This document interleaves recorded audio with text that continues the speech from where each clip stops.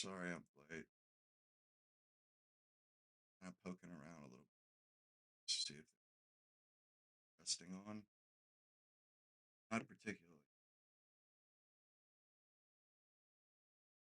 It has been a has felt really slow. Saying just everything seems so slow. To pull this down. Yeah, everything seems so damn slow lately. The news, which I'm not even so sure if that's a good thing because when you think about it, like no news is good news.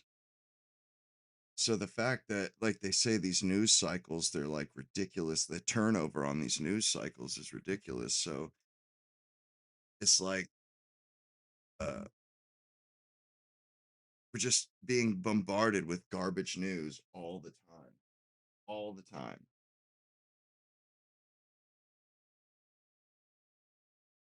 And like they say, it's the sensationalism too.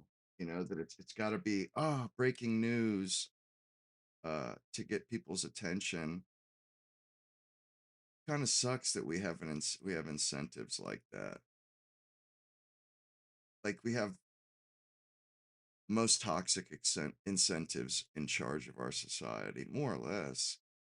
Like the news, it's got to be as sensational as possible, but also not so sensational that people get all riled up and like go out and protest over it. Just enough to keep them enraptured, looking at their phone. That's definitely what it is. Keeping people stuck on their damn phones. You know, I'm convinced that our microphones are definitely used to provide algorithm. Like our microphones are definitely being monitored. And you know, they could get away with that too. Let's say they monitor everybody's microphones and nobody ever really listened to them, but they screen the shit through AI. Yo, they could do that and say, yeah, nobody's ever witnessed any of your AIs are perfectly safe. You know, like that's sketch, man. Super sketchy. All of the dystopian picture ideas and books and stuff. Like to be honest, what's crazy is they actually like really weren't dystopian enough. You know, all the his dystopian novels and like they weren't dystopian enough. You know, like it's so dystopian it was even beyond the scope of you know fiction writers of eras past. Like even they couldn't. I mean, some of it's a lot more fantastic and stuff than what today is. Like 2001: A Space Odyssey. God, they couldn't have been further. Like they just got way ahead of themselves. And I suppose I can kind of understand that. I think with 2001: A Space Odyssey, they made that movie after humans had made this huge leap in technology. You know, we went from just inventing uh, cars to going to the moon or going to space anyway. So I guess they kind of had a right to, it doesn't, I don't, this doesn't surprise me that they assumed that everything would continue that fast, but really it's like 1969 and they had, that movie was supposed to be about 2001. Like, whoa, they were, I mean, when you think about it, like honestly, for us to be like colonizing other planets and like traveling to other solar systems, it's kind of like looking at it now, looking back, it's like, yeah, that was ridiculous. What were we even thinking? Like, hello?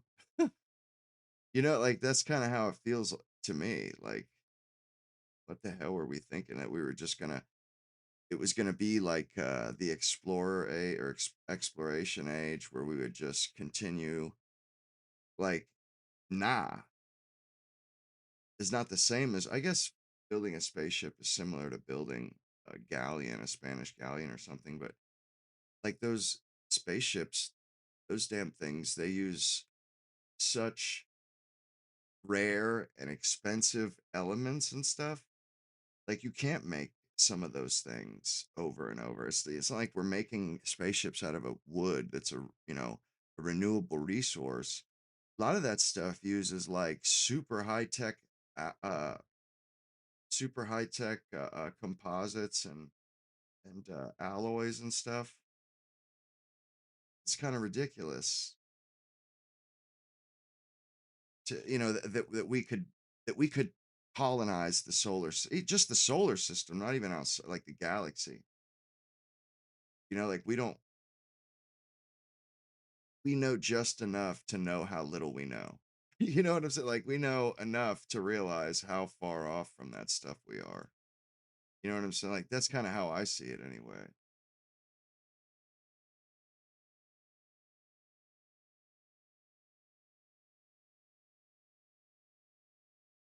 Trouble with YouTube.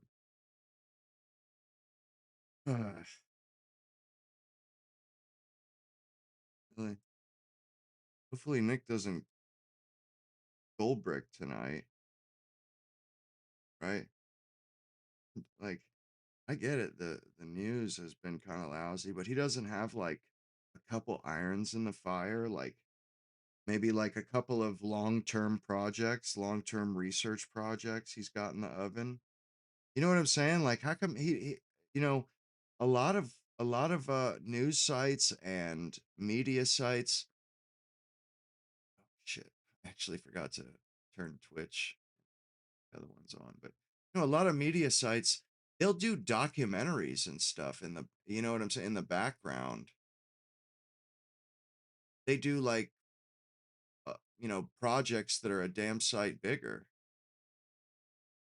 than one show or one season, and we don't actually get that with Nick. Like he doesn't have anything. I know it's just one guy though, of course. But like one guy, one stream,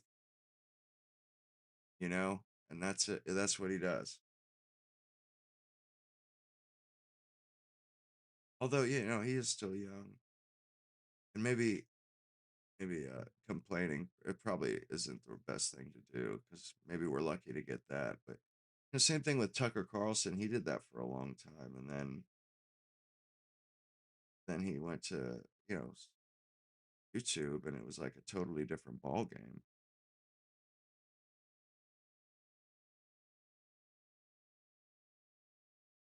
Yeah, I mean, exploring is that's true. It is. I mean, I feel like less than exploring is our heritage. It's like economics is our heritage. You know what I'm saying? That's kind of because really the exploration, I have a feeling that that really only happened because of economics. People were trying to raise their standard of living, trying to increase their station in the world. And that was the only way to do it. Like when I read about Christopher Columbus, it strikes me that that guy just had ambition for him. Like he wanted to be famous. He wanted to be wealthy.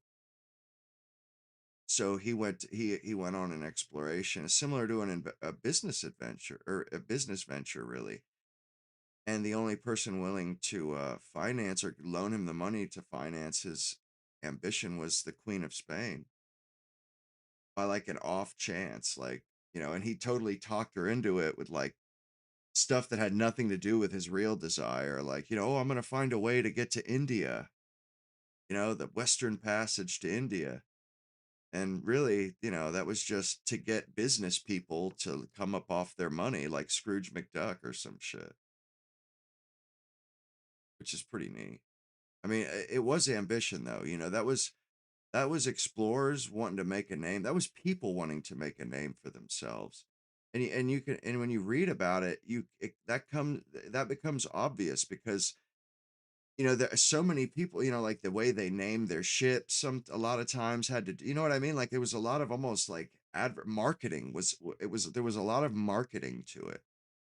They didn't just get into a fucking boat and go to the new world. No, they had to get crew members to be willing to go to the new world, you know, the same way as, you know, you have to get people willing to go into space. There's nothing that says you're gonna it's not a guarantee that you're even gonna get that.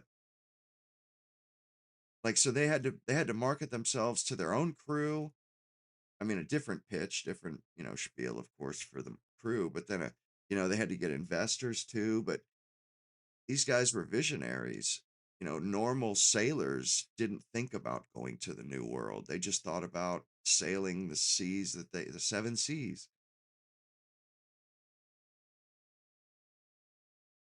And you know, they didn't even know if they were going to come back. They didn't even, you know, I'm sure some of those crew members thought they could sail off the edge of the planet, probably sail off the map, fall off, you know, sail off the edge of the world. I could totally see that.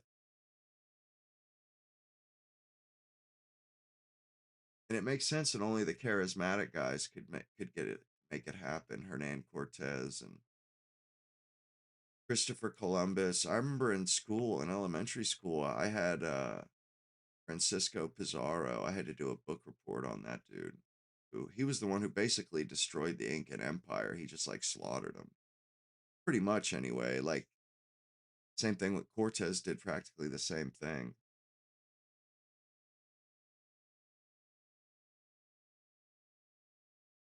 And you know, that's why the Spanish Empire, that's why it was even an empire.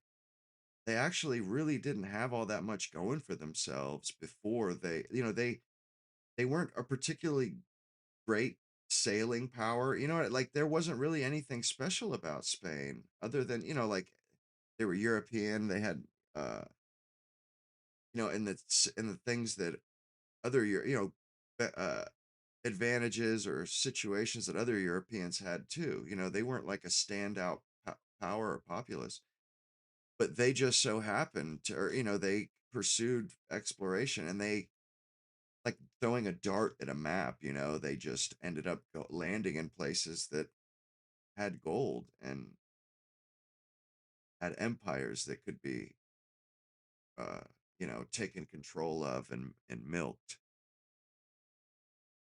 And so much so that, you know, every other European nation, like, you know, they all, like, it basically destroyed Scotland. A lot of people don't know that Scotland, they were trying to do a settlement in Central America near the Panama Canal. It's called New Caledonia, which, like Scotland, its name, its ancient name was Caledonia, actually. Before it was Scotland, it was Caledonia, which I didn't know that till recently. That's crazy.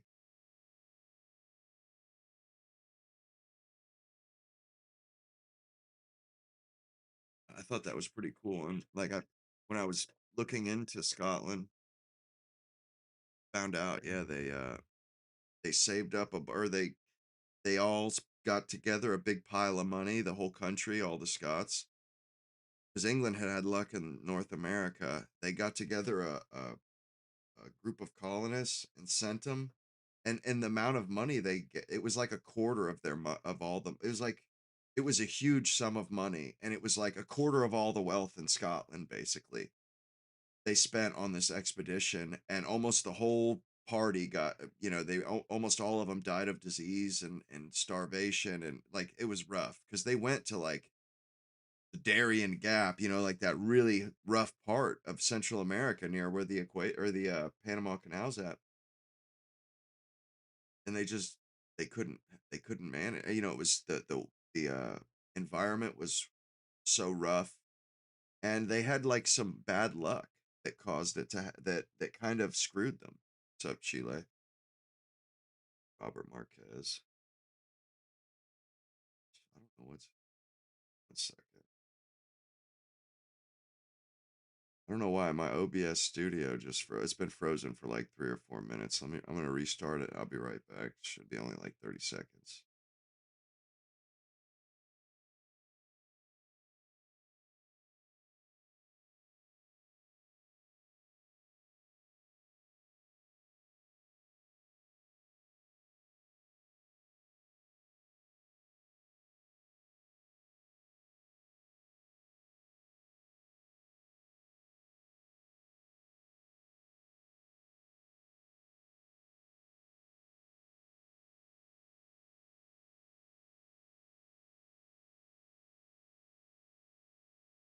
Really? No. It's- Oh, this is like everything resets. Some of that bullshit. Sorry. Why that shit just froze on. I had to restart the whole damn program.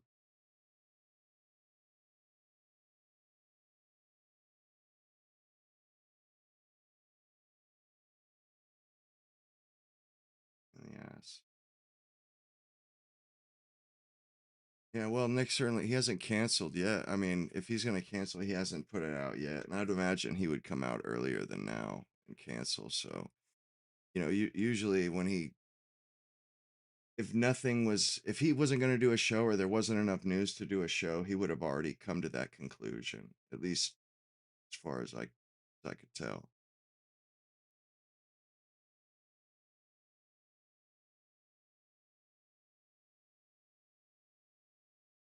Hmm.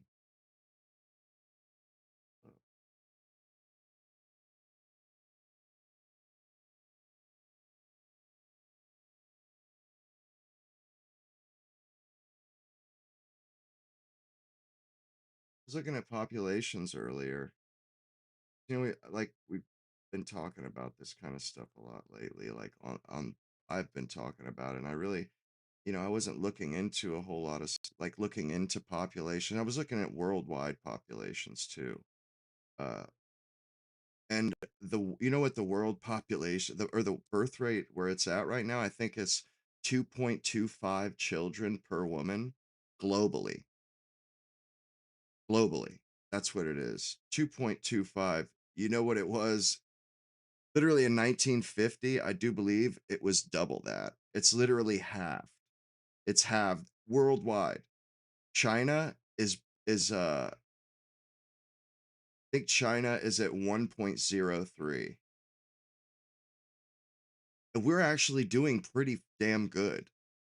That's what's crazy is if I've been thinking that England and America we're not doing so good. No, actually we're doing like decidedly better than all the other European nations, all most of the Asian nations, Japan, South Korea, and China. They're like China, I think, has the higher one of the three. South Korea's is point 0 or 0.73, I think. And China's is 1.03. I didn't see what Japan's was, but it's like equally low, or I think it's somewhere in between China and South Korea. I think it's like the median of the two. Whereas, which is ridiculous. And then the United States, we're at 2 point, no, we're at 1.62, which actually isn't that bad. Like looking at the world, we're somewhere in the middle. Here, pulled up. Oh, I may as well show you guys this map. Yeah, I was looking at like demographic maps and stuff for the world. I was also looking at I looked at America's populations by state too. I have that pulled up here as well.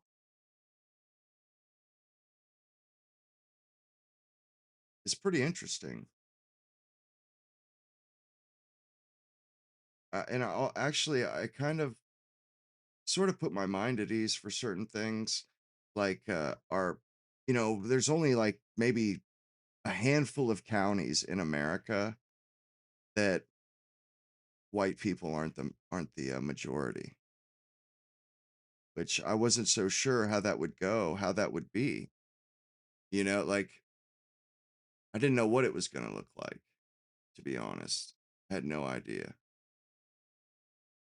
Fixing to throw up uh, use percenter overlay here.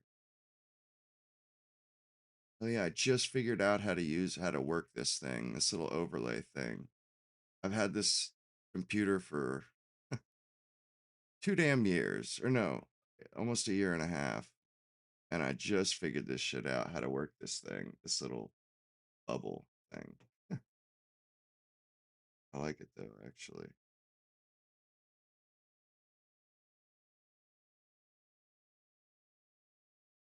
do this one too. I mean, I've used it before, but I wasn't able to really. I didn't know how to work it though. That was the problem.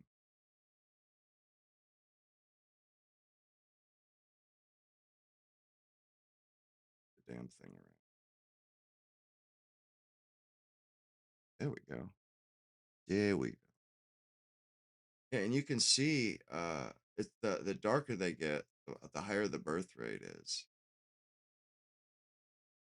And there's a lot of good information on here too. Like you can see it goes all the way back to like the Great Depression, our birth rate. For some reason, there's a couple of countries that go back to the 19th century, but ours goes back to like 1933. Like and our birth rate was only two. Just before World War II, our birth rate was only two children per woman. I mean, it was the Great Depression, but like I thought our birth rate was higher, but actually the baby boom it got to like 3.75 children per woman. That was by far an anomaly and by far and away almost double the amount of children that America averaged, I think, or at least in the 20th century. It went from two kids, then right after World War II, but the 50s and 60s, it doubled for like 10 or 20 years. It doubled. The lowest is South Korea. Japan, I think the number of births per 1,000 people. We have 10.8 births per 1,000. Mexico has 15.3. India only has 15.9. India is barely edging us out. The only countries, the only countries in the world that are really reproducing something serious are Africa. You got a couple of countries in the Middle East here, you know, but the rest of the world is like straight up not. Like, this is wild to me, that all of the children in the world, like, that are replacing the rest of these are barely all the light blue ones are not replaced. They're not at replacement rate. India is like 2.2 or something like that. It's barely replacement rate. China is half where it has to be to it's like I said, it's like 1.03. Like that's why I'm saying is things are going to change soon, guys. This immigration is going to stop. These other countries can't afford to let their populations go. Like they need workers too. They need labor and the H-1B stuff. It's probably going to stop pretty soon as their population starts to shrink. Their the immigration is just it's not gonna have a choice.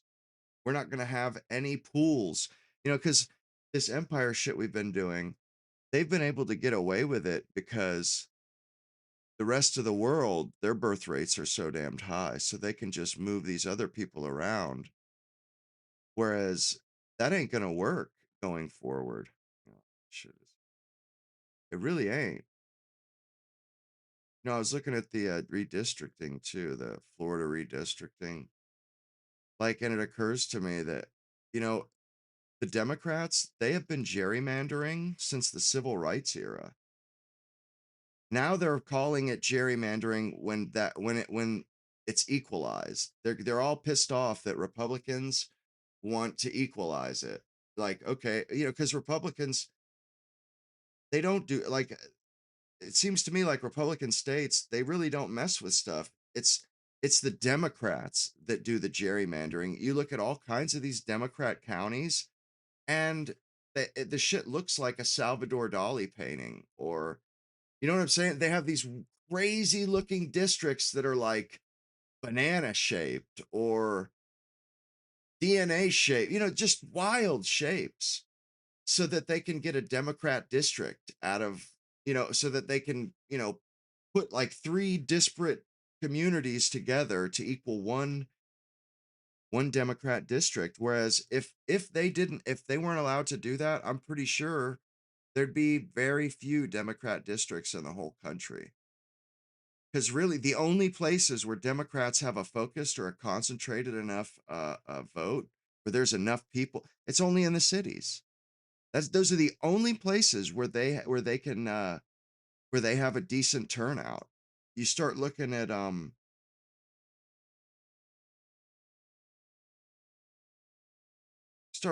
these different states, and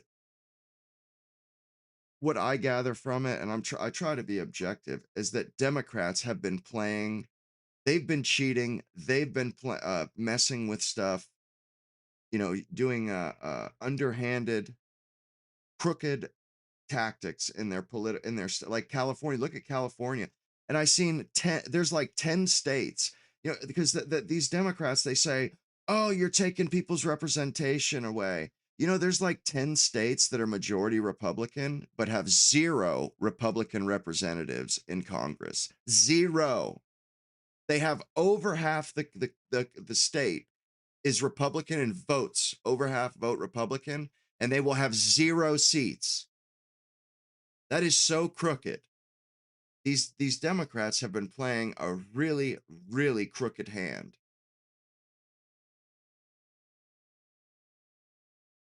It's ridiculous. I'm gonna look. I want to see it. Like I seen it in a video I was watching. I don't remember which one it was, but I'm kind of interested. I want to see what that shit. Maybe see a chart or something.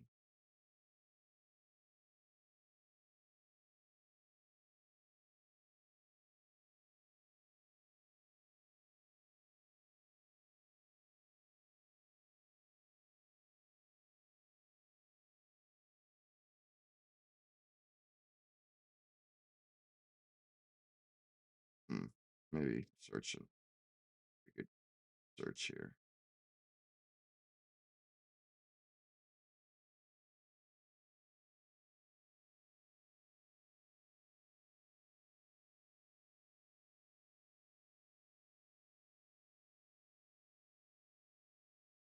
Hmm.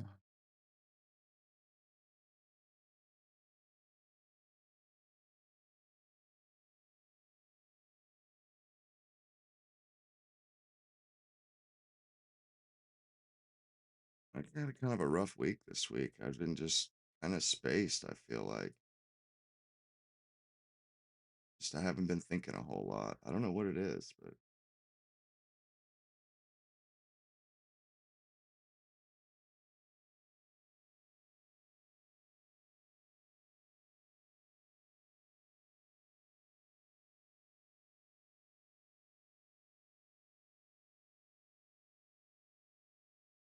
mm,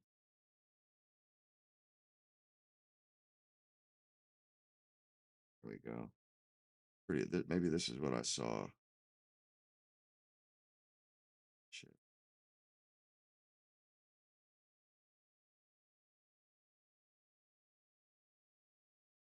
It laid it bare. It's like, what the fuck? How can you talk about representative government? Look at this. Percent of the voters in these 6 states are Republican. Yeah, West Virginia, Arizona.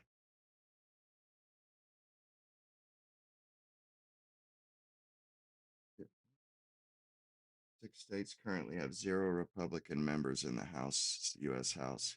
Connecticut, Massachusetts, Rhode Island, Vermont, Hawaii, and Delaware, despite having Republican voters, they're all represented by Democrats. It strikes me that there's something else, that we've been hearing about equality. We've been hearing about how race doesn't matter. And I'm starting to ask the question of, well, then why the hell do black people need to be represented by a black person? Why do they need, you know what I mean? Like if if race doesn't matter, then what's the big deal? Why do we care about making sure that we have black representatives? Like that's bullshit. They want it both ways. They want to get rid of as many or make as many different districts that have colored people run or as the representative, and they want to take seats away from us, like they want to take our voice away. Like that's what the game is for Democrats. It's not about giving black people a voice, it's about taking away white people's voice, making their voice smaller or less, not as loud.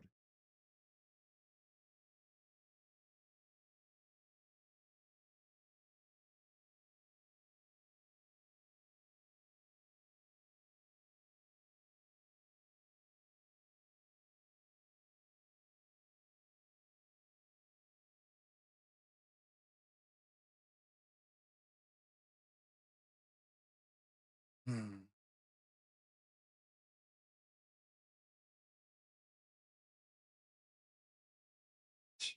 Spelled no.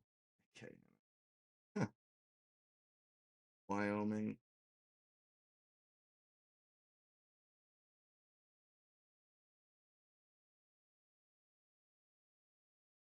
Yeah, like Republican or like California. That's one of those states.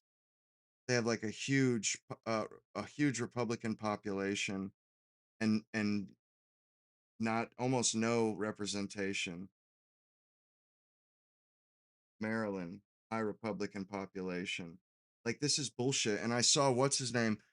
You know, the Democrats have been doing this for years, and they can barely win elections. And they have gerrymandered both coasts. They can barely win elections now. And now that Republicans are literally evening up the scales, evening up the situation, now they cry uncle bloody murder, so much so Hakeem Jeffrey says, oh, Ron DeSantis come on here, the biggest dummy mandering. This fucking moron literally said dummy mandering, and I'm thinking to myself like, bro, you know what? All I can think of is that you're a fucking dummy. Like you should not be saying those words because when you say them, it literally comes to mind that you're a fucking dummy. The exact word that you use is like, oh, the guy, perfect word. He's a dummy. Like that's straight up. I mean, the guy, it blows my mind that guy, anybody would actually want that dude representing them. He's not a very intellectual, not a very intelligent person.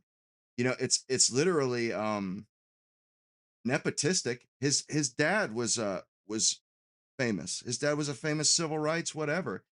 But the dude is not articulate.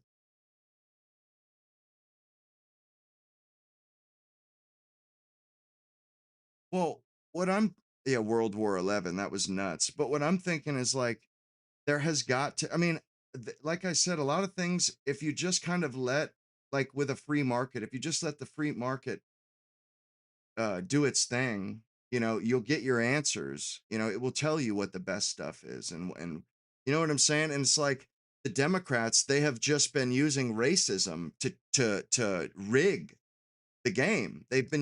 Oh, black people. So they made these insane spaghetti shaped districts so that they could have Democrat representation there. Oh, they need to have a black representative, even though it might be a small black population compared to the white population. Like so they have to string a small a few neighborhoods together. Let's see if I can find a good example of gerrymandering. Just see if I can pull one up. Gerrymandering, that's a super old term that they came up with in like 1700. It's the late 1700s, early 1800s. Some dude named Jerry, Jerry. Yeah, dude started like drawing weird. He was trying to rig the game.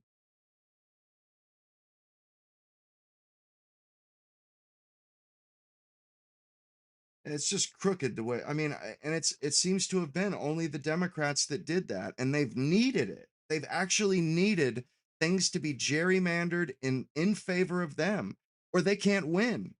And it's like, if Republicans did that, that no Republican state would have any Democrat representation. But almost all of these states have Democrat representation except the Democrat states, the ones that actually are Democrat states, you get no Republican representation.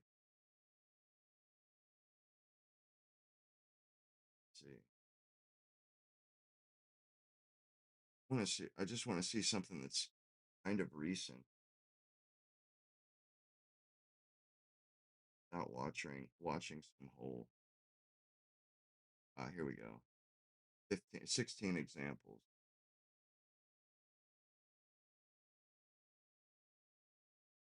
Let's see. Oh, I wanted to see the damn maps because it's like kind of an abstract thing until you see the actual map and you're like, what the hell? Who thought like who thought this was uh who thought this shit was a good idea? Gerrymandering in Texas, in Florida.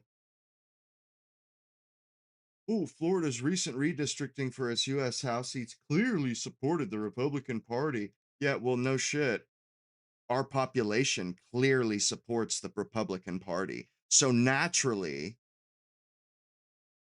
if you redistrict, it's going to favor the Republican Party. Sorry, that's just how the shit goes. Ohio's snake by the lake. Let's see it. I want to see that shit. Or is it the ninth? Ohio's ninth district? Let's see it. That's like a famous one.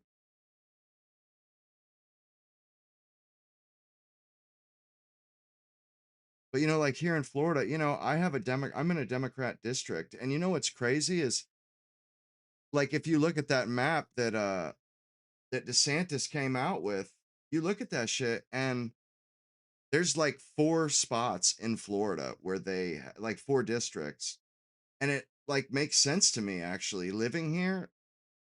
There are no really blue areas. There's like small blue areas in the cities. That's it. Wow. What the shit? Look at that, man. Bro, you just gonna call they just took like the whole coast basically to call the whole sorry.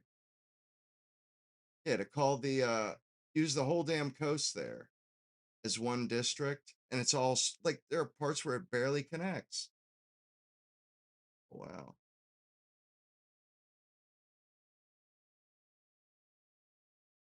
I guess the coast one doesn't make any damn sense. The rest of them seem, I guess, all right. I don't know. I don't really know what they look. What how. I've seen some that were ridiculous, where it was a stretch. They had to really stretch to connect two disparate uh Democrat populations. Yeah, it was kind of ridiculous. Like this one here. That's kind of that's ridiculous.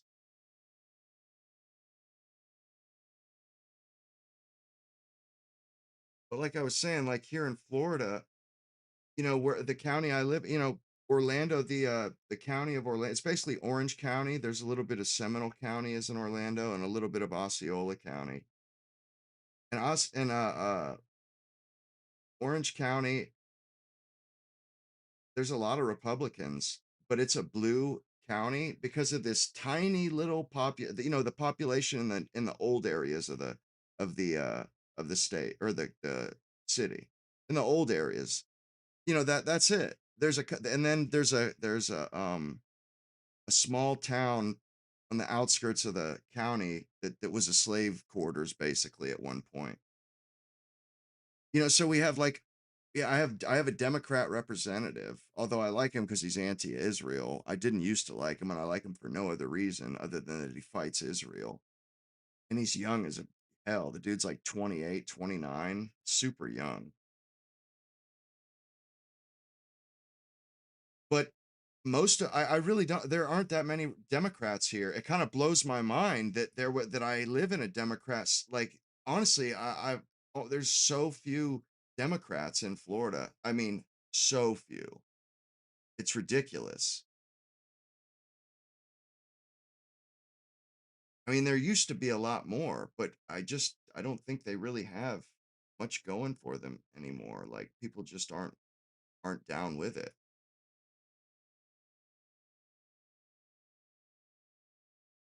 Another map I had. Oh, here we go. Yeah, this one here, like it showed. Here's the United States goes all the way back to 1933. Yeah, 2.01 births per woman. That was what it was in 1933. Two just basically not even replacing. That wasn't even a replacement at that point.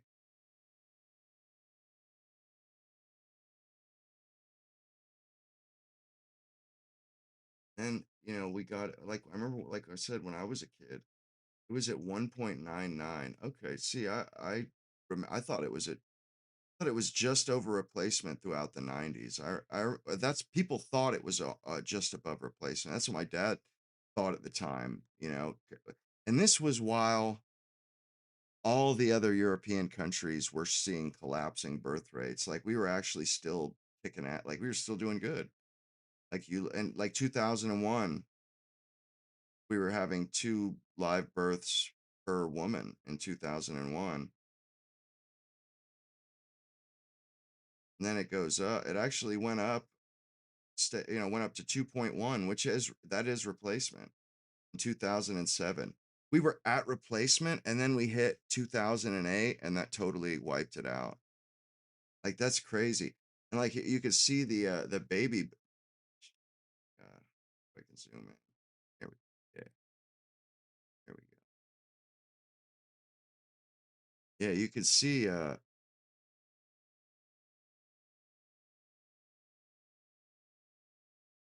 for some reason, I don't know why it kind of surprised me that in 1930, like I always kind of had the idea that we were all like before the modern era, the birth rate was high. Like I don't really know why I had that uh, presupposition about it, thinking that we have some ridiculously high birth rate just because it was pre World War II. But no, it wasn't the case. It was 2 point, like I said, 2.01. Then it jumps up to 3.75, which is, I mean, when you think, like, that's incredible. Like how much our birth rate increased with the baby boom. Like you look at other countries in that period, Denmark, same period, in 19, and what's crazy is that they had their baby boom before we did. They got up to in 1945 they were having 2.97 births. For some reason their birth rate started going up right as World War II took off in 1939. And like Sweden, same thing. They started having a rising birth rate during the late 30s. And I think there was one other that I was looking at that did that too, or maybe it must have been Denmark now that I think about it. Yeah, and I thought that's so weird because weren't they invaded by Germany? Like for some reason I had the idea that they were like under the jackboot of Nazi Germany, but now that I think about it, like what they were just Anne Frank was under that jackboot. Really all the Danes and the Belgians and stuff, like I think like life just went on for them. Like they didn't think nothing of it. You see, like South Korea, 6.17 births per woman in 1954. Bro, six births per woman in 1954. That's crazy, bro. Yeah, they've been tracking it since 1950. It's been it started at 6.06 and it just steadily decreased, just dropped off a cliff pretty much. And they're by 1984, they were down to 1.83. They were below replacement. They were below replacement, you know, uh, like post 1980, they were below replacement. And ours, like, I think that we have kind of we naturally stay right around replacement. I think the baby boom was just sort of an anomaly. And I always kind of felt like people naturally had huge families, but apparently that's not the case. There's another thing about that too, man. What you're saying. I was watching some interesting stuff on the deep sea creatures. Like I was watching something on sperm whales, something on Oh, nautiluses. Those are so cool. The animals. Holy sh! I had no idea that that was like a real animal or like that was still alive. They had Pokemon name that were nautilus. They're little shells. They're with a little squid inside of them, basically, and they just swim around like a little submarine. This shit is wild. Like it really is, man. And they shoot water. They have a little water jet. I'm getting sidetracked here, but they're just so damn cute. Honestly, I actually think they're kind of. I do actually think they're kind of cute. Yeah, here's one. Look at them, little buggers. Look at these little guys. They have a chambered shell that they use to change their buoyancy so that they float or whatever. But they're fucking cool as shit, man. They have pinhole eyes that work like a pinhole camera. Really, really rudimentary eyes. These little buggers. I think they're the coolest. They're basically a squid in a shell. But like I think that's probably one of the coolest animals is a nautilus. And I had no idea that that's what the submarine from 20,000 Leagues is named after. Was this little guy. I've seen those shells too. I had no idea that they were or that's what it was named after. And then Argonauts. These are Argonauts. I had no idea that that's what an Argonaut was a it was a cephalopod. I had no idea. Honestly, I didn't even really I've heard cephalopod said, but I didn't realize that it was octopi or squids and nautilus and uh, argonauts, and they're all a part of the same family. I just thought it was. I mean, it's pretty legit, man. I think they. Oh wow, damn,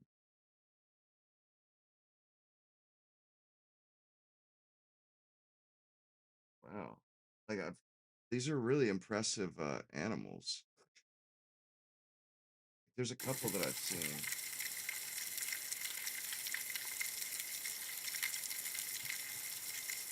A little school of shell squids, little shelled squids floating around. Look at them.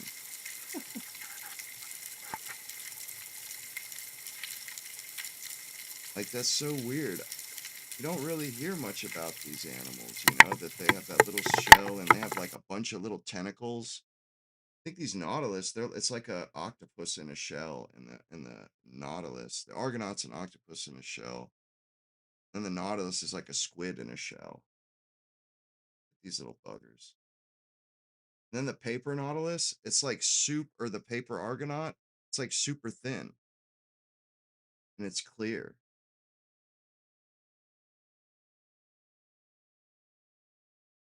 And then when they die, their shell obviously lives past beyond that. And then fiddler crabs, that's what fiddler crabs, they live in their shells and stuff.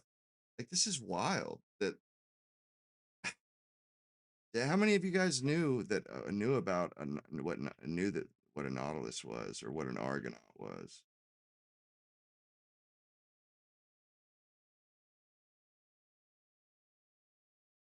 Huh.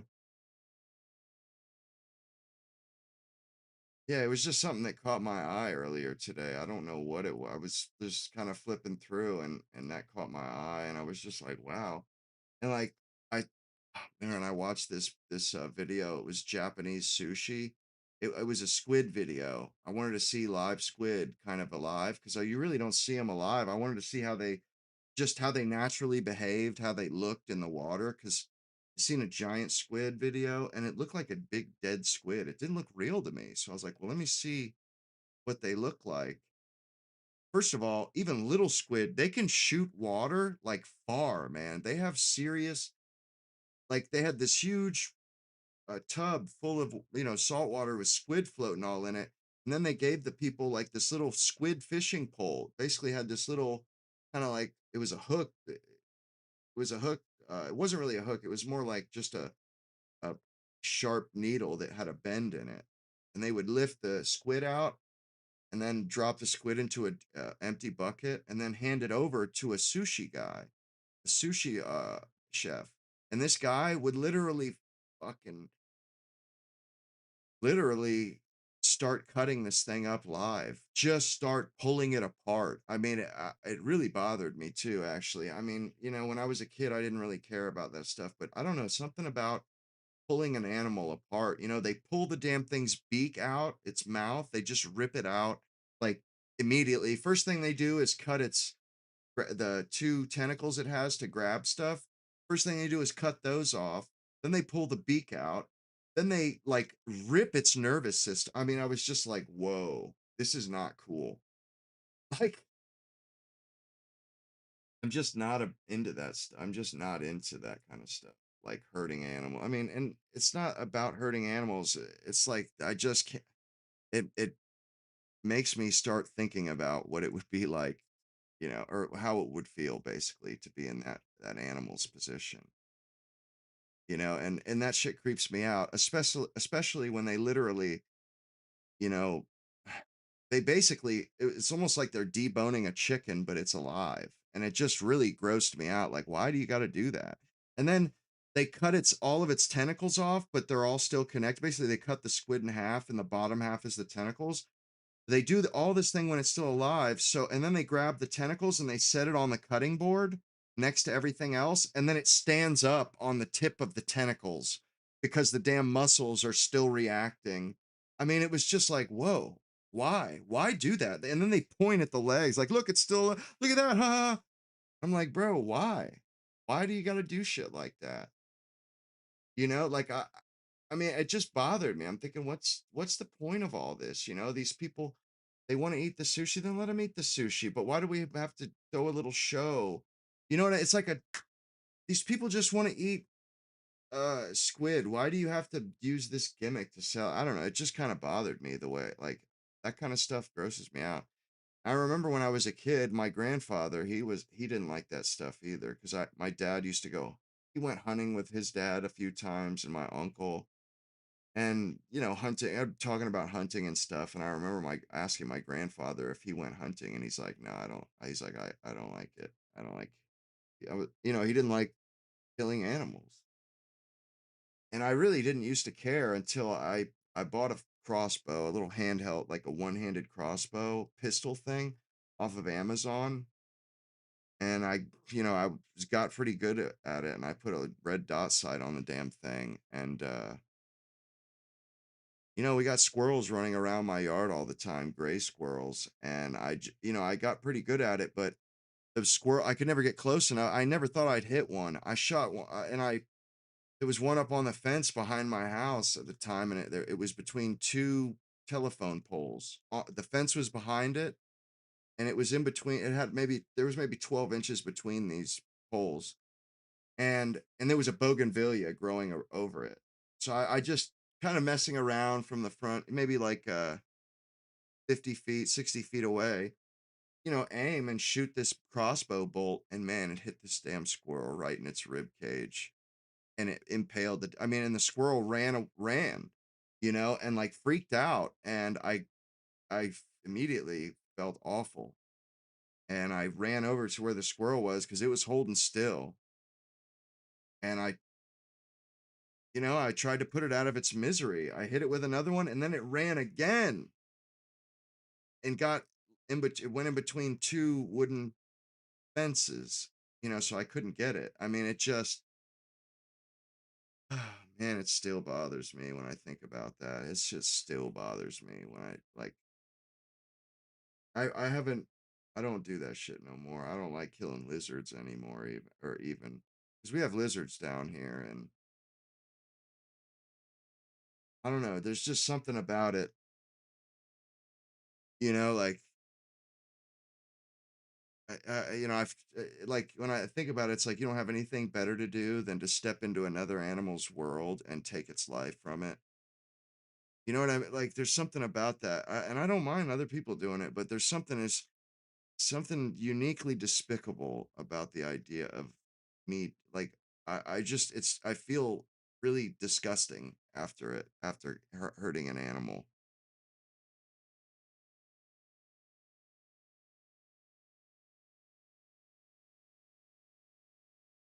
Yeah, what's up, Alex? In animal trapping, thing that's rough about that is the traps, the way they catch the animal is what's inhumane. That's what bothers you is the way the animals are caught. That's what always bothered me anyway. Although from what I understand, I don't think there's really any way to catch an animal that's humane because once you snare the animal, it immediately freaks out and starts like doing stuff that hurts it. You know what I mean? It starts hurting itself basically. Uh, you use a snare and it will basically damn near rip its own hand off to get out of this. You know what I'm saying? Like so it's like no matter what you do, if you're trying to trap animals, it's going to be pretty inhumane. I mean, unless you trap them in a pit, something like that, it's going to be pretty rough. Now, and there's a few like kind of circumstances that don't bother me, that I don't mind doing, like mice. There's really no other way to get rid of mice than to kill them. I mean, there are newer modern ways of doing it. Where they make those they're really elaborate traps that where the mice just gets deposited in a jar or something, and then you let it go somewhere else. But like if it's a nuisance animal, I don't really care. It doesn't really bother me to get rid of when I have to get rid of a nuisance animal. Whatever the animal be. You know, like I'm not gonna let it cost me money, damage my house, or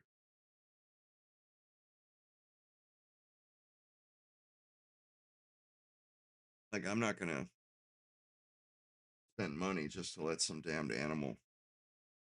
Like that's not happening. But just hurting stuff to hurt it. Hmm. Yeah, I'm just not into it. And when I was a kid, it didn't like there was I remember I getting like buck fever almost when I would come across snakes, like cutting the grass, fucking snakes, man. They would just be like I always looked, it would see one and it'd be like right next to me, and like jump across the yard. Usually just, regular household snakes, that eat rats and stuff. But there are a few times, or at least once, I've had that happen with a cottonmouth with a water moccasin, and it just scared the ever loving hell out of me. Huge snakes. They're just fat as all get out, and they're black, pretty typically. Just I'm talking fat, like some fat snakes, man, like bigger around than my wrist and stuff. But I would just when I come across like black racers when I was a small kid, I would hunt them kind of. And then I kind of grew out of that. And I remember my older brother, he would, I just remember kind of being grossed out, like, man, what is your problem? Like he would spend a lot of time trying to kill a snake. If he came across a black racer, they only eat mice, it can't hurt you. Man, he would just spend half a day damn near like trying to kill the damn thing, and then kind of like as if it was an accomplishment, talking about it. Like I don't even kill snakes. Honestly, I wouldn't kill. I want snakes around my house because the stuff that they eat, I dislike worse than snakes. Like I don't want mice. I don't want rats. Rats are just ugh. And I've seen them. Uh, I live in the suburbs, but still, like this part of Florida, rats. It's kind of like Orange Grove, uh, type areas. Fields and oak trees with moss and stuff. So, rats live around. So it's, having uh, yard snakes is good. It's a good thing. And when I was a kid, the people that lived behind us, they had a field they owned and they had a rabbit hutch in their field. And oh my God, man, I remember seeing rabbits all the time when I was a kid. Like they would go under because they lived directly behind us. These these rabbits would go through, they would run through our yards. They would go under the fence, and then you'd see them hopping through the yard. I remember I used to think they were like wild. And then when I was got older, I was in like high school. I remember seeing the rabbit hutch and being like, "Oh, that's how these damn things are." Like I remember seeing a lot of rabbits as a kid.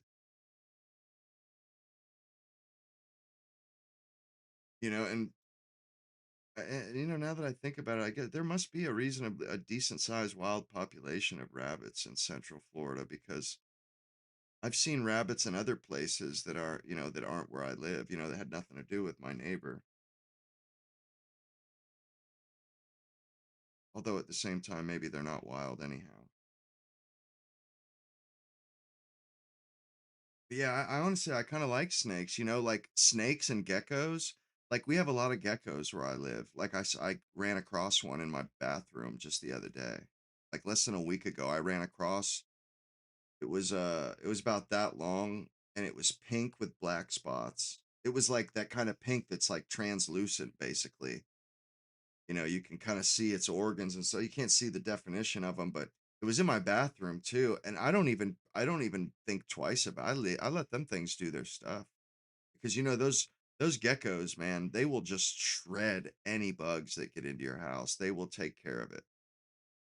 And yeah, exactly. That's what I'm saying, Alex. Yeah, snakes, all they do is eat pests. They eat bugs, they eat rodents. I don't want those things in my house, and around my house. And there's pretty much at my entire life, there's been like a resident snake. There's always a black racer that lives on our property. Like they can only inhabit so much area before, uh, like they basically have 1 yard per snake. It seems like every yard has a damn snake. We have a lot of lizards and stuff, but the lizards aren't a problem. None of the reptiles are a problem. It's uh, it's the damn squirrels. That's what pissed me off is the damn squirrels. Like they're rodents, they try to make nests, constantly have to keep up on the flashing underneath the roof eave, the that the metal flashing, aluminum flashing on the underside of your roof eave. Yeah, they'll like rip those damn things out and make nests and stuff. I've had to deal with it for a long time. It pisses me off.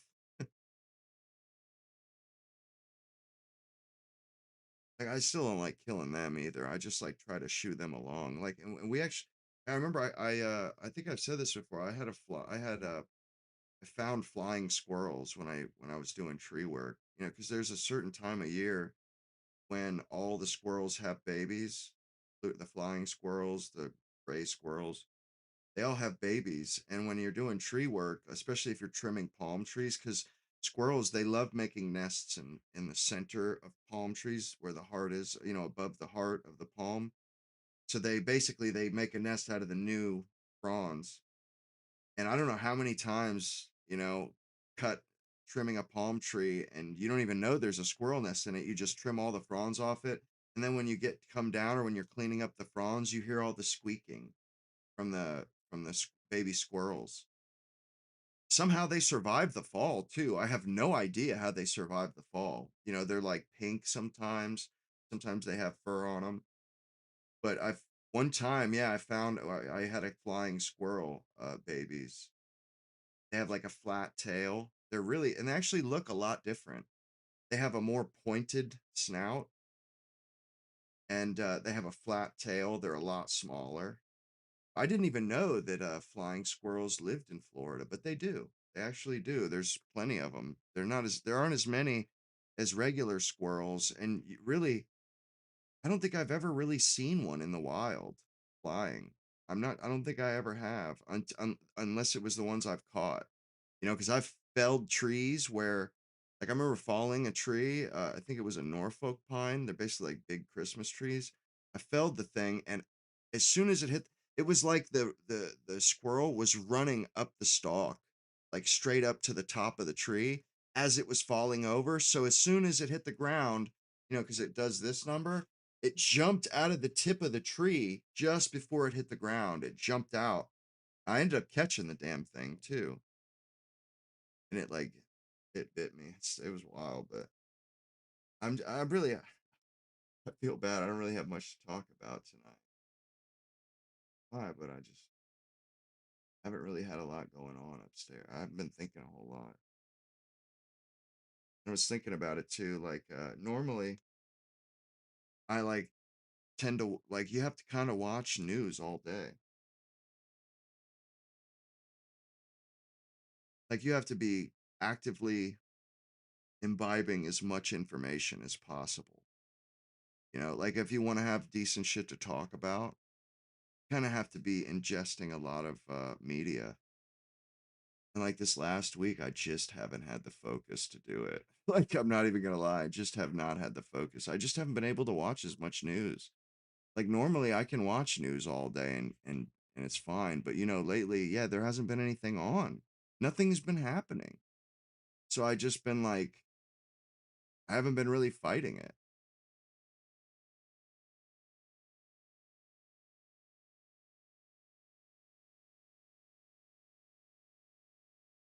Yeah, I don't know why though. Why specifically this week? Because the 2 weeks before that I was fine. I was actually I had a lot to think. I was thinking about a lot.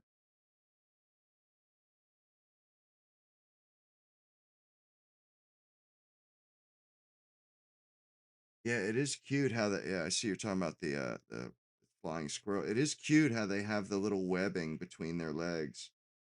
And it only really comes out when they want it to. Like when they're walking, you can't really even tell they have flying squirrel or they're a flying squirrel.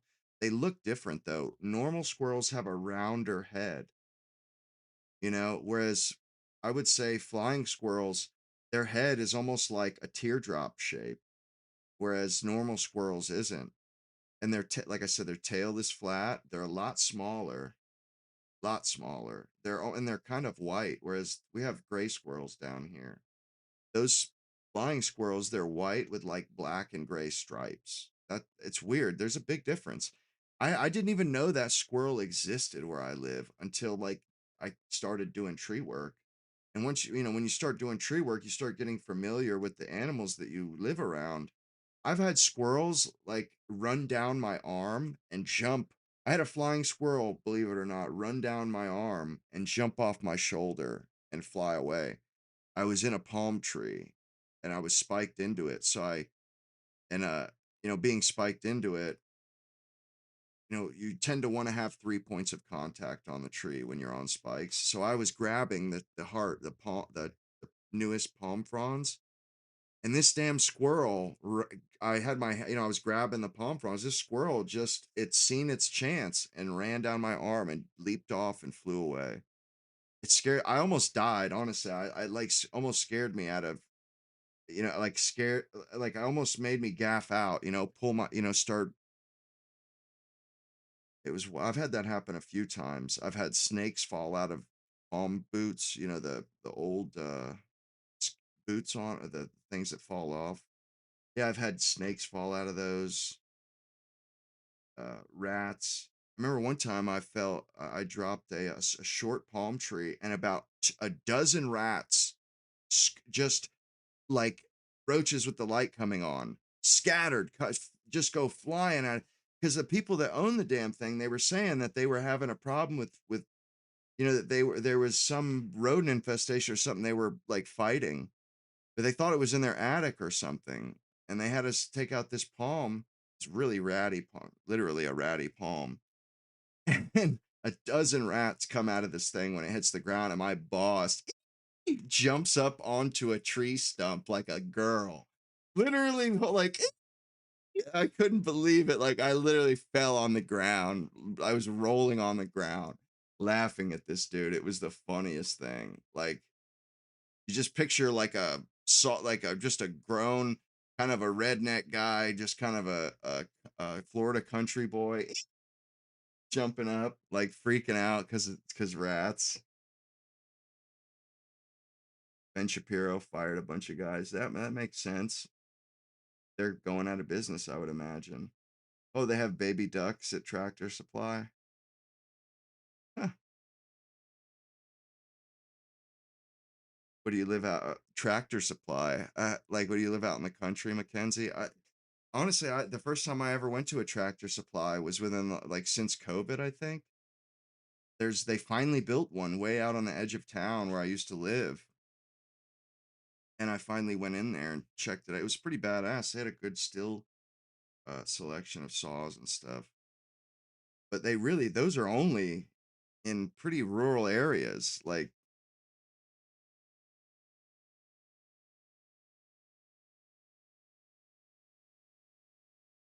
the troops actually, I knew we weren't going to invest troops. All they were doing was amassing troops there to make everybody else think they were going to put troops on the ground. I mean, that's what they were doing. They were building up troops so that there was a legitimate threat, and Iran would see that, and it would be more apt they would be more apt to surrender if they thought, when they think that we're willing to devote troops to it. But yeah, I knew they weren't going to do that because I heard it pretty well put uh by that Breaking Points Ryan Grimm. He was saying, maybe it was Crystal Ball, but we tried the air campaign, didn't work. We couldn't make it happen. We've been trying the Navy campaign, and it hasn't worked, hasn't made it happen. And it's kind of crazy that anybody would think that, you know, like Trump, he's not devoting ground troops. I feel like that was kind of obvious at the beginning. Even at the beginning, most people, and as the war went on, I think it was kind of obvious that yeah, he wasn't. He didn't have the American people were not behind this guy. He did. It wasn't. He didn't look very good. I find something better to watch or something decent to watch. Comment on it.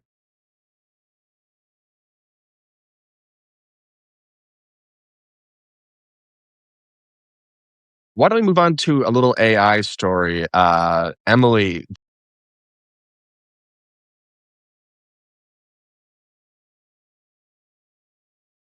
In that Ryan Grimm, that debate that I put on, yes, I think it was yesterday. That dude Ryan Grimm, he really put Scott Jennings in his place. I mean, he really did. It was dope.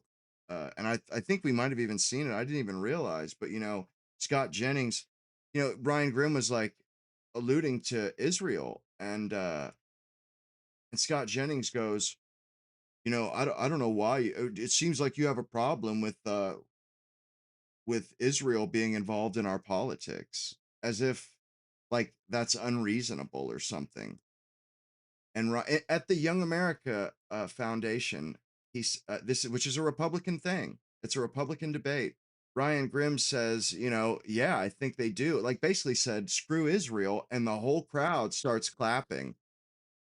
And you could just see how uncomfortable that made Ryan Grimm. I mean, it kind of blew my mind there. I'm like, what the hell?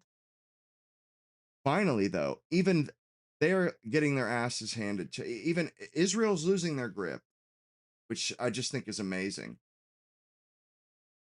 And the fact that anybody actually tries to deny that there's a problem going on.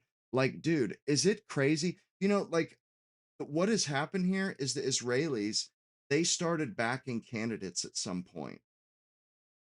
They had people that had enough money to throw away where they could literally back candidates. And once they have a control of the majority of politicians, then all they have to do is one by one, every time a new candidate comes up, all they have to do is back them. Like they have to do is buy off one candidate at a time, and because they already have the bulk of Congress taken care of. And new people only get added. It's not very often. It's only every once in a blue moon do we have a new person in Congress. So they get a hold of the majority, and then they just pay off one person after another. And most people don't stand up to it. Most people, it's hard, they offer them a ton of money. and they apply pressure. And like, how can anybody like make it like, oh, that's absurd. That's a conspiracy theory. What's so conspiratorial about it? We allow money in our politics. We allow people to donate to campaigns and stuff. What's so crazy about a small country and the fact that we control a lot of the world? What's so crazy about a group of people that have infinite money basically, that and what's so crazy about them investing in our politics to get a hold or get control of what's going on around the world, or to have an influence on world events and on, if have an influence on how their country is treated?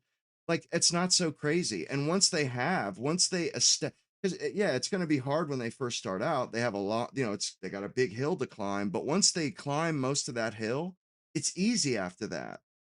Everybody's in their pocket. They have everybody in their pocket, and then all they have to do is buy them off one at a time as they come up.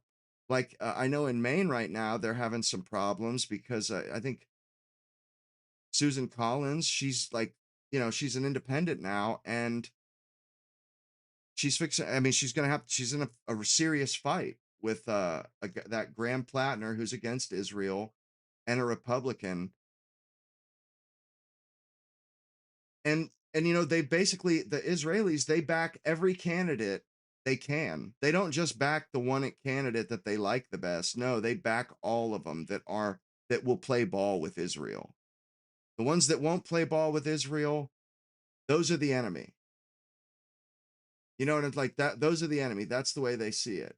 And then everybody else, they're paying those people off. So they have this outsized influence on every race, where they have, by far, they have absolutely the advantage. You know what I'm saying? They have an advantage over the non-Israel candidate, because they're literally backing. They have not just one candidate typically. There's usually other candidates that may not be pro-Israel, but they're willing to play ball.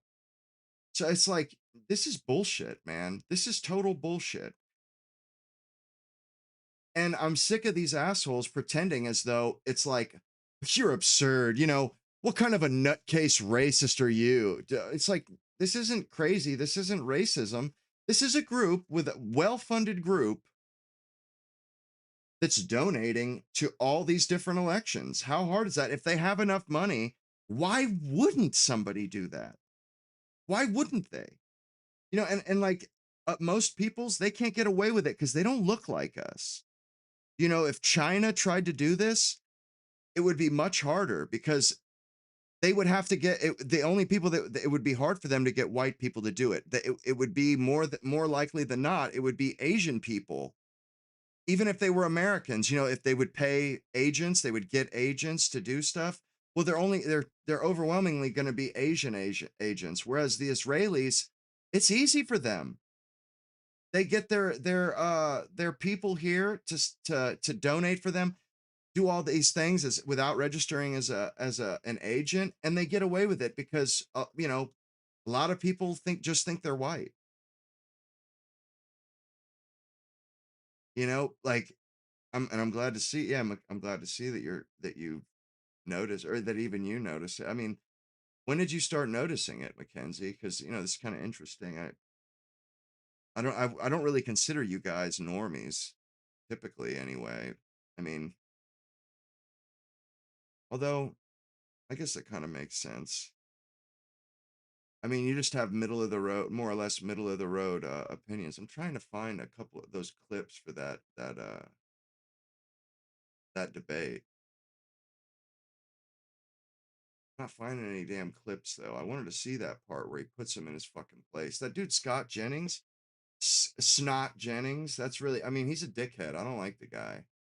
Uh, and also, he's like a skinny, fat, slick back hair So, tonight's asshole. question, as I mentioned, time. Like, he's an Israel our first embrace of the Republican. debating Piss on this format. guy. Like, And he's a scumbag. that And he's a smartass. Like, and seeing Hegseth, well, how much money would you pay for, to make sure that there's a non-nuclear Iran? How about fucking zero, asshole? Why don't you quit fucking saying that? As it like, and the way he says it, he thinks he's like he thinks that's an ace in the hole, and he's just totally aced the other people in the discussion. Huh, huh, I've got you beat. Your stupid gotcha question. I've got a gotcha answer. No, you don't, asshole. No, you don't. This is not the win you think it is, bro. We don't want to pay a dime on this shit. What different, like, people are tired of this crap. Like, bro, there are nuclear weapons all over the planet.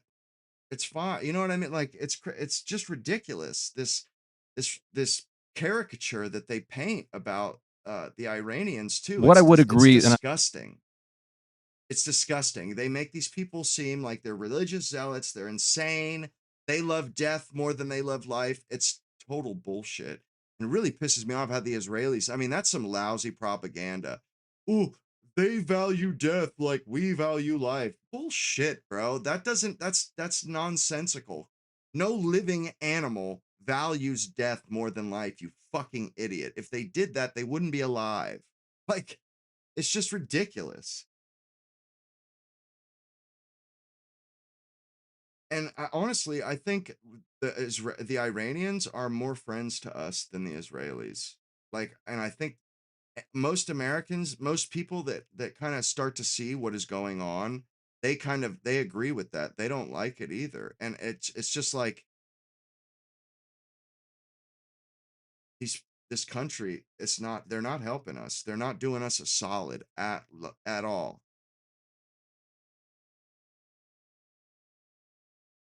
Yeah, exactly. Israel has them, and every other country is part of the non proliferation treaty.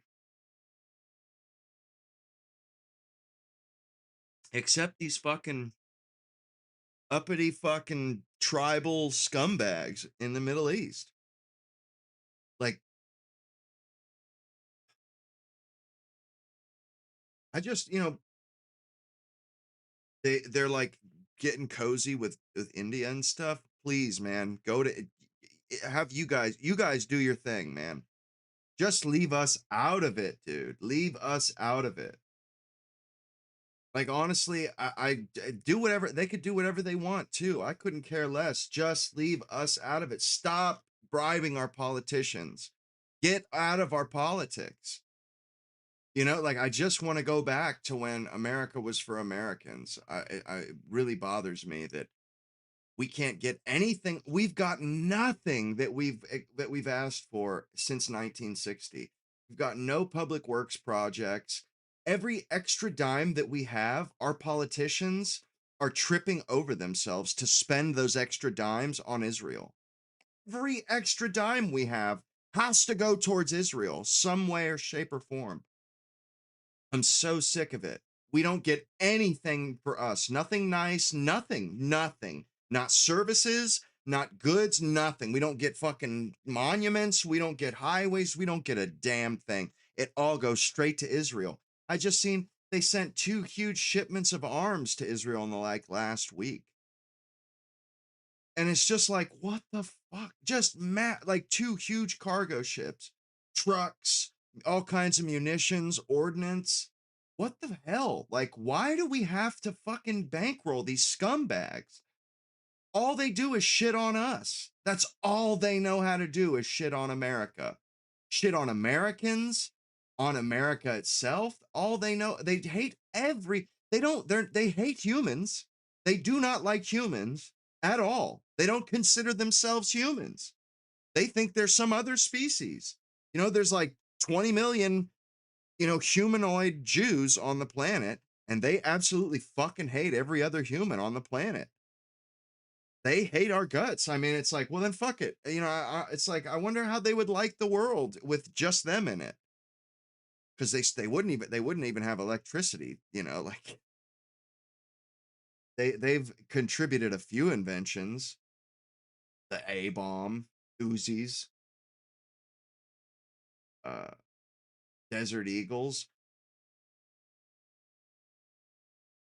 but they seem to hate everybody.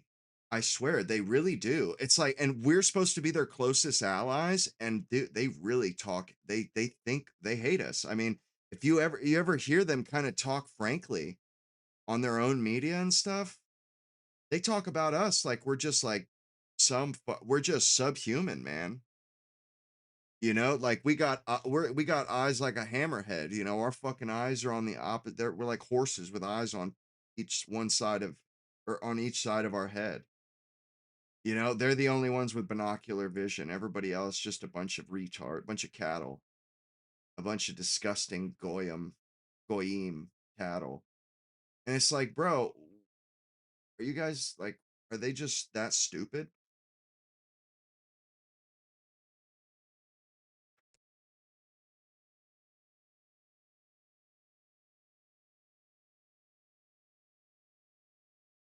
How delusional can they get to?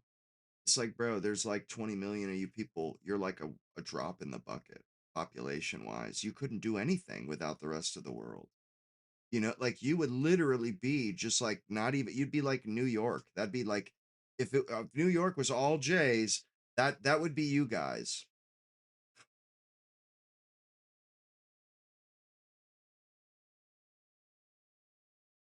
Yeah, no, I agree with you, Saxon. I've seen people that have gone to Israel, and the way these people talk about other humans.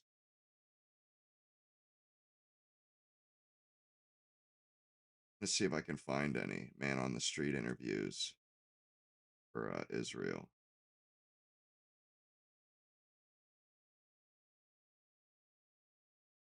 Kind of like, I want to see if we can put, because I've seen a few of them where it's just like, wow.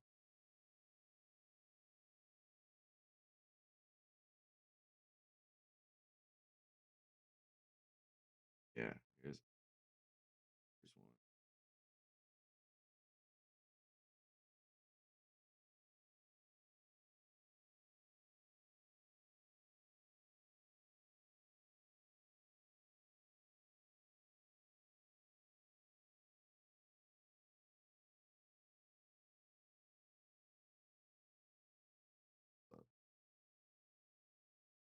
I'm already watching. I already have this window on the screen.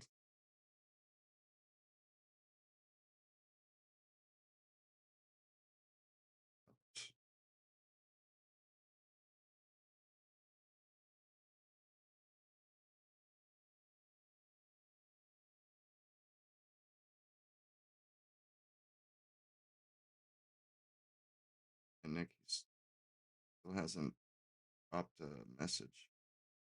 Okay. This thing's still up though. He hasn't said anything. So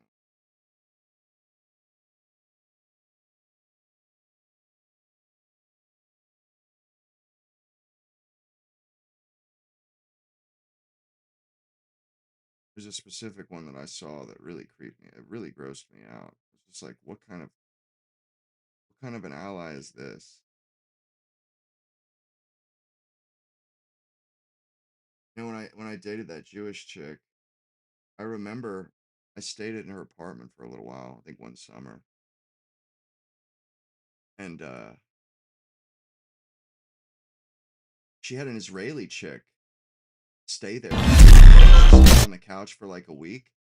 She was actually pretty hot. Not gonna lie, she was sexy, but she didn't look like. She looked very European, although she had tan skin, really pretty light blue eyes, and she had an accent, kind of a European sounding accent. I guess that's what it was. She was an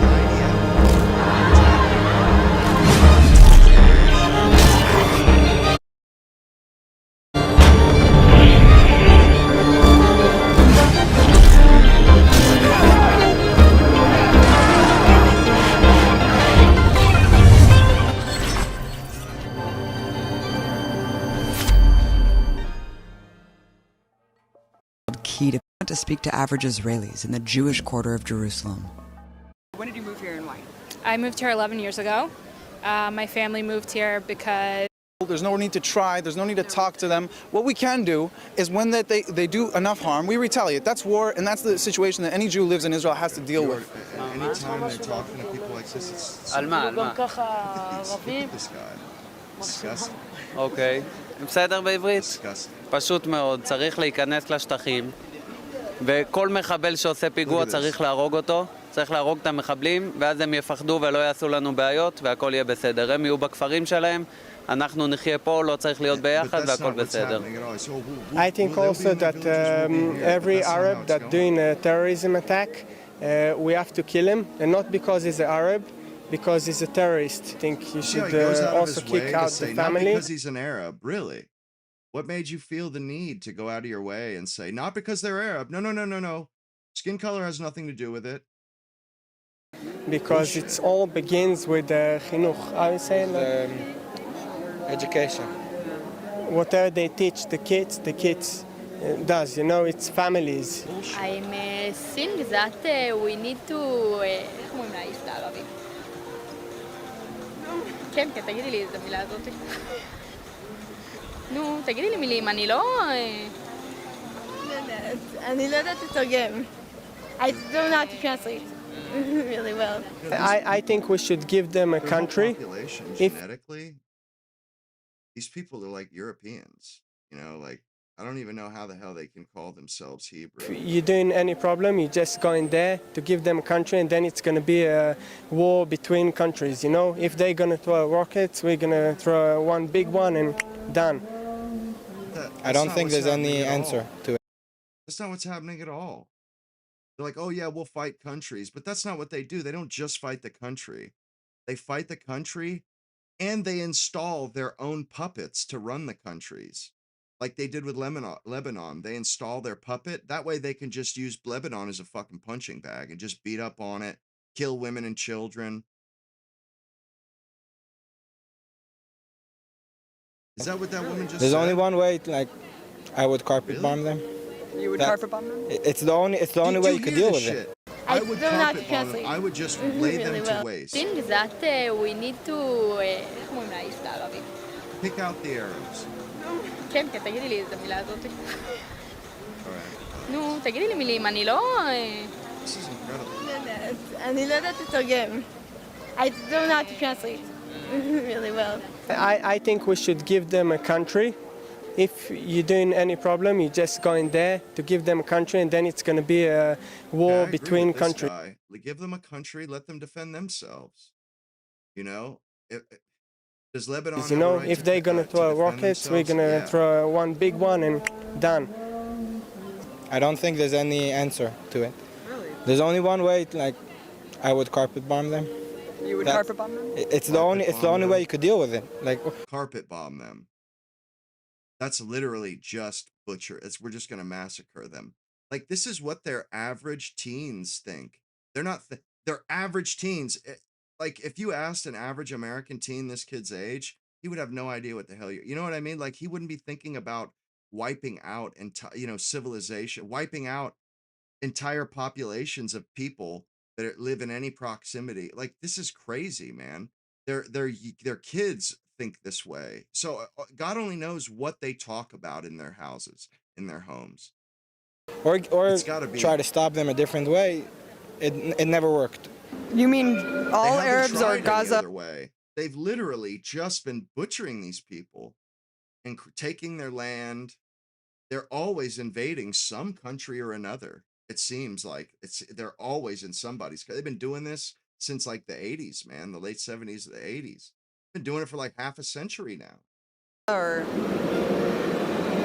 And they talk about how bad Hezbollah and Hamas. They talk about how bad they are.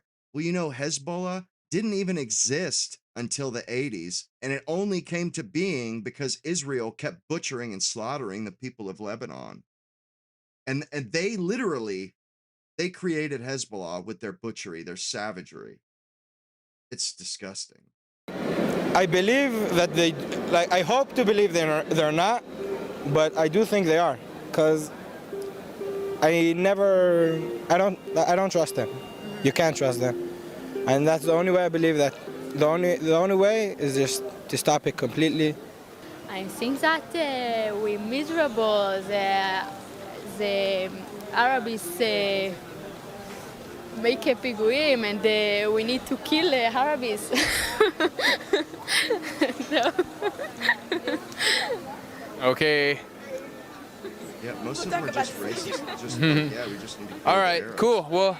There is also Jewish civilians that ate shit blows my Arabs, yeah, I'm not saying, but we have also would never, people that like- like the Arabs and everything, like Americans Smolanim. never- I think another thing that the Jews should have rights to hate them. I think we have the right to hate them. I don't see a reason why not. I wouldn't trust any of them. Wow. To better understand this mentality, I also That's talked to crazy. Ronnie Barkin, a Jewish Israeli citizen who grew up in the country and is now an ardent critic of the notion of a I didn't Jewish watch the state. whole thing. I watched Like anyone growing up in Israel, I went through the whole indoctrination mechanism. And we are being trained to be soldiers from kindergarten, literally from kindergarten. The moment I realized I managed to sort of overcome that indoctrination, then everything became very clear because the situation is crystal clear. One of the main successes of Israeli propaganda is to convince the world that the situation is complicated. Yeah. But it's far from being complicated. It's probably the least complicated conflict in the world today. And it's all about basically those who have the power, those who oppress and subjugate and tread over the indigenous people of the land who have been oppressed and subjugated and expelled from their land. And this is what it's about. The situation here is not very different other than the way it is perceived in the world and among Israeli society themselves. They like to perceive themselves as being something else, They're victims. as being, liberal and progressive and all of that. And I also thought of myself as such until I realized that actually, this is not the case. The case is very clear, and I'm not on the right side of history. And that's when, the moment I managed to overcome this type of brainwashing, then the rest was very easy. The State of Israel is all about creating a place which is for one select group and only that. It's not only the fact that they wanted to take over, to usurp the land and the resources and all of that. It's also about this exclusive nature of the place, that this is ours and only ours. And even any Palestinian being born in Israel, even if they're Israeli citizens. The real problem with this is that would be fine if they just wanted to live within their borders, but they don't want to live within their borders. That's not what they're trying to do. They want to take other people's stuff. Like that's the problem. That's why people are pissed at them. That's why Hezbollah exists. That's why Hamas exists, because they are trying to protect themselves. And these bastards, they pretend like they're just these sweethearts. Nah, they're about as sweet as a rattlesnake. I mean, if you ask me, they're about as sweet as a damned rattlesnake. Is already regarded as some sort of a threat to the state. The need to segregate, the need to separate and not to interact with Palestinians is part of Israeli identity. So we have to understand that Israeli identity depends on denying Palestinian identity and denying either the existence of Palestinians altogether or at the very least denying their identity, their culture and so on. And also, right after the ethnic cleansing of Palestine, right after the Palestinians were expelled from their homes and became refugees, the very next thing that happened was that there was a concerted effort of mass looting of books and other cultural artifacts from Palestinian homes, which was led by the National Library in Israel. So it's for a reason that when we say existence is resistance, for Palestinians, this is true. Just by very existing on their land, this is an act of resistance in itself. Even more so when they actually... I want to hear this fucking guy blathering on. Every day. So they have perfected this whole discourse of lies in order to lie to themselves and also in order to lie to the international community, in order to justify their existence here in that. I think the occupation does have a big role and important. I don't think there should be no occupation at all, but in the occupation things needs to be more human. Do you get called a leftist a lot? Yeah, and I am a leftist. Is leftist a slur sometimes? Yes, it is. It is not a good way to be called in Israel. Israel doesn't want to compromise on security. They have to do a blockade. They have to kind of cut this off. It's ridiculous what people have to go through there, but it's also ridiculous what we have to do to keep ourselves safe. We don't want to fight with them. We pay for your fucking But if they ask for it, they will get it. And we're much stronger. Much stronger. We are behave very gently and morally. very gently with them. It could get a lot worse, is what you're Yeah, saying. if the Russians was here, I'm gonna show you 2 guys days post that they will scene. kill all of them. If the American will be here, they will kill them 2 days. They don't care about human rights. They don't care about nothing. Israel's holding back. Very, very. But it's war, and civilians get killed in war, and it's a horrible, Look at on this, their man. side, less on This our is side, but crazy. at the same time, we put money. To dislike certain ethnicities is racist. To see Jews as equal is anti-Semitic. The Times of Israel. Understand the specialty of anti-Semitism. Jews are the only people based on an assignment, and their divinely ordained task is to be the exemplary to all of humanity, to be God's ambassadors on earth, fighting for the good of everyone. That means that when one says that Jews are just like everyone else, you are a bigot. You're a bigot. You don't need to look down on Jews to be anti-Semitic. And the idea that Jews should be no different than Gentiles already implies opposing Jews, as if Jews should adjust to majority norms, integrate and assimilate away. That makes you an anti-Semite. That is that's insane, dude. Like, that is the gall, man. The gall of this group of people. Into protecting ourselves. Well, look, the Bro, refugee. I mean, anybody, when you look at this rhetoric and what they're doing, it's not that, like, anybody that's being objective can see that these people are trying to set themselves up as the rulers. They want to rule it all. They're special. They're God's ambassadors to humans on earth. Bro, their situation is horrible, but no other. Like, pursue this if you want to disappear as a culture and a civilization, then by all means pursue these ends, because those are the ends you're pursuing here. You're going to set yourself up as something special, then you're going to get singled out as something that deserves special attention. Don't get upset when you get the opposite of what you're hoping for. World gets the refugee status the Palestinians do. The Palestinians, third generation people, are still considered refugees. I had friends that were Canadian. They went on their passports. They wanted to see what the refugee camps were. They wanted to see what it was all about. They came back. They said it's nothing what I imagined it. Better than they imagined? Or? They said people were driving around with nice cars. People had nice houses, villas, things like that. They thought people were being oppressed, like living in tents. It was like they probably were, like maybe 10, 15, 20 years ago, Well, like in the they kind past. of are being For them, oppressed in order because the Israelis, they didn't allow those people to have their own police force. Nothing that, like, when they say, oh, black people, they want to be policed by their own people. All of those things that were said for black people, the Jews are saying, nah, they can't have any of that. They can't be their own police force.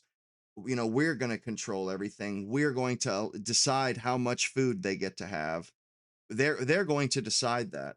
And what's crazy is when anytime the Israeli or the IDF or the Israelis feel like it, they can just totally shut everything down and do one of their guided tours or a walkthrough. Like I've said before, where they walk through the IDF, they escort some Israeli citizens through with their kids. The kids are flicking off everybody that lives there while they're walking through, like, just blatantly their hand is up the whole time, flicking people off just the whole time when they're not even paying attention. And all these people, they're told to go back to their house until the tour is done. I mean, like, I just couldn't believe it. Like, these people, they're in a supermarket. You know what I mean? Like, they're living their lives and they've got to drop everything and go to their house and get out of the area so that the Israelis can walk through. Bro, and for them to be Zionist and moral, in order for them to have a Jewish and democratic state, they needed, first of all and foremost, to create a Jewish majority by force, by driving away the indigenous people from their land. And this is how the state was founded. And immediately afterwards, they created a whole legal system that will make sure that those who have been expelled will never be allowed back, and those who remained on their land. If that's the case, why don't they just own up to it? Like, they were given Israel.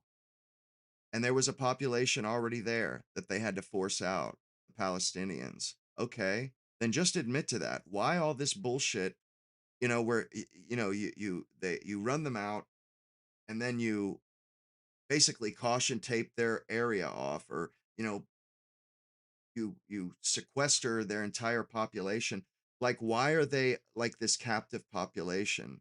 Why does Israel get to decide? Like, obviously they don't see them as countrymen because they wouldn't let them live with them. Like, the Israelis get Israel, and then they force or a lot of these people were outraged. They get forced out of their homes, out of the city, or leave on their own accord. I'm not sure which one. There might be some of both. Like, they were protesting it or something like that. They leave, and then instead of them just getting their own land, the Israelis force them into, I wouldn't say an open prison, but it's similar to that. Like, these people,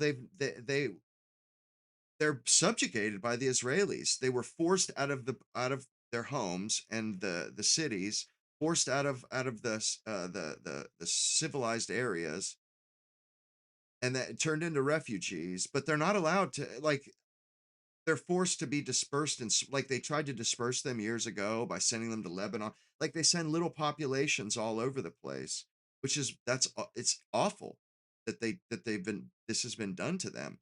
This is like the worst thing that can happen to a people, other than a people just dying off.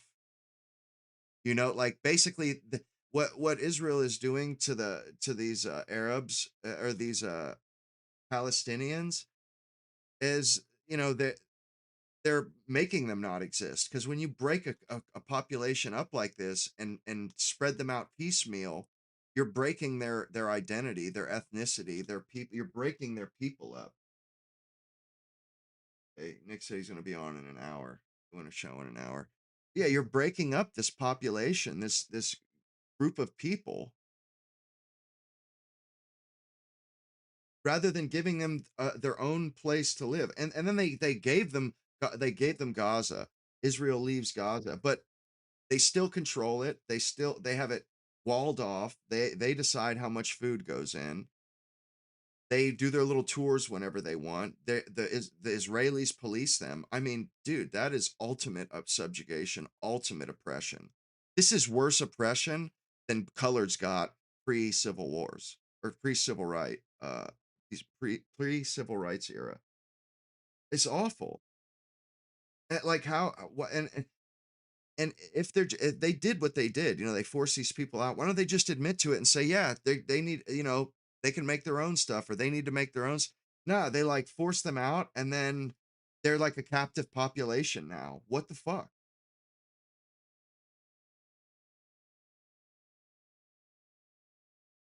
because I not agree everyone with was you. expelled, will never be equal citizens. Unfortunately, what we hear on mainstream media, this so-called discourse or so-called debate between the right and the left, is about that. It's about, do we want a large Israel, which is Arab-free, or do we want a small Israel, which is Arab-free? This is the debate that's taking place. Last question. There's this whole international movement of leftists and activists who want to boycott Israel for human rights violations. Being here, seeing that, and what do you just think about that? I think the BDS movement, the leaders of the BDS movement, or everyone that thinks that Israel is bad, if they should read up about the topic, the other side, and they should come here and see how everybody's comfortable. People right now, they're looking at Israel and they're calling it an apartheid state. And Israel is not an apartheid state. There's places, my family from 5 generations ago, they were from Jenin. You can't find one Jew in Jenin right now. I mean, it's totally Jew-free. So if you want to think about a racist apartheid state, it seems it's more, in my opinion, coming from their side. And just a response, I guess, to kind of this international movement. I was always led to believe that. Well, like Iran, they're desperate to kill Jews. There's a population of Jews in Iran. There's totally a population of Jews and of Christians in Iran. And it's not just Persian people. There are Syrians. There are all kinds of people that live there. And like, they lead you to believe that there's only Muslims, and that you would be murdered if you weren't a Muslim. And it's just not the case. Israel is the one.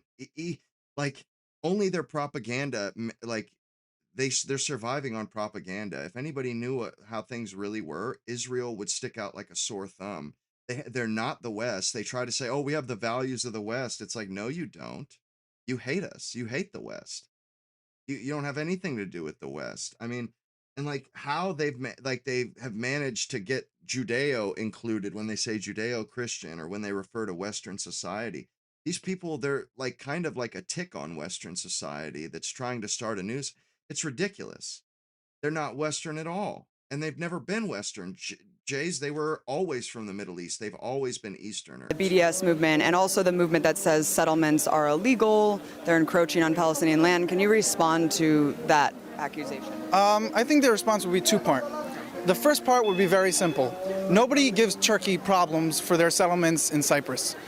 It's an anti-Semitic thing. Maybe they don't know that they hate Jews, but they give us so much trouble. The UN only talks about Israel. We only talk What about North Israel. Well, and that's just not so. It's like we're not funding those other countries. Countries get to do this stuff. We're or they do what they want with their money. Israel's doing what they want with our money. Like that's the thing. You're using our money. You're supposed to be an ally, and people do care about what's happening in the Sudan and stuff. They do care, but that doesn't really have anything to do with America. Like Sudan has nothing to do with America. The Uyghurs in China, which that's not even that's total propaganda. Yeah, no, I agree with you, Saxon. China, they're like it's propaganda that they're like living in some oppressive communist. It's ridiculous. Yeah, they use this propaganda to make it seem like countries that have no truck with us, they don't see themselves as adversarial to America. They convince us that they're these oppressive states and they want to fight us and this and that when none of them have any. They don't want to do that at all. Like that's what they did with TikTok, you remember? Oh, China, they want to spy on us and they have control. They have access to TikTok and all this, that, which that had nothing to do with it. TikTok wasn't censoring people. It wasn't propagandizing us. It wasn't forcing Israeli propaganda down our throats. It was allowing us to see both sides for the first time. And the Israelis and our establishment, they freaked out. They couldn't have that. They could not. Oh my God, people are seeing the truth. They're seeing the truth for the first time. We can't allow this. Holy shit, we cannot allow this. And what did it do? It totally destroyed Israel's their polling in America. They have nobody on their side anymore. And yeah, and what they're trying to do to correct that is because they see they're losing. They're not going to be an ally very much longer. So now they're trying to buy up as much of the media as they can buy. They're trying to buy it all up so that they can control. It's like a last ditch Hail Mary to get control of the situation, because they had us well propagandized for decades and decades. They had paid off our politicians, and even the Shah was warning us about this in the 70s. I've seen the guys saying it, like, bro, they have too much control, too much sway over your politicians and president. And they do. Well, and like I was trying to say, like China, we've made them seem like the boogeyman. And I remember I didn't ever use, I don't like TikTok. I don't like shorts and clips.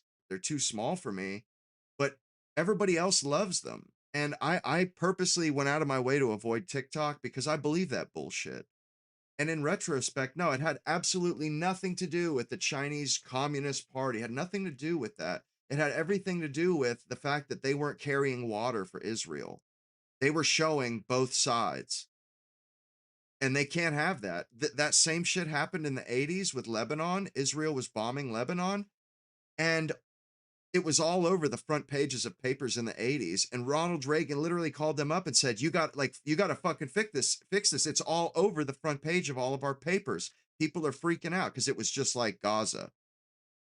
And that's when they really kicked it into gear with their propaganda. Korea, what about and owning all these, Russia? Having their people. Then the second thing would be to say is that even from the UN. completely from the UN. I mean, come on. You're talking about that we're worse than the North Korean dictatorship? Like, nobody in the world thinks that. So Bro, I have not seen the North Koreans. I haven't seen them kill other people that aren't. I have not seen them personally kill anyone. Not one. I mean, and I'm sure that they have. They fought in Ukraine and stuff. But what I'm saying is they're not invading their neighbors. They're not doing anything to their neighbors. We have South Korea there doing just fine. Matter of fact, they're dying off on their own accord. This guy's trying to pretend, like, use a stock or like this bullshit straw man, trying to compare themselves to one of the worst countries in the world. Think about it. How bad North Korea, like, people think of that as a pretty evil regime, and it's an autocracy, and they have a death grip on around their people's throat.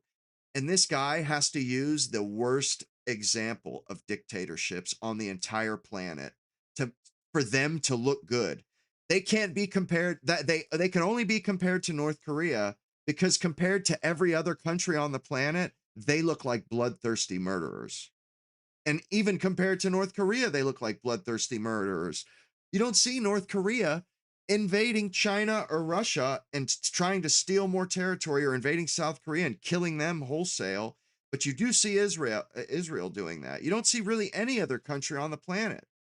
And they have to use North Korea because they're the only other country that people despise like that.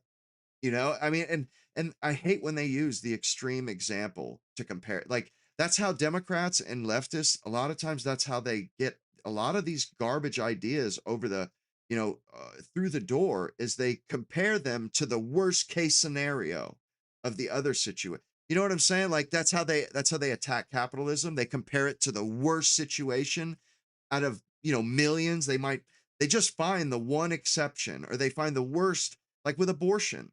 They always talk about, what about all the women that die during botched abortions? That's like a few people a year. I'm not trying to talk, not trying to talk about these topics. I'm just saying that's an argument they use. They use the most extreme argument to defeat what, like, I think are pretty common sense points of view. Like, with abortion, a lot of that legislation, a lot of it is pretty common sense. Like they're not extreme, but they compare that stuff to the extremist alternative, which is botched abortions, which are so rare. It's just, that's their shtick. people in the UN and all these peace activists, I mean, look, she's a woman, she's walking around however she wants here in Israel, right? There's female genital mutilation in Egypt, not very. Bro, there's male genital mutilation all over the place in Israel. That's y'all's shit, is genital mutilation, bro. How dare you bring that up when you are like the purveyor of genital mutilation? I mean, there is no difference between circumcision and women's genital mutilation. They're both to desensitize genitals. That's what both of those are for. And they're both equally as barbaric. Far from here. Why don't people talk about that? I think that, like, we should have not more rights. I think we have rights to build more houses for our citizens. And like a lot of things that Israel gets criticism for, other countries will never get it. אני רוצה להגיד פה לראש ממשלה פה בארץ, בישראל, אין מצב שיהיה פה שלום בארץ. אי אפשר לעשות איתם שלום, הם תמיד שונאים אותנו. אם אי אפשר לעשות שלום והמצב ככה לא יכול להישאר, אז צריך לטפל בהם בדרכים אחרות, אין מה לעשות. It's irrelevant. The views of Israelis about the situation are totally irrelevant to the question of how do we change the situation. Did it matter what white people think about apartheid in South Africa at the time? The question is, how do we end apartheid and how do we end Israeli crimes? You know, every Israeli official will claim to speak on behalf of the Jewish people and will even demand of Palestinians to recognize Israel.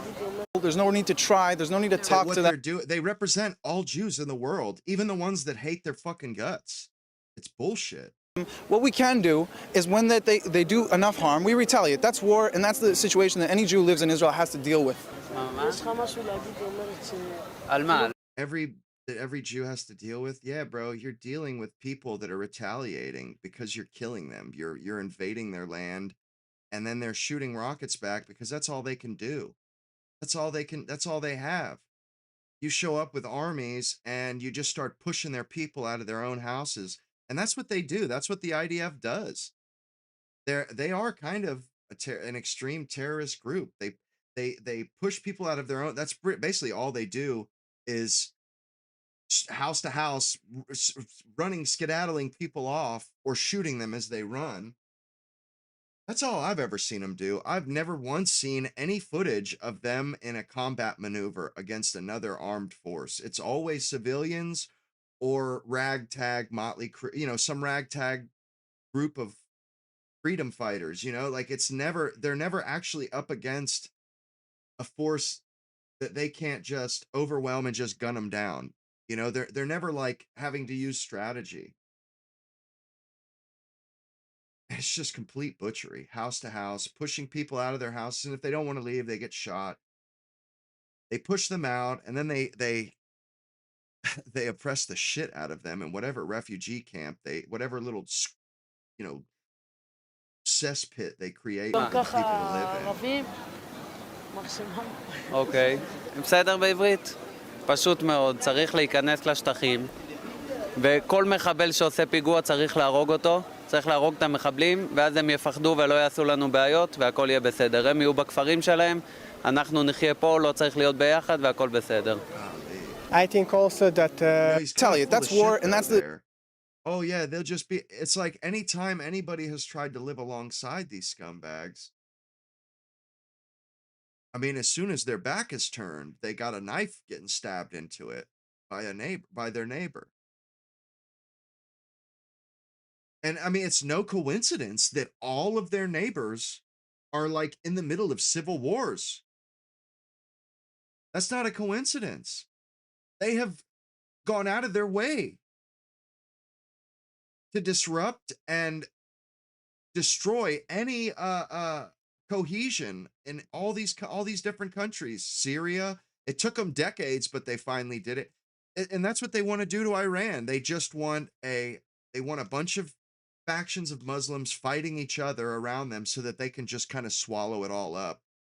And so they can get some Lebensraum. Fucking scumbags. Situation that any Jew. This is exactly what Nazis wanted to do to Europe. What they wanted Lebensraum. And that's all these people, like everybody she asks says the same thing. A lot of Americans don't really understand what Israel's like. We hear a lot of things in the news. A lot of people are sympathizing with the Palestinian plight. Can you talk about what it's like to kind of live in this situation? First of all, it's very hard. I'm in an organization. Does it look like he's struggling or that life is very hard for this portly little boy? Look at this kid. This kid doesn't do anything but eat and get his haircut edged up. Look at this little fat piggy. Little piggly wiglet. I mean, he's like got the little chubby digits and like, look at this kid. Little chubby digits here, thick ass Coke bottle, horn rimmed glasses, got the fresh fade on. Oh, he's really struggling. Don't you agree? I mean, look how much he's struggling there. It's against the Jews shouldn't marry Arabs. Did you say the organization did what again? The organization is, the thing of it is that Jews shouldn't marry Arabs. Shouldn't marry Arabs. Why do you feel strongly about that? Because Jews is a special nation that God gave it to the Jews. And there's a law where Germans can't marry Jews. No, we want a law where Jews can't marry Germans, basically. They're doing exactly what the Nazis did. It's like fucking verbatim. We don't want just a replay. Jews to get mixed up together with a different nation. I think they're better than us, fellas. Israelis have to take over, and they have to kick them away. It will be much better. Not to kill them, just to go back to Arab countries. You can't deal with these people. There's no need to try. There's no need to talk to them. What we can do is when they... No need. These people, they're not even humans. we don't even need to deal with it. We don't need to try to deal with them. We don't need to try to avoid any sort of bloodshed. We just need to subjugate them. We need to oppress. We need to rule these people. Or if we can't rule them, we need to kill them. That's essentially that's how it comes off. They do enough harm, we retaliate. That's war, and that's the situation that any Jew is, and it's not coming from anyone random, as opposed to in the rest of the world that could be anyone. Here we know who our enemy is. They think that because we're American, we agree with them. Like we think Arabs are subhuman too, just like them or something. Which is, people don't actually feel that way. Now, there was a time when the propaganda was that's all we had was propaganda, where most Americans had a pretty negative view of Arabs and Muslims. But that's not the case anymore. Like they don't have us pigeonholed into this bullshit propaganda anymore. And now all of a sudden, and yet at this, I think that was 2016 when she did that, when that woman did the man on the street stuff. And they didn't realize that, there hadn't been this blowback and stuff. So they were fine. They come right out with it, about how these people were subhumans and they just needed to rule them, basically.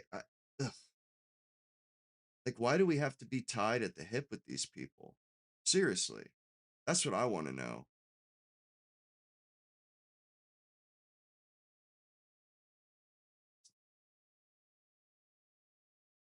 There was a couple others I wanted to see.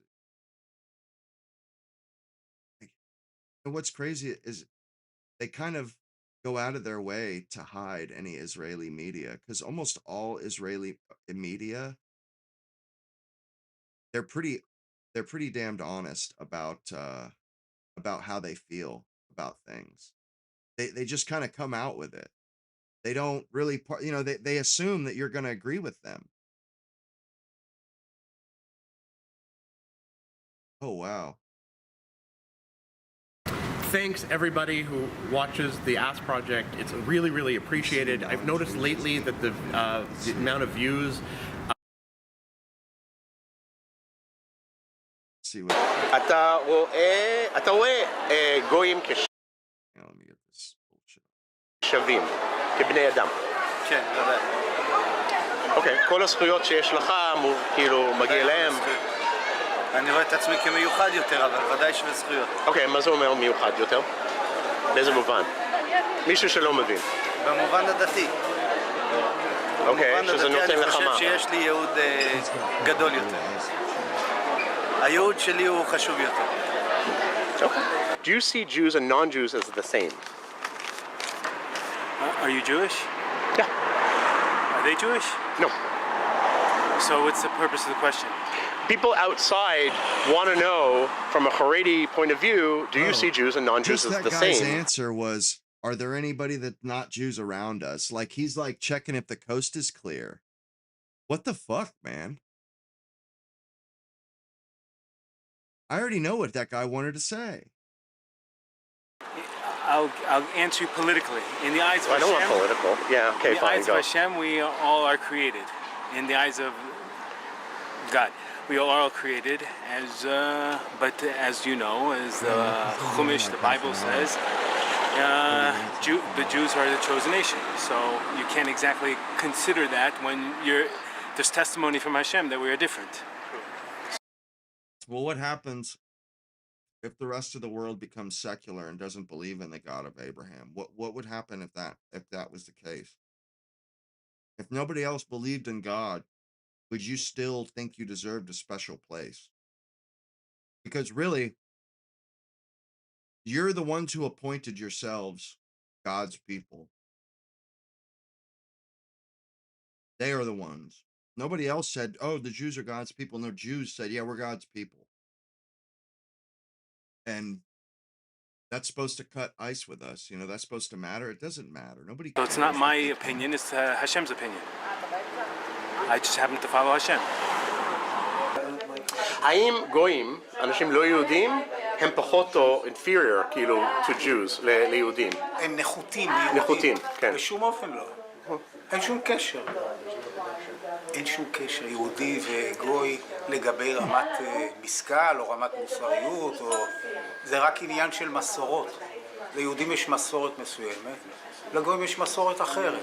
הם יכולים להיות כאן וכאן, להתחלף, שום קשר. האם אתה רואה גויים כשווים, כאילו בזכויות, כבני אדם? אני רואה אותם כן, כיצירה של הקדוש ברוך הוא, זה לא משנה. מבחינת אדם הם אדם. שיתנהגו כמו בן אדם, אז הם שווים כאדם. למה אתה חושב שהם לא מתנהגים כמו... לא אמרתי שהם לא, אמרתי אם הם לא מתנהגים... לא, אבל למה זה אז עלה לך לראש? כי גם אני, לא רק גויים, גם יהודי שלא מתנהג כיהודי, הוא לא נחשב, התורה אומרת להרוג אותו גם, אם צריך. להרוג אותו? כן, בטח, יש הלכות, מה, לפי התורה אני אומר, לא... ולכן אני אומר, מי שמתנהג כבן אדם, ויש לו את הזכות להיות בן אדם, אז יש הזכויות של אדם.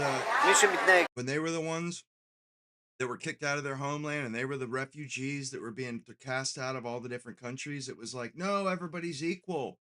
We're all equal. Everybody's equal. What are you talking about? But as soon as they have their own country, oh, no, we're not all equal. We're the superior beings. Like, man, I can't, like, how is it that they get away with this? Like, seriously. And I wonder, I feel like even Americans pre-civil rights weren't this arrogant. Like, they just didn't want to be around coloreds. It's not that they thought they were better, they just didn't want to be around them. For the most part. חד שלום לא כאדם. אין לו דינים של אדם. האם אתה רואה אנשים יהודים ולא יהודים כאותו דבר, כאותו דבר? אני יודע שיש כל מיני תפיסות, שיש איזשהו הבדל בין יהודים ללא יהודים. אני, מבחינת ההשקפה שלי, אני לא מבין בזה כלום. זה משהו שאני לא חושב שאף אחד מבין בזה, באמת. והרבה אנשים לוקחים את זה לכל מיני כיוונים לא נכונים. אני יודע שאלוקים רוצה שאנחנו כולנו נהיה באהבה אחד עם השני ובכבוד אחד לשני. אם אתה בחו"ל ואתה פוגש מישהו שהוא לא יהודי, אתה רואה אותו כאילו שווה? גם אני עובד עם אנשים שהם לא יהודים בעבודה שלי. אני איך שאני חווה את זה, אני משתדל כלפי כל בן אדם להיות באהבה ובכבוד כלפיו. אוקיי. אני אשאל אותך, האם אתה רואה יהודים וגויים כשווים, כאילו... כשווים? כן. בזכויות, כאילו מגיע להם, דברים כאלה. מגיע? כן.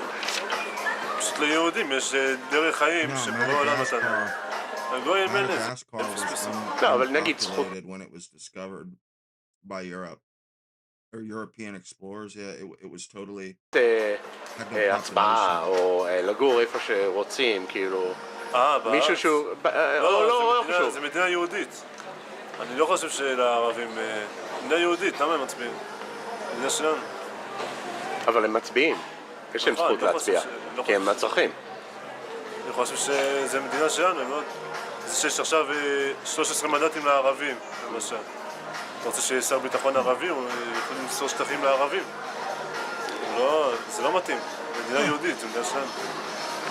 האם אתה מבדיל בין יהודים ולא יהודים? כאילו בקטע, אתה חושב שהם שווים?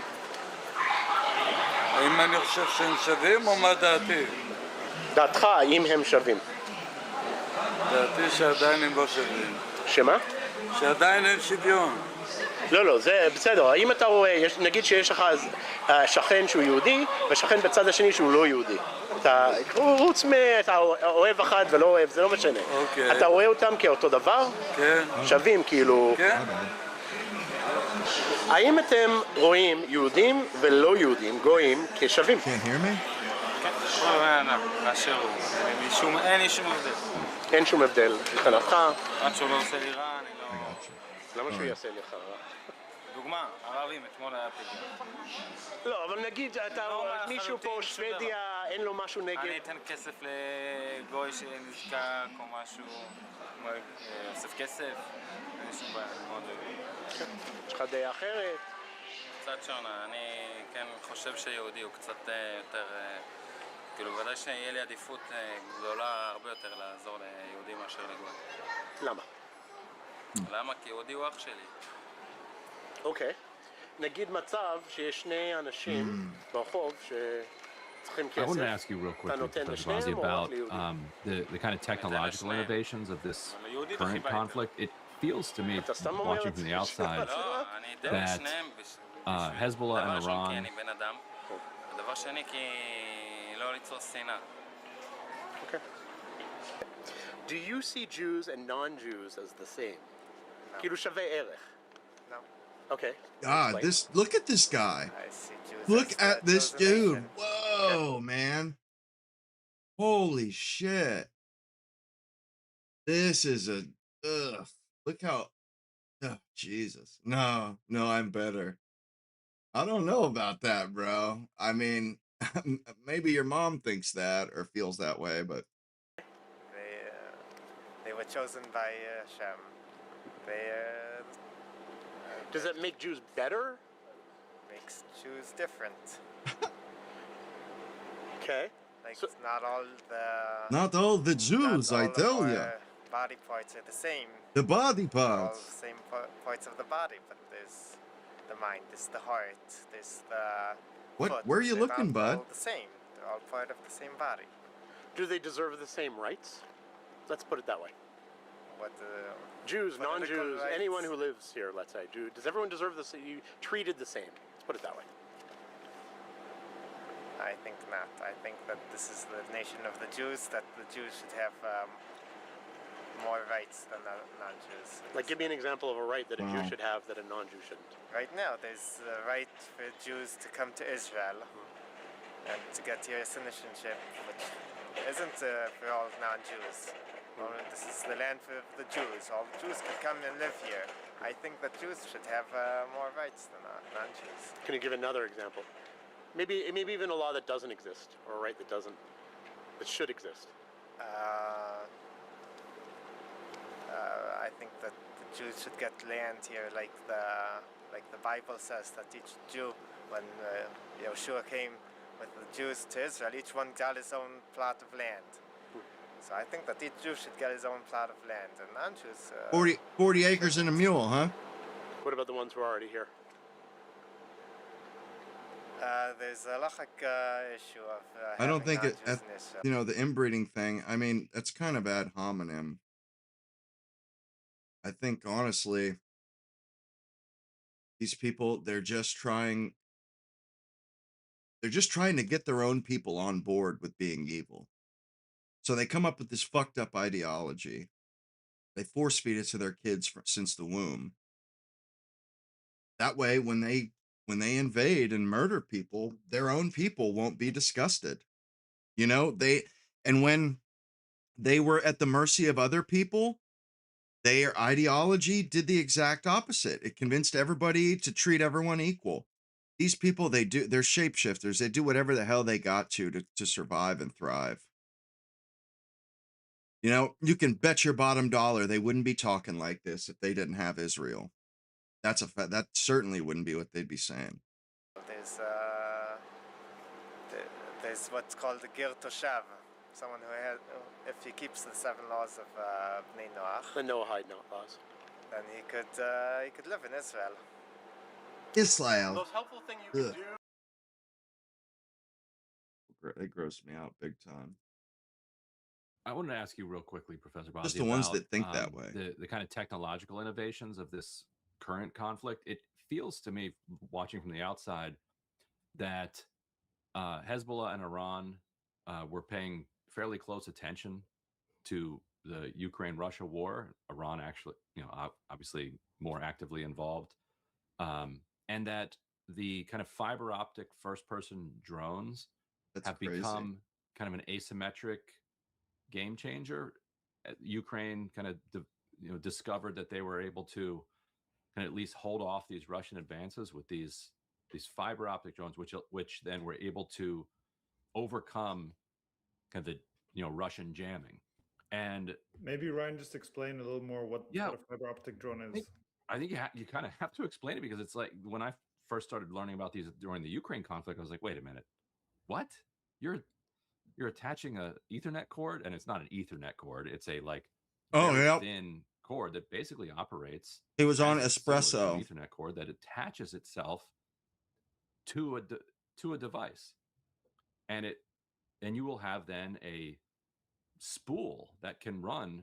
And there are now attempts to run them more than 20 miles, but you can run a spool of fiber optic cable for miles behind a drone. And there are these kind of famous images on the kind of Ukraine Russian battlefield of just spools of fiber optic cables everywhere from no shit. The after effects of these drones. And did y'all see that? Very little that can be done about them. You can try to shoot them out of the sky. Did you see that shit? Like fucking cobwebs, spider webs from all the fiber optic cables and all the drones. Bro, it looked like it was covered in spider web, the whole city. It looks like some Israeli soldiers may have actually kind of deflected one recently as it was attacking a gathering of soldiers near a medical helicopter, evacuation helicopter. But what it means is that as long as you're within 20 miles, they can get your ass. Target, you can launch a drone that can be put together with consumer products for something like $200 or less. Bro, I've seen those where they were hitting groups of Israelis with these drones, taking out 6 different guys in the IDF, just killing them all. And you can operate it. How does it feel, IDF? FPV, first person view, means there's a camera on it, so you can follow it for a very long time up until it hits the target. And the Israelis can't jam I'll be right back. And so we've gone from artillery shells or very, very inaccurate rockets to these very precise, unjammable munitions, flying munitions. And I'm wondering how kind of significant you think this kind of technological change is, and how is Israel going to respond? Because if they're, forget southern Lebanon, if they're northern Israel, if they don't reach some sort of, peace agreement, genuine coexistence, it's not expensive for Hezbollah to, constantly harass Israeli troops and settlements with these drones. So how significant is this kind of innovation? I mean, it's significant, and it's also trying to even out. I mean, the technological disparity is huge, right? Because we saw Israel carry out the pager attacks in September of 2024.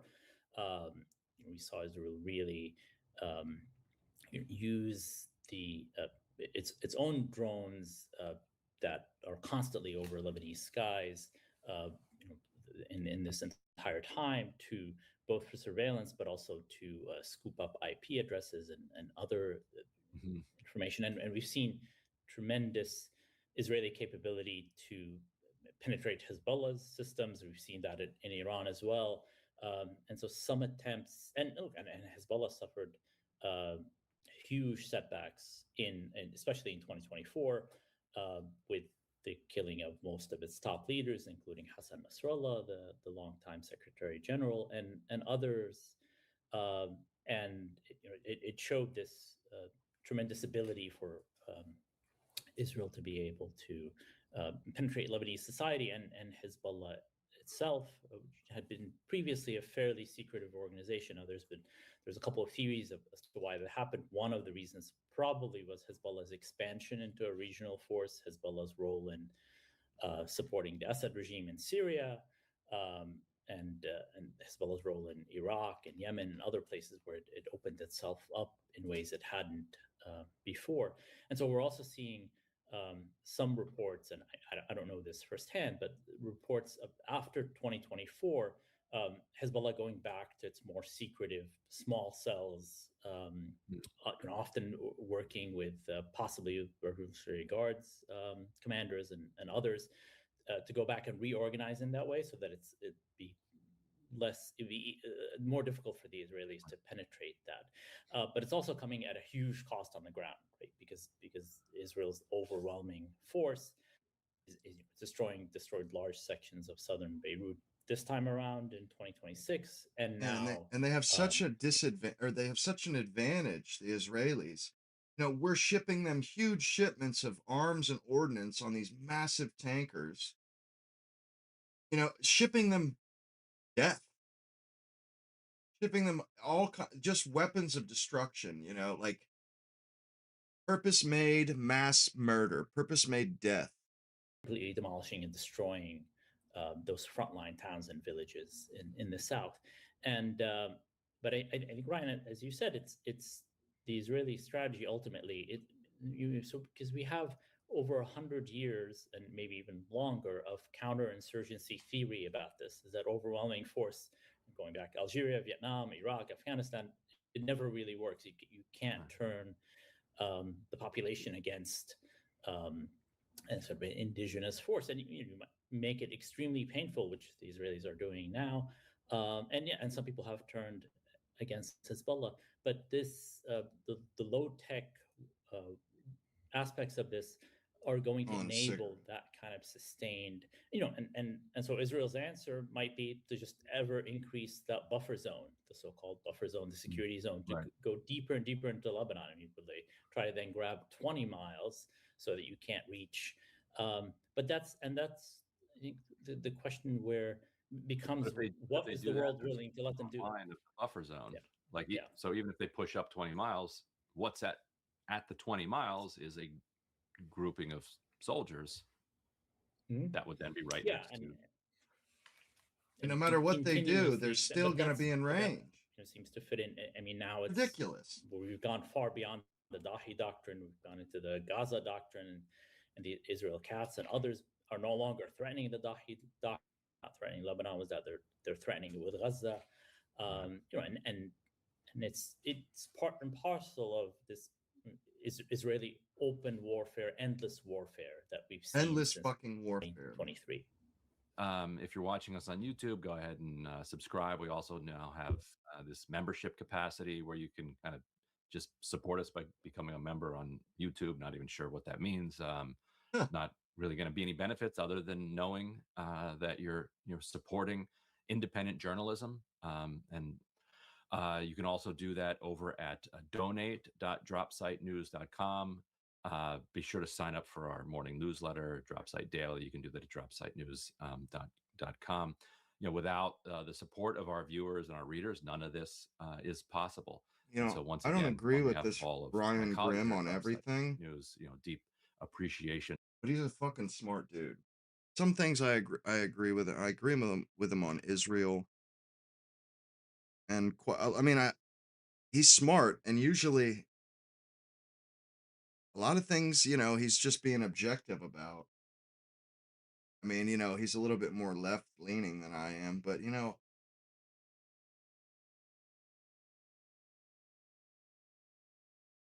doesn't bother me as much as it used to. Not even close. Like, I don't trust the Republicans at all anymore. I didn't much before, but what Donald Trump did with this war was basically he evened the field. Now I see them both as crooks, both as trying to fuck us every which way they can from every angle.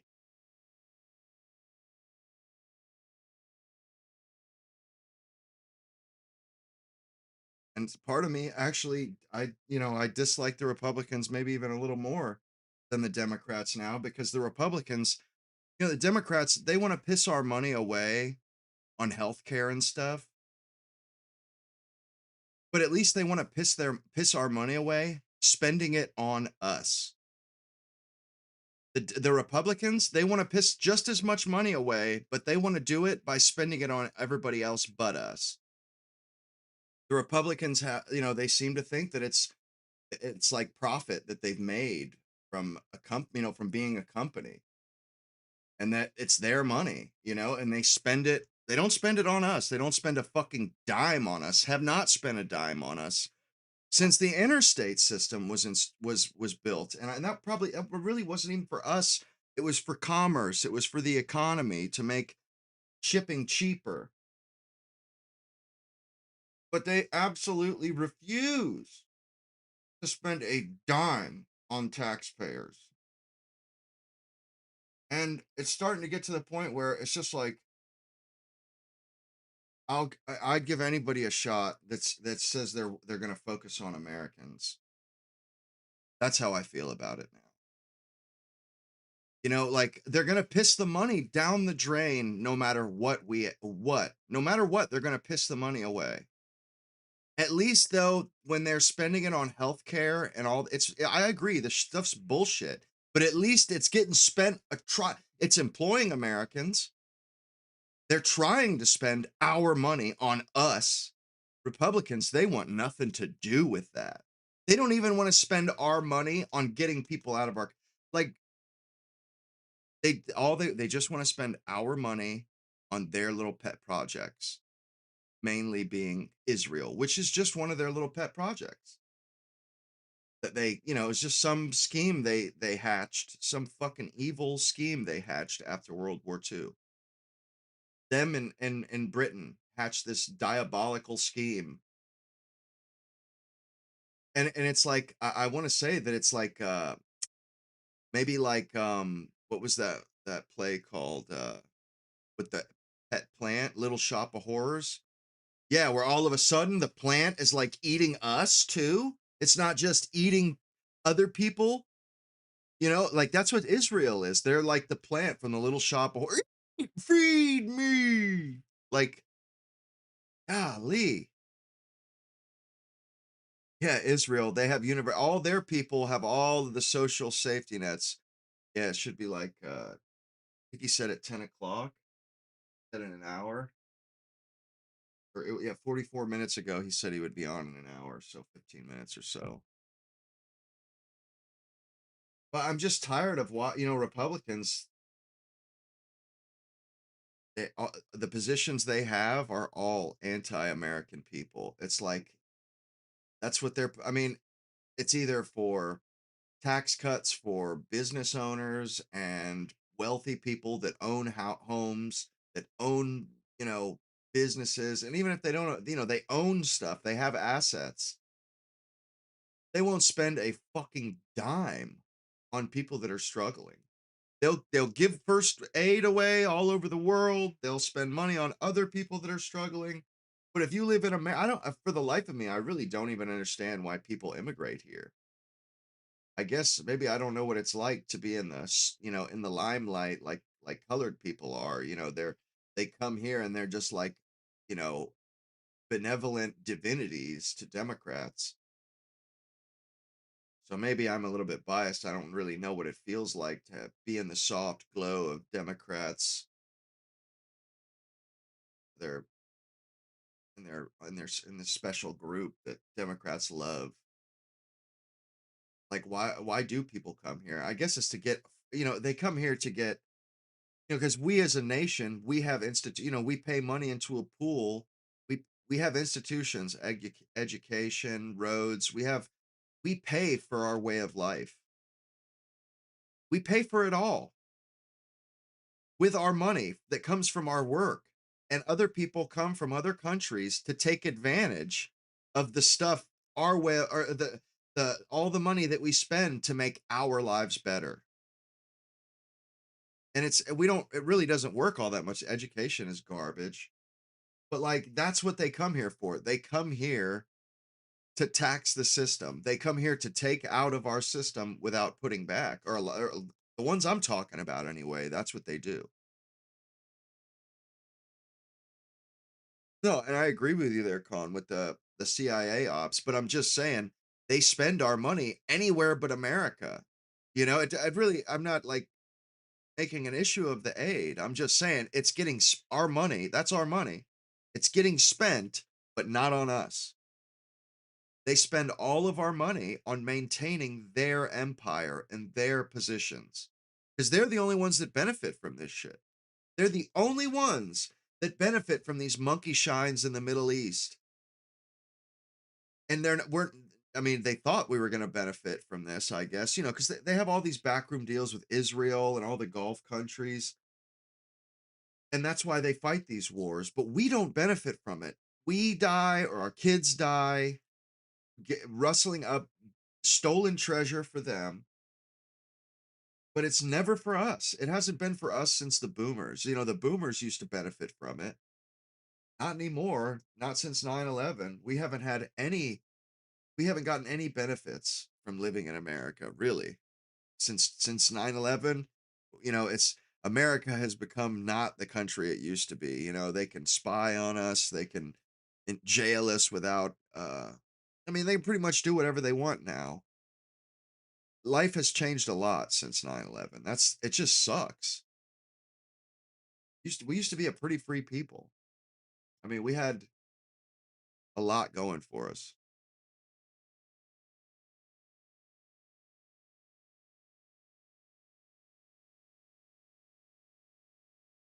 Oh, word. Yeah, I hear you, Colin.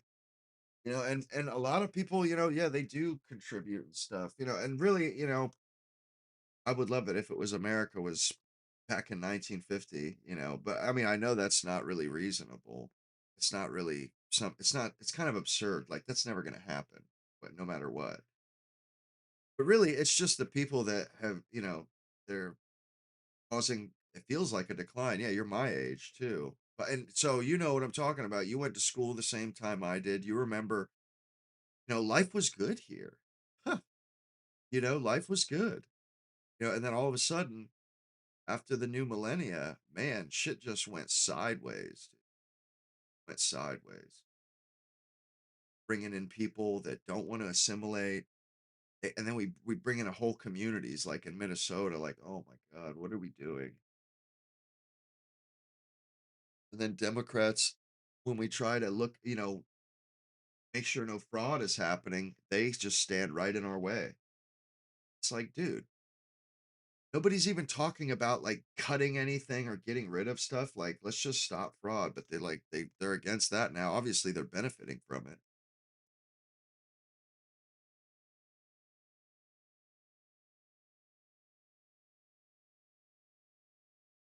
Was looking at a map earlier too. Their map.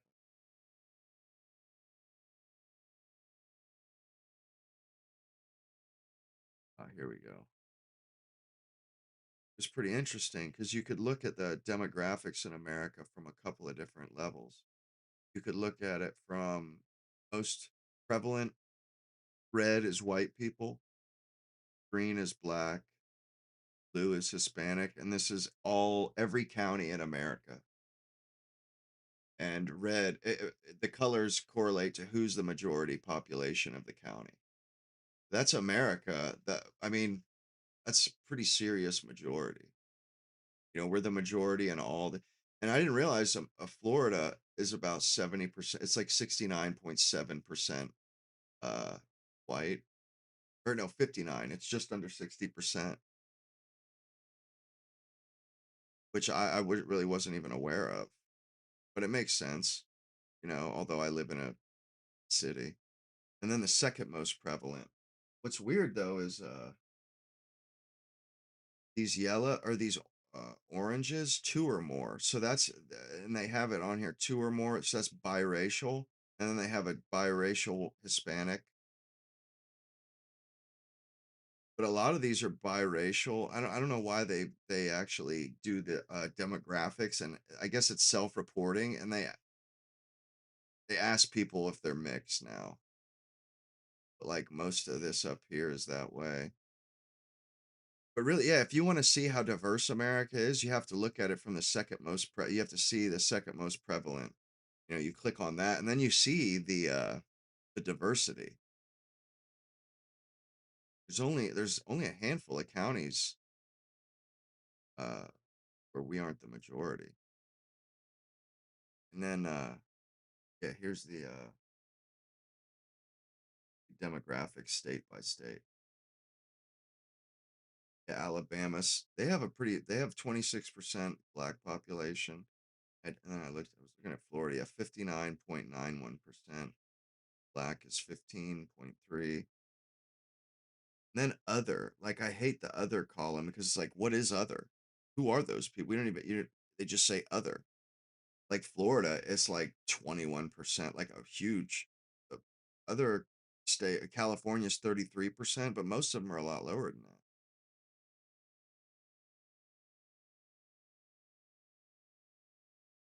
I just thought that was kind of interesting. And, just the way we break stuff down, the way we take those polls, the demographic polls, it's self-reported. And it's just kind of odd compared to other countries, the way that we look at it. Because these demographic polls and stuff, they actually, the way that they're worded and the way that they're done is different with every country, because every country has different norms and different sentiments about stuff like that. And it's just how weird how ours, we do it by like two or more, right? Like, that's kind of odd to me.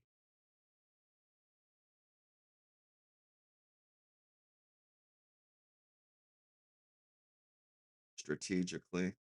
I don't like, I'm starting to think that we don't, that's kind of unnecessary. All these other countries, their birth rates are dropping. Like I said at the beginning, the world average birth rate is like 2.2. It's been cut in half since 1950. There's only like Africa, the only like 10 or 12 countries in Africa that are actually having, like, a lot of Africa is having the same problem we are. It's like Sudan, it's the central countries, the countries going down the middle of Africa. Oh shit. Oh wow. Oh yeah. Thank you for the super chat, brother. 179 West, 179 West. Leak the unassailable arrest warrant at 1 count tax embezzlement, 2 count vicarious murder of Anastasia Brown, Vivian Wilson, and 1 count cyber stalking of me. What's this all about? Like, you guys been like having a conversation or something? Oh, we can see right now. Well, Texas has the largest black population. I didn't see that coming. Oh yeah, why my shit's kind of slow at the moment. Maine has 91%. I think that's like one of the top ones right there. It makes sense too. It's like the most out of the way and most, it's just so far from any other country. Or from the top. Yeah, I think it is Maine. It's over 90% in Maine. Idaho is 83%. Uh, Kentucky is 83%. Iowa's 85%. Indiana 78. It's kind of crazy. Yeah, Maine has a higher rate than even Indiana. And Montana 85%. That's wild. Missouri 78, Michigan 74. Like, I have a lot of family in Michigan. I guess I would agree with that, but I have some that live in Detroit, so it's hard to get a feel for populations just from, you know, uh anecdotally. Like, you really, West Virginia's 90%. Wow. Vermont's 91, Texas 53, Rhode Island 72. North Dakota's 83. Pretty sure that Maine is the top one. Maine, and 91%. Pretty sure that's it. Even Puerto Rico is on here, actually. Puerto Rico's 35% white. I didn't know that. 57% other. Come on now. They just don't want to like categorize Puerto Ricans as white. Because they kind of are. They have some Indian in them, but yeah, I didn't know that about uh about Texas either. I had no idea that was a good. Even Wisconsin is only 81%. Yeah, Vermont. Okay, Vermont is 91% as well. So Vermont and Maine, I think is Vermont is 91.41.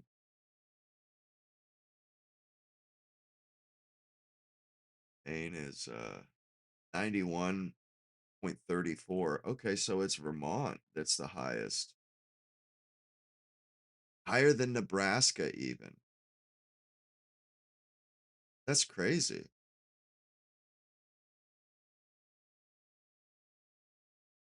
Maine and Vermont.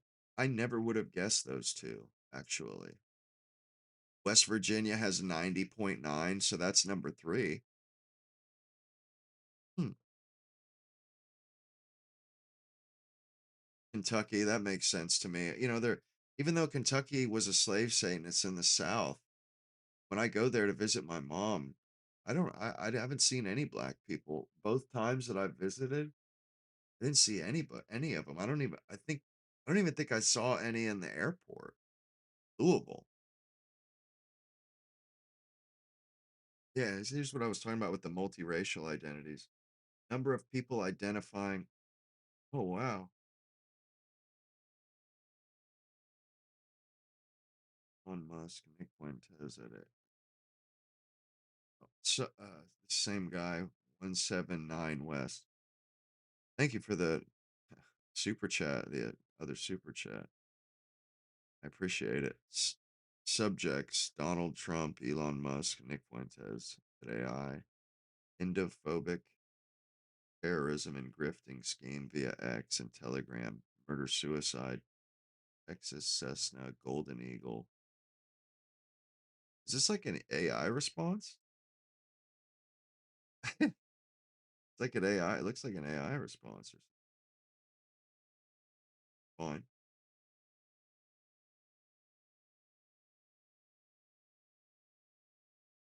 Anastasia Brown. Who is that?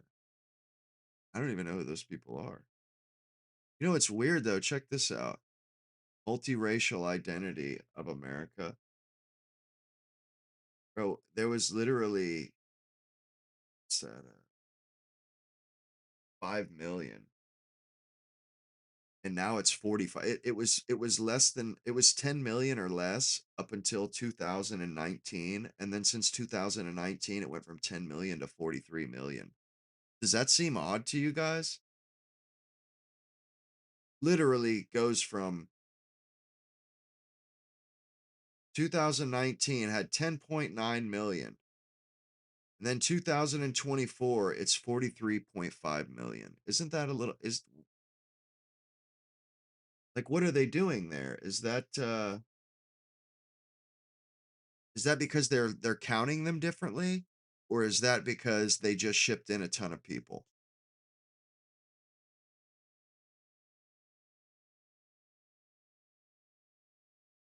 From 2019, bro. It went from 10 million, or went from 5 million. 2010, it was 7.6 million. And then it went up to 10.9 by 2019. By 2024, it's at 43.5 million. That's crazy. What the hell? What I did and what it said in the interracial thing is that more people identify as or I guess they're more comfortable with identifying as multiracial, which I guess is better than the one drop thing because that was kind of ridiculous. Like, because in the South, it used to be in America, we used to have the one drop rule. You had a drop of any other, if you had a great grandparent that was black, you were considered black back then. Somali pirates. But yeah, they went from being pirates of the sea to pirates of American social programs.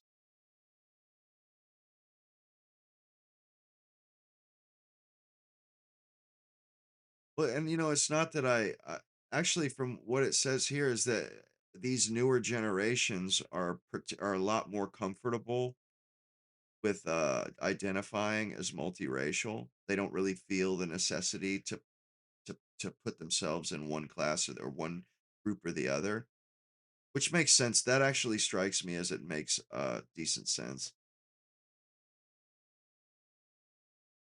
Yeah, the one drop rule is the rule from the South, the Democratic South, the Southern segregationist South. And I get it. They just didn't want their daughters mixing with people, which is, that's totally reasonable. It's kind of a human way of a human feeling to have. I think it's probably a combination of multiracial couples being more acceptable and more common, although they're not really that common. They're much more common than they were, much more socially acceptable. But also it's like maybe they're counting, or maybe a lot of people that are saying they're multiracial, maybe I guarantee you a lot of them we would just say were white or Hispanic or black. You know what I mean? But they're fitting into this. There's no doubt in my mind that this huge jump is not because they just imported 30 million or 40 million biracial people. You know what I mean? Like it's not immigrants. These are the children of biracial parents, a white mom and a black dad or whatever. And honestly, really the only time that it's really ever going to actually change anything is when it is a white person, a white and black couple, a marriage that's between a white and black person, to where they would it would make the kids look different enough to where, like if it's 'cause I dated a chick who she had two kids with a guy that was, I think, half Japanese or half Korean. And you could tell he was Asian pretty easily. I mean, he looked very Asian. And their kids, you could tell one of them looked Hawaiian almost. It's kind of odd because their dad didn't look that way at all. And the other one, you just thought she was white. She had gray eyes. She had really pretty eyes. But yeah, that's pretty normal. But it's it seems kind of weird when you see a spike like this. It's like, what in the hell? What took place here that changed? And I think it's probably just semantics, like how people identify now, and the way that they measure it has probably changed a little bit. Because I don't really see how that could. Maybe it was a lot of immigrants. Maybe these people are just saying, yeah, multiracial, but they're not. I don't know. And in the first or in the map, it shows two or more when the people are biracial, and it does that twice. It does that with two or more, like a white parent and a Spanish parent, or a black parent and a Spanish parent, and then it has two or more by itself.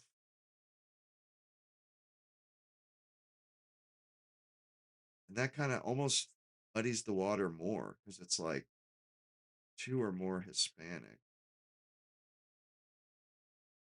and two or more regular. You'd think that they would have did two or more with African American or black and just the regular. I don't know. It's weird. Most of the two or mores are up here too in the Northeast. I think it's a lot of people with one Spanish parent, probably, and then there's a lot of them down here too. The regular biracial people, I guess these are probably black, uh, white people, or Arab and white people, and then down here it's Spanish and white people. Yeah,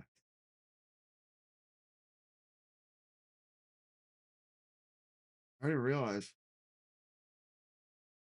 There's actually two counties in America. I think there's two right here where the Asians are the most prevalent.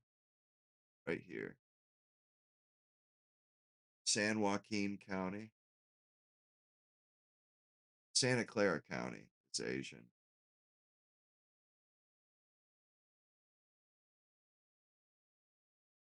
Alameda County is Asian too, and I think they have pretty big Korean populations. I think. I believe they mean American Indian because Alaska is mostly Indian. That is kind of wild that they count it Native American Indian because I thought that the Indian moniker kind of dropped away some years ago, but apparently not. Yeah, because it's American Indian because and because it would, and if you look where these Indian counties are, they're in this like North Dakota, South Dakota, Montana, Washington. You know what I'm saying? They're in those the middle America and Oklahoma, or no, what is this? Colorado and Arizona, or no, New Mexico and Arizona, Colorado. No, it's not Colorado. But it's like those states with that had pretty decent size. Here's another one here too, over in North Carolina. There's a county that's mostly Indian. I'd be willing to bet those are probably they probably have a reservation in these places. Here's one in Oklahoma. I bet you that's what it is. All these states that had populations of Indians, they gave them reservations. Makes sense. My grandfather worked for a county jail in Arizona.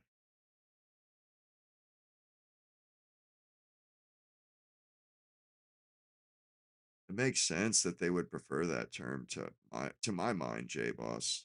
Honestly, and they're kind of a American Indians. They kind of take pride in some of like that we call them Indians. The fact that we had the baseball team, the Cleveland Indians, the Redskins, they actually kind of like from what I understand, they took some pride in that stuff. And it bothered them when we changed it, which actually doesn't seem all that ridiculous to me because they had teams that sort of kind of represented them. The Braves, the Indians, the Redskins,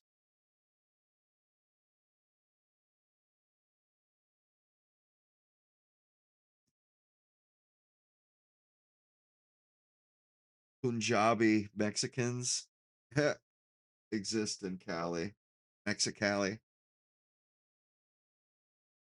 the Punjab.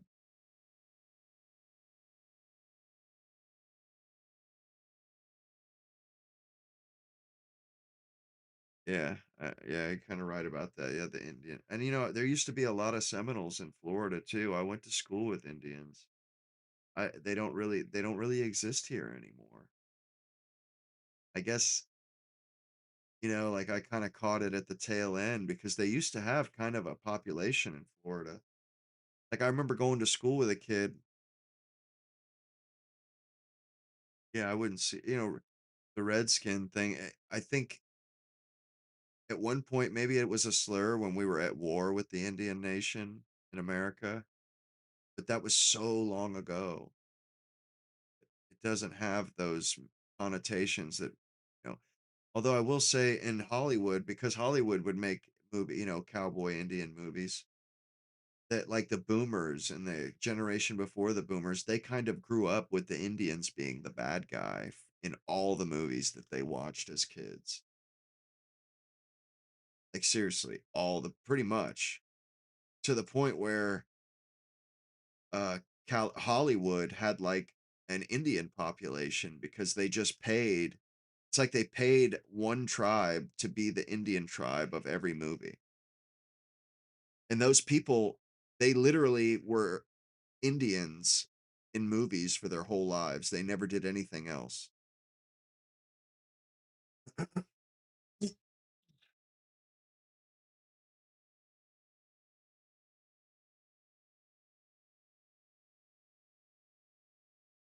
Yeah, well, that's kind of how things went back then.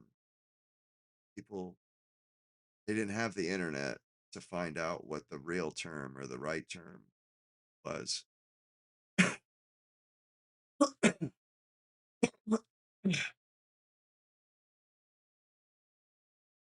And I would imagine that it didn't really matter. They were just concerned with living alongside them or defeating them or whatever.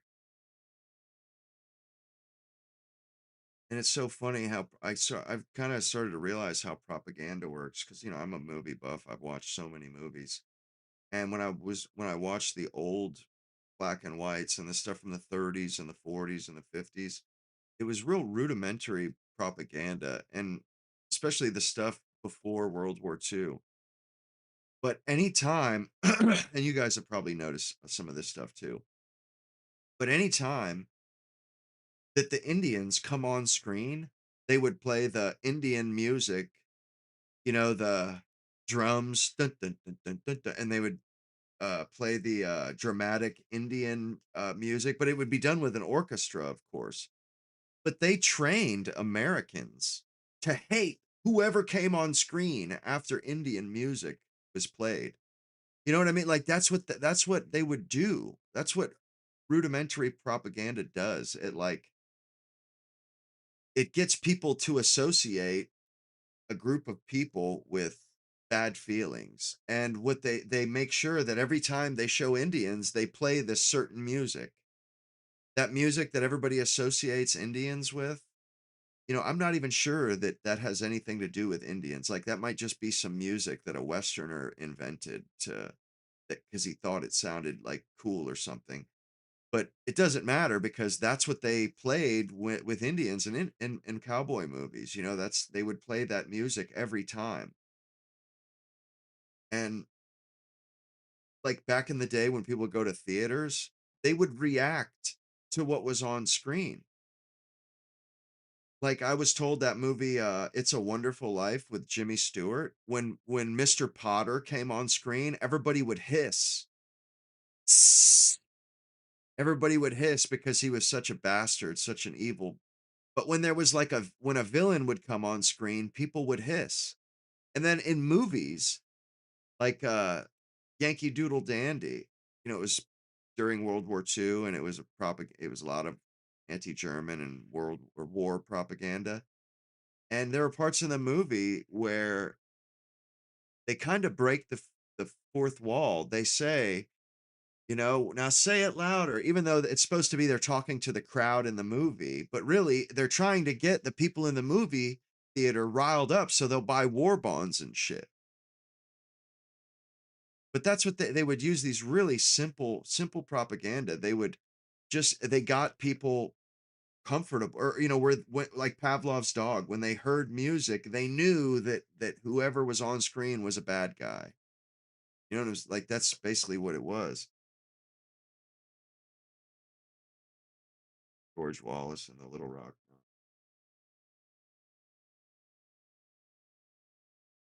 But when you watch old movies like that, you kind of like I started to understand the way propaganda works and the way modern movies work, because modern movies, like when I watch movies, a lot of times I cringe, especially old movies and stuff, because they just do stuff is a little bit more out in the open. They weren't as slick with it.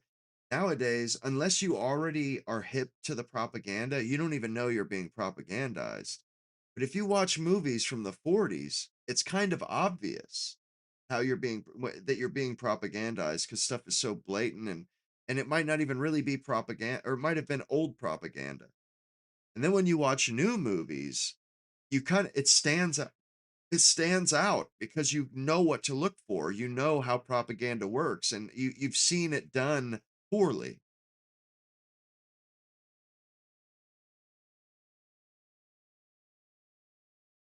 I never seen that one.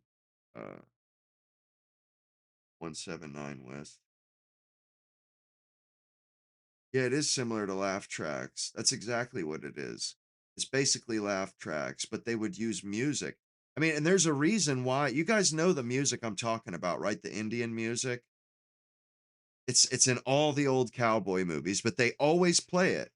And it's just like laugh tracks. They have got you programmed like Pavlov's dog. They play that music so you know the people on screen are villains.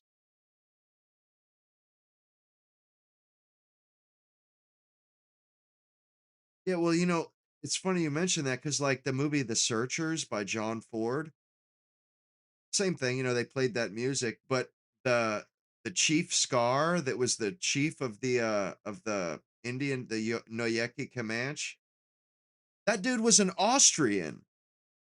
He was a straight up Austrian. And then also, if you've ever seen Kill Moby Dick, Queequeg, the Indian in Moby Dick, that was played by an Austrian too in the original Moby Dick. That was also an Austrian. Like it just blows my mind. And they did a good job both times, but that the guy who plays Scar in The Searchers, when I saw him in another movie about is called not The Profession, it had Gary Cooper and uh what's his name from,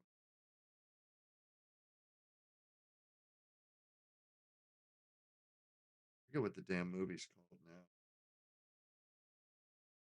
It's a famous movie about, it was about the world, or it was about the Pearl Harbor attack, and it had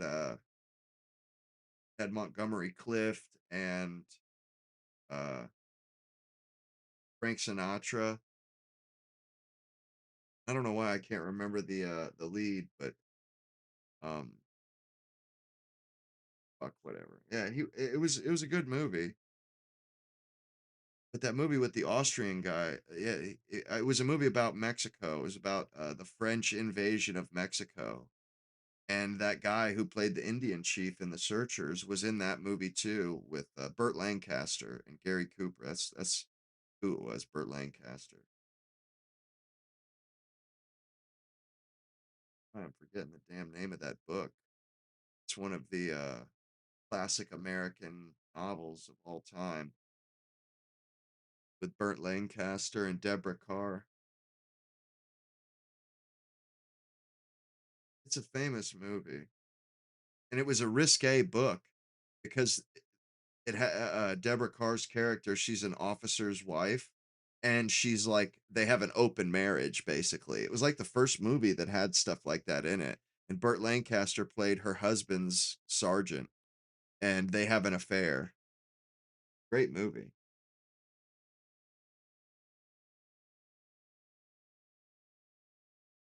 I mean, a lot of people do have native ancestry. A lot of people. I mean, I remember at one point my mom thought she had native ancestry. She had a DNA test done. But I mean, I guess she thought that because of her dark hair, because she like nope, she's the only one that had dark hair and dark eyes like me. And then she had a DNA test done, and that had nothing, like that wasn't the case at all. Jeez, slipped. He should have just stayed on vacation for another week, apparently.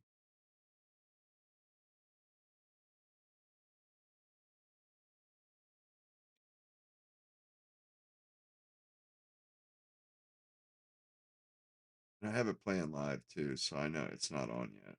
I'm not gonna miss it.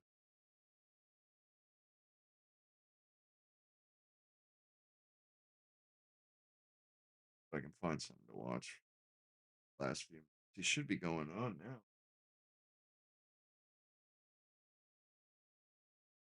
Hour ago. Oh, it's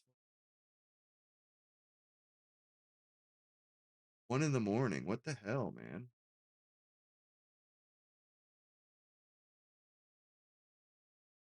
Yeah, I appreciate it. 179 West. Good looking out, dude. Yeah, hope to see you again, dude.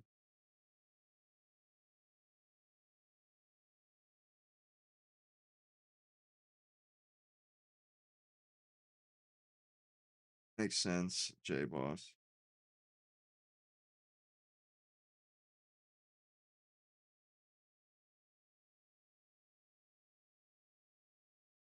Oh, that's sucks. What, 79 West. Reap two graves.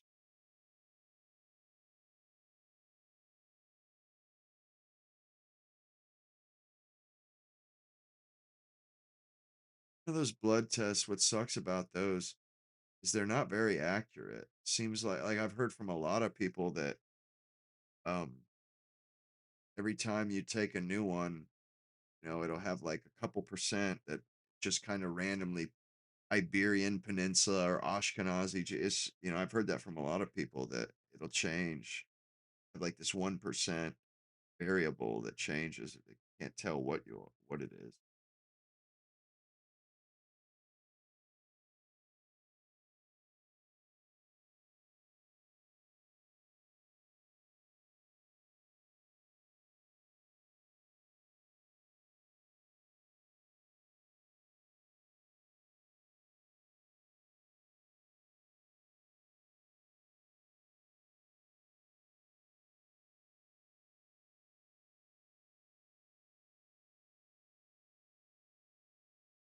It's kind of funny. I feel like,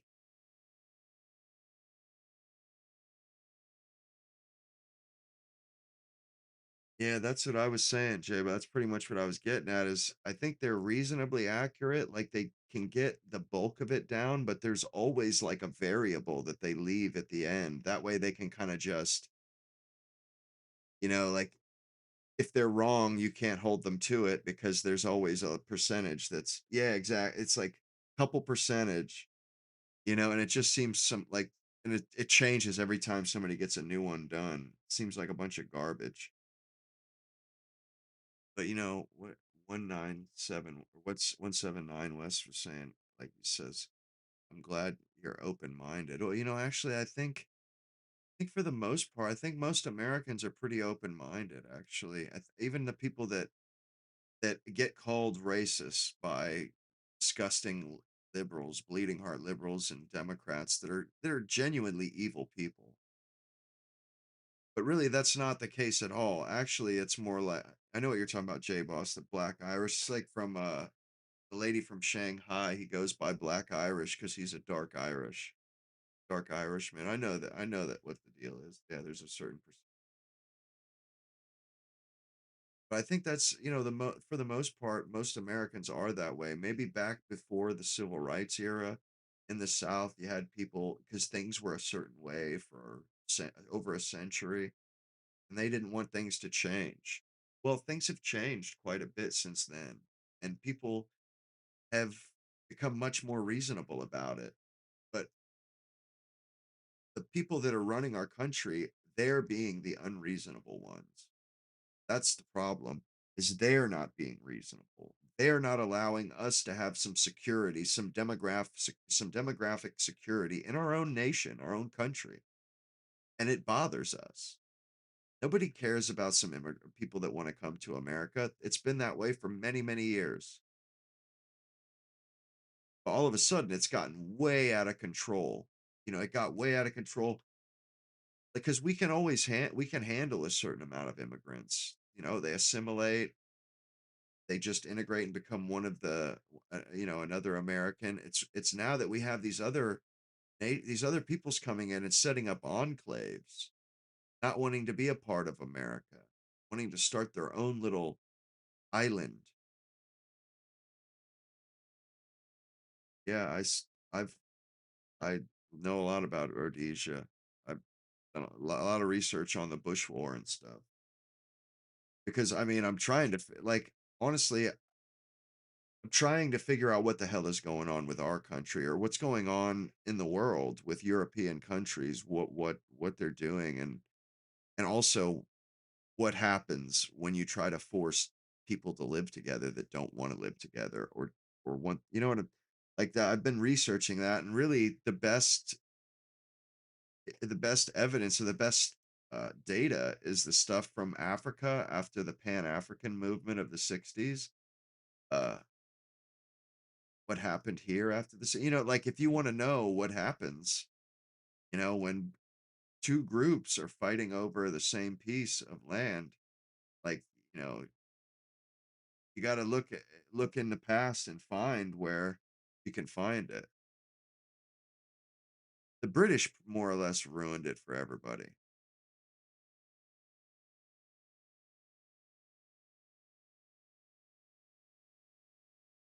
Yeah, I think those are bullshit. When you get 1% black or 1% something, it's total bullshit. Yeah, I know South Africa is fucked right now. They're not doing good. And you know, what's crazy about South Africa is the blacks in South Africa right this second are they're pissed because yeah, they're saying, "Wow, we had a better standard of living during apartheid. We should have just kept apartheid. These assholes talked us into getting rid of what made our country great." Now they're like pissed. Now that and they just try to they try to blame somebody else. Every time before it was colonization, then it was apartheid. They got rid of apartheid, and now it's foreigners. They're literally, getting violent in public, like public squares and stuff, beating up on Africans from other parts of Africa. Black guys fuck, just really beating them up, getting violent with people.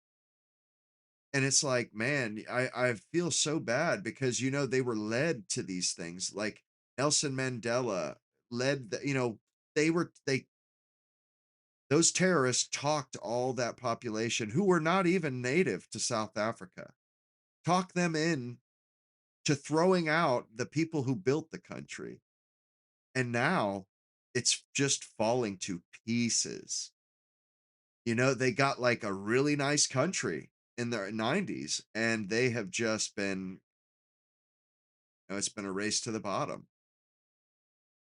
I literally watched something yesterday. I was watching Frank Zanu and he was talking about it. And you could tell the guy had nothing but resentment and disdain for what's happening in South Africa.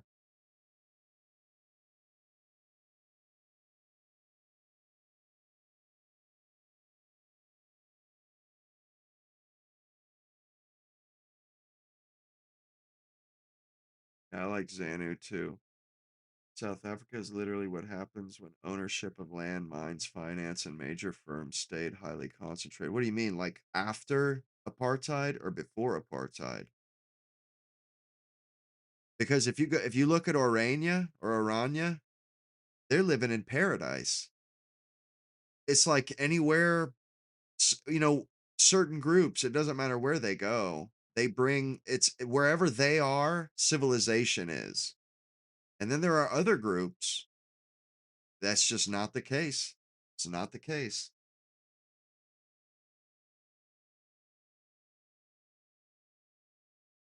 It's funny when I was in first grade, it was right after the ending of apartheid. I remember in my first grade class, this girl named Clarice. She just moved from South Africa. I grew up with her. She rode my bus, lived down the street from me. And she didn't really remember much of it, but yeah, their family were refugees basically. They got while the getting was good. She was lovely. She was a brunette with really pretty blue eyes. Oof.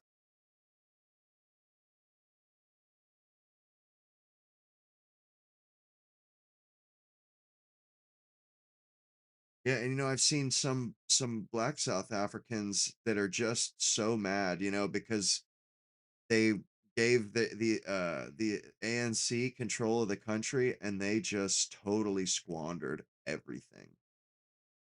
And I love like the gods must be crazy. I have like everyone. I have this number two, number three. Like I love those movies. I love seeing South Africa during the 80s. It's kind of cool.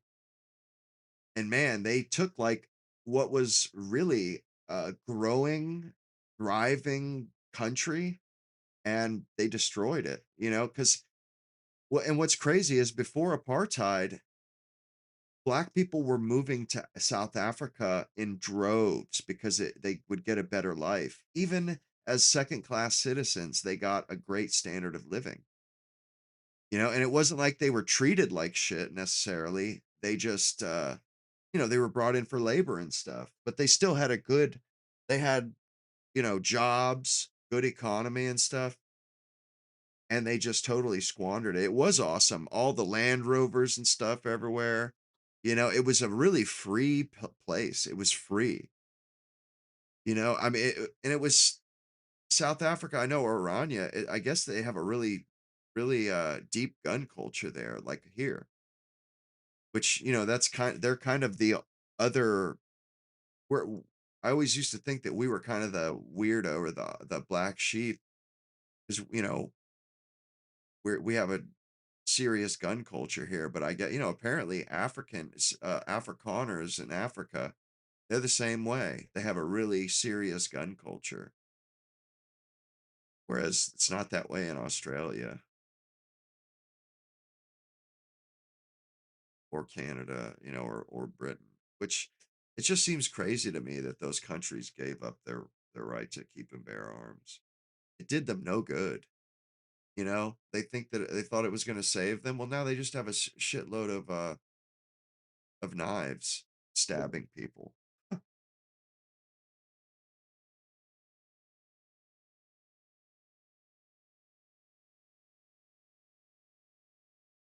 Well, no, it's not the political liberation without deep material redistribution. No, that's what that's what Idi Amin did. He threw everybody out and tried to give all of the businesses to the Africans, and they didn't know how to run them. They ran them into the ground.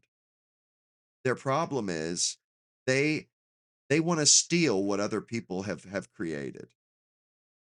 These Africans, they're not smart enough to create these things apparently. But they move to South Africa and they see how well other people live, how well the Afrikaners live, and how nice their houses are and their cars and their businesses, and they thought it looked easy. The Afrikaners made it look easy, made civilization look easy, made business look easy, made life look easy. So they stole everything from the Afrikaners. They threw them out. Same thing with Rhodesia. They stole everything from them. And then everything literally turned to shit in their mouth while they were trying to eat it. The proof is in the pudding, or in the eating of the pudding. Yeah, and that shit turned to ash as soon as they bit down on it, because they had no training, had no skills whatsoever. I mean, they did it to the Indians too. Idi Amin threw all the Indians out and stole their businesses, gave them to black people, and then guess what? The businesses just disintegrated. They never maintained it. They didn't manage, like they didn't know how to run a business. They gave them businesses when really businesses, they're not entities. It's like it's work, when a business is not just an item you own, it's a way of life, and reinvestment and work and building something up. They take it from the guy who built it up and who designed it and knows how to run it, and then give it to somebody who's never run a business in their life and then wonder why it didn't work. I mean, and like I agree with Zanu. If those people, if they want to fix the mess they're in, maybe they should hire some white people to run their country, because or they really messed up when they ran the Afrikaners out, because they would have ran everything. They would have they could have just they could have worked something else out other than stealing everything and throwing people out. And especially since the people that they wanted to replace the Afrikaners with had never run a country before. And like how Zanu puts it, it's like being up in, the South Africans, they if their country is like an airplane, and the the Afrikaners were the pilots, and they take off from the runway, they get up in the air 20,000 feet above, and then the black people throw the white people out of the plane because they don't like where the white people are flying the plane. And once they throw the white people out, then they look around, they say, anybody know how to fly a plane? How fucking stupid. How fucking stupid can you be? Like, these people, you know what? They had never run a government before, and nobody in their ancestry had ever run a country. What makes people so arrogant to think that they can just wake up one day and do it's like ridiculous. They literally threw their pilots out of their plane, and then when the plane crashes, like, what happened?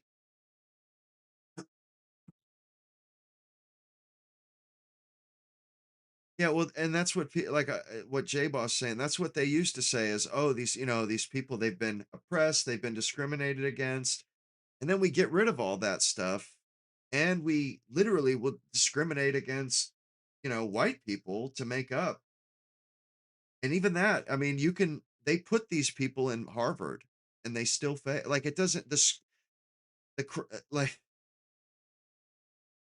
it's not where they live. It's not the crime. It's their way of life.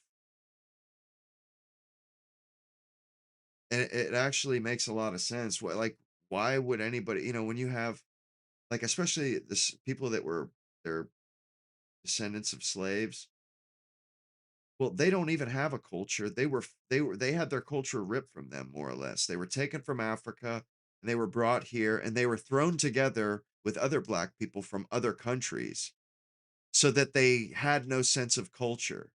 They were literally stripped of their culture and they had to figure it out. And what I mean by culture is how they raise their kids, their child what their childhoods are like. Well, and our childhoods, what they're like. Our childhoods, they're all about civilizing us and how to get along with other people and how to find consensus and how to do stuff without getting violent, how to disagree without becoming violent. And it's taken our people thousands of years to get to that point. You know how many civil wars? We've literally fought two civil wars in the last 500 years as a people. We fought the English Civil War and we fought the American Civil War. Like it took us a millennia to get to the point where we were or where we were fighting wars amongst each other as Europeans. It took us, over 1,000 years for us to get to the point where we can live together without killing each other as Europeans, just as white people. It took us 1,000 years of civil wars and hashing it out, duking it out. But we're at that point now. Well, the Africans, it's like they just woke up, basically. I'm just using that as an example. We've been working towards democracy as Europeans since Rome. The Africans, they were just kind of dumped, sink or swim, dumped in the lake and and they weren't expected to swim necessarily, but they're in the modern world, but they didn't have a millennia of civil wars and civilization and becoming civilized and being able to live with each other. These people, they're right out of the bush. They have no I'm not saying they can learn it. Like we weren't that way either. After the Roman Empire fell, we were freaking barbarians for 1,000 years. Pretty much.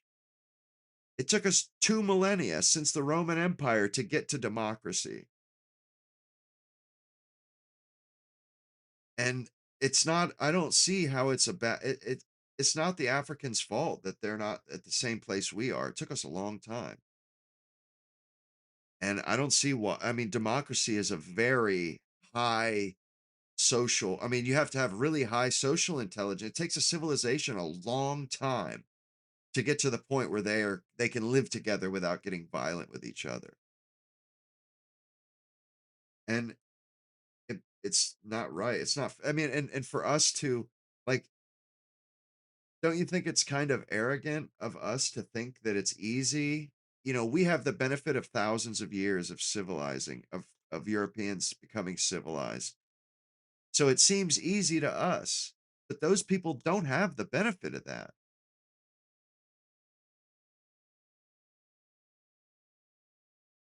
And I kind of feel like the Democrats and liberals, they're kind of arrogant. Like they think that liberalism is easy and that it's not learned, that it's the natural human condition, that humans are naturally liberal. Humans naturally don't mind living amongst other peoples. That's total bullshit. It takes a long time. It takes civil wars. It takes a lot of blood in the dirt.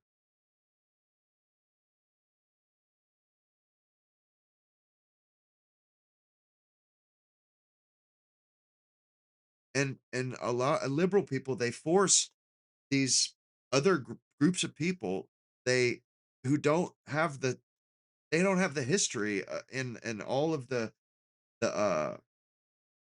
like these are people that have never come up with their own written language and have never had their own currencies. You know, like they civilizationally they never reached the point where they even had their own money or their own written language. And we're expecting them to do democracy good when they've never even invented a language or a currency. But somehow they're going to run sophisticated government like South Africa and they're going to do it well. Isn't it kind of arrogant to just to assume that Europeans are civilizationally no different than pre-civilizational cavemen? You know, that we're no more civilized than cavemen. A caveman could walk out of the cave and could run a democracy. Isn't that kind of absurd? That's not how it works. Humans don't work that way.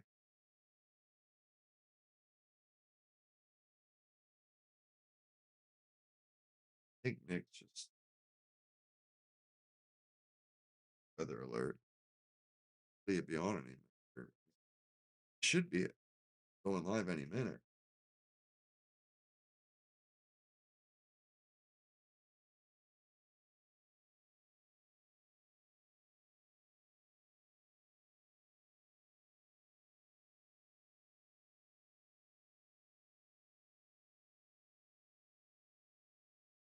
That's right.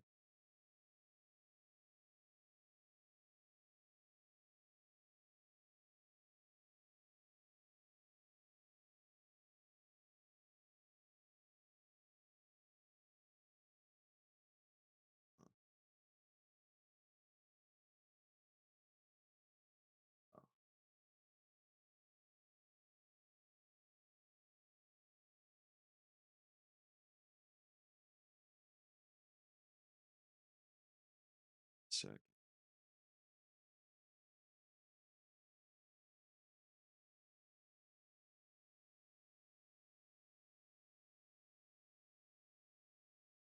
I'm trying to pull up his plan.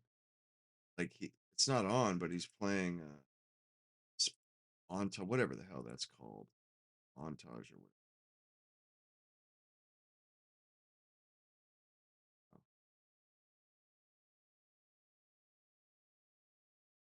whatever. In the ass.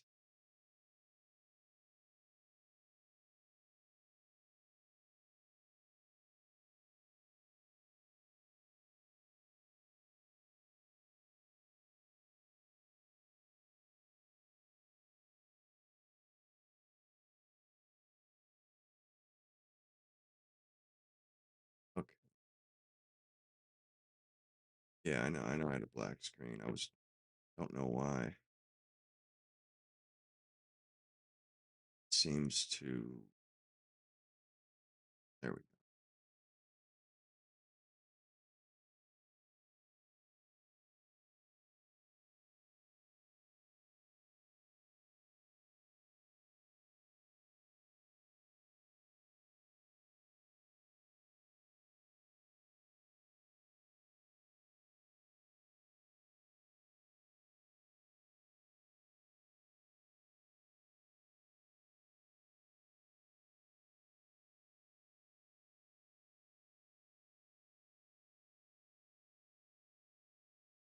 Yeah, it's not on yet.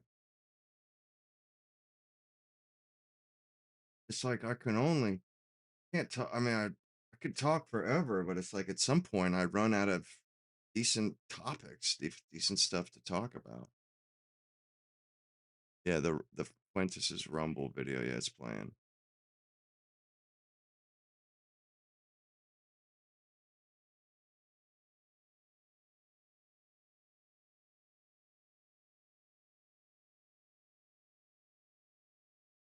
That was really cool of that guy. He freaking super chatted like $20, man, out of the blue. I've never seen that guy before.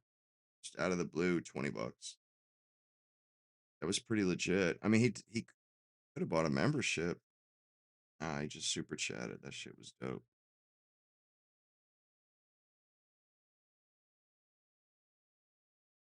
See if I can find something to watch. I need a second, just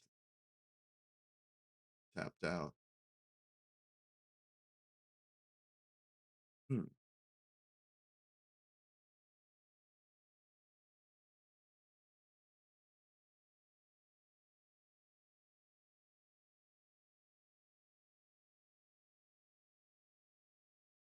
Actually, found something that it's pretty good. It's one of those videos about Israel where they're settlers.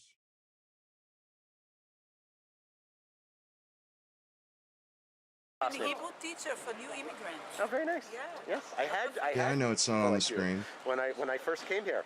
Okay.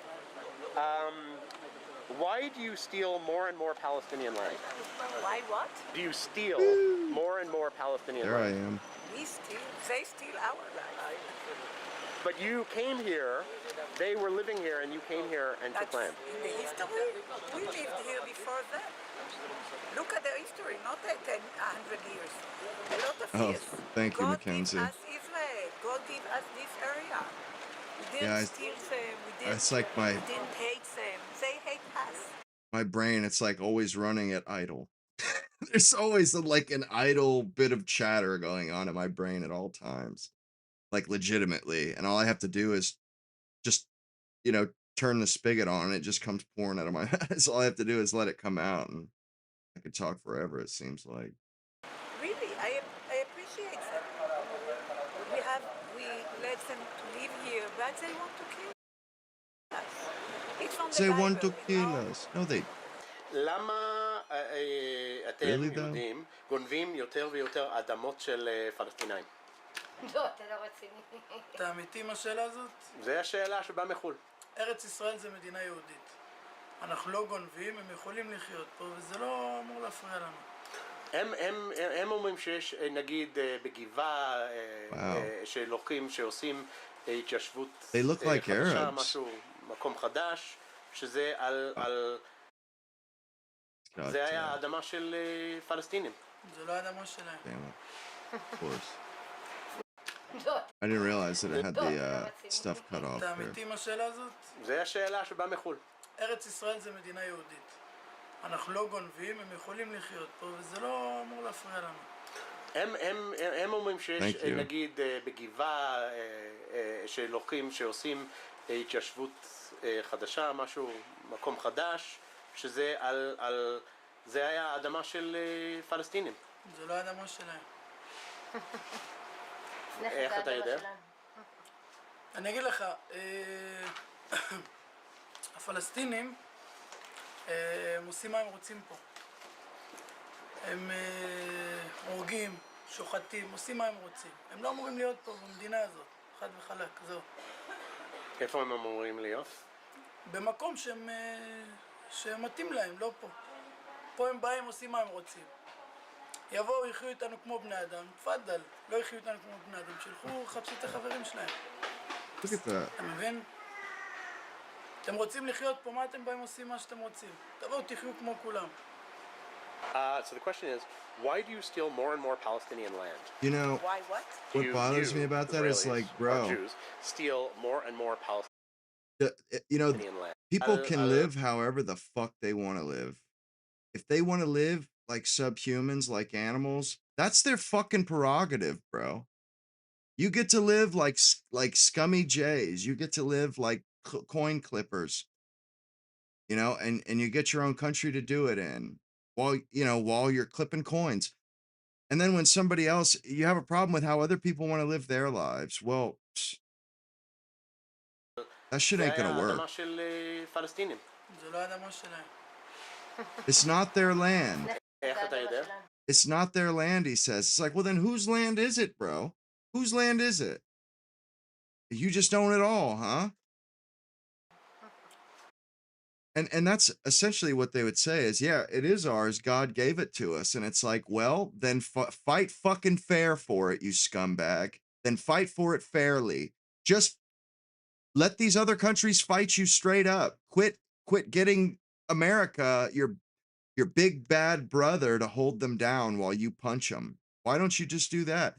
Or, Fight them straight up. Then you can say, hey, we took it fair and square. They don't want to do that though.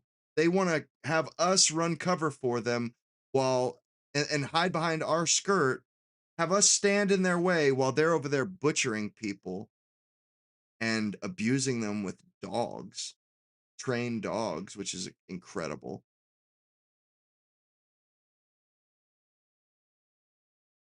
Yeah, I doubt it exists, but it's like, you know something? I hope they get what they're going to get what's coming to them. And no, I'm not the only one. There are so many people that this is their like they're paid to be foreign policy people that are like, you know, if Israel wants peace and security, this is not the way to go about it. This is the way you would go about something if you wanted war and no security. They don't want to live alongside their neighbors. They want to, you know, it's just like they're going to take from their neighbors, but you know they're not going to just take it without a fight. And they're fools. It's not we can't have it's not like we're not going to go in there and slaughter all those people. We can't even take out Iran if we want, you know, without basically leaving our own empire in the sands of Persia.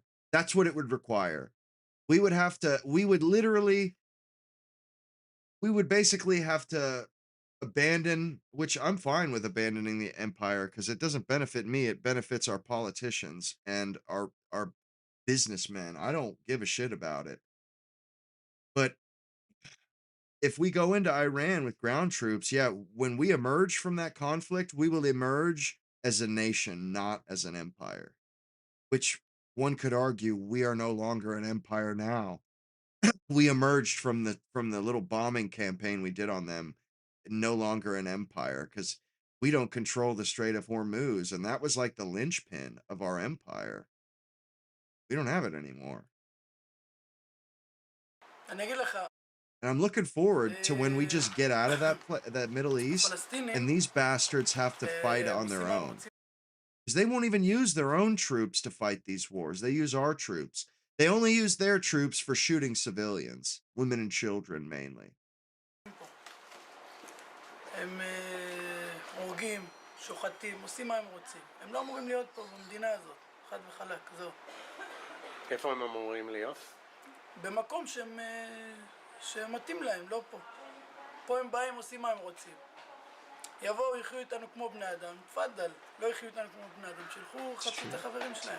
It's a good point.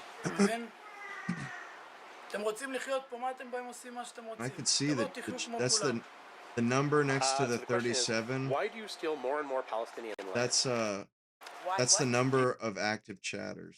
You, Israelis, or Jews, steal more and more Palestinian land. Okay, because we're not stealing, it's ours. It was our birthright in the Torah. It's your birthright. You do realize that your people are the authors of the Torah. So what if the Chinese just say, yo, we just found an ancient book that says we get to keep the Middle East, and hey, yo, they wrote it before the Torah. It's ours now. I mean, that's essentially the argument that's being made here.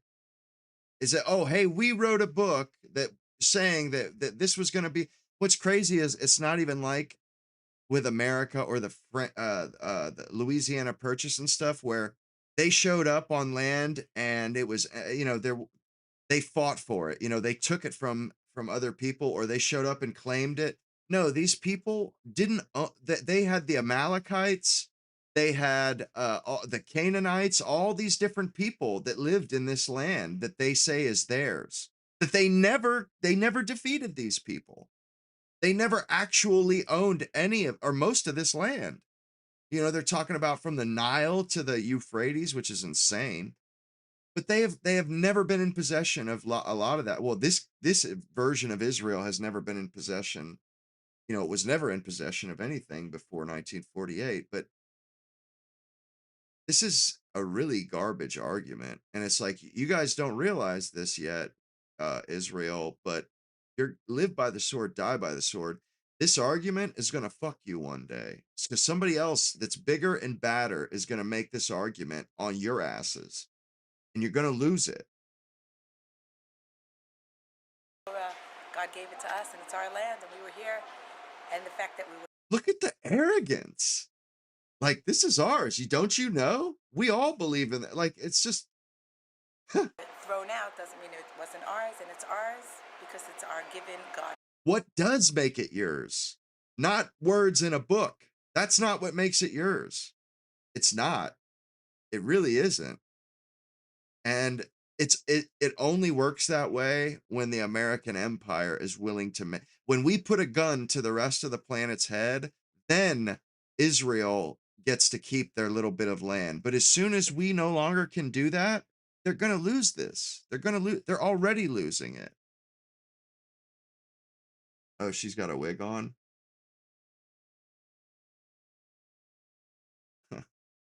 I didn't realize it. But they're all like last year, they had a net negative, like they lost population last year. More Jews left Israel than moved to the country.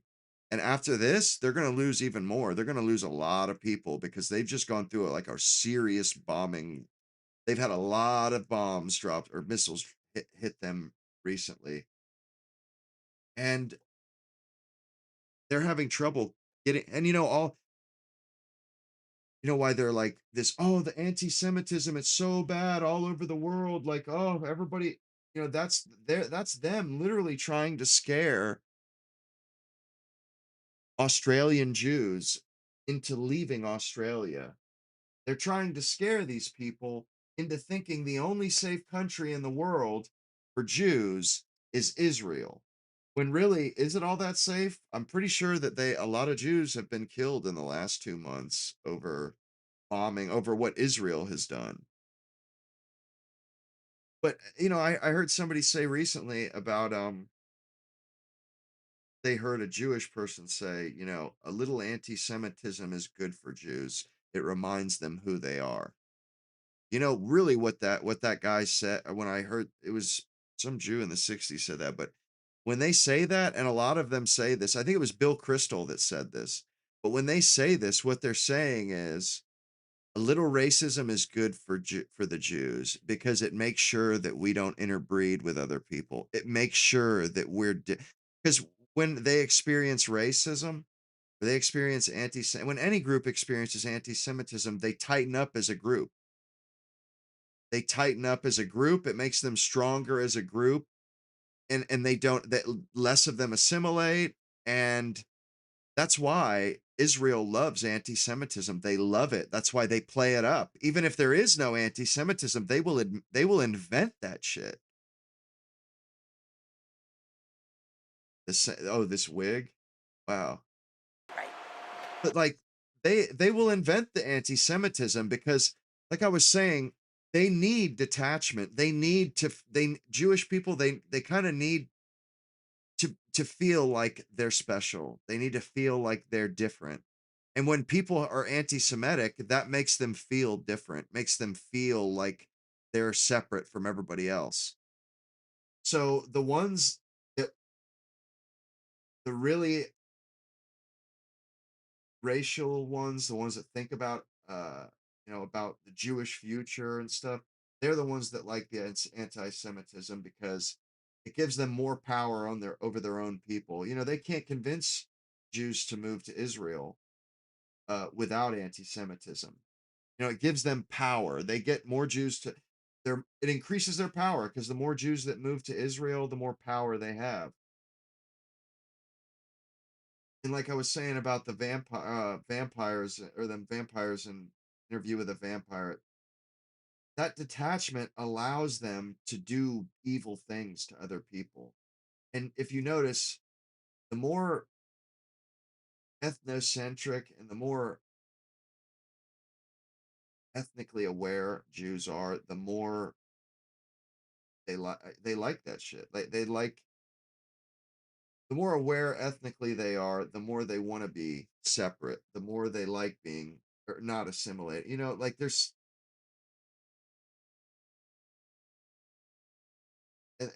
they understand that anti-Semitism from other groups or the appearance of anti-Semitism is good for them ethnically. It's good for them nationally, as in like Israel, the the Jewish ruling elite, they see it. It's a pure a net benefit. It increases their power. It increases their solidarity. It increases their population because they're less likely to interbreed with other groups. So this is like, and I remember when I dated that Jewish chick, that was like the main thing I learned from dealing with her, or from being around her and her friends, was that the identity, they hung on to it because it made them special. Because being Jewish made you different, or made you special. Their parents tell them, oh, they're the chosen people, they're special. And then when they experience anti-Semitism, it kind of reinforces that. And I remember saying to her, like, why don't you just, or, why do you insist on wearing it on your sleeve and throwing it in people's face? Like, people wouldn't say anything. They wouldn't even know that you were Jewish. And that, like, she, like, that like made her scoff. She, wow, I'm proud to be Jewish, this and that. And that's when it occurred to me, okay, I see. This is like a complex. This is how they feel good about themselves because of this. Like and it's not necessarily a bad or a good thing. This is just how they are. But it's starting to become an obvious bad thing. A lot of people are being killed over this. Okay. So let's take that to let's pretend there's a situation where there's a Palestinian living on some hill, or there's a village here. Is it your right to go just take it away from him and you live there?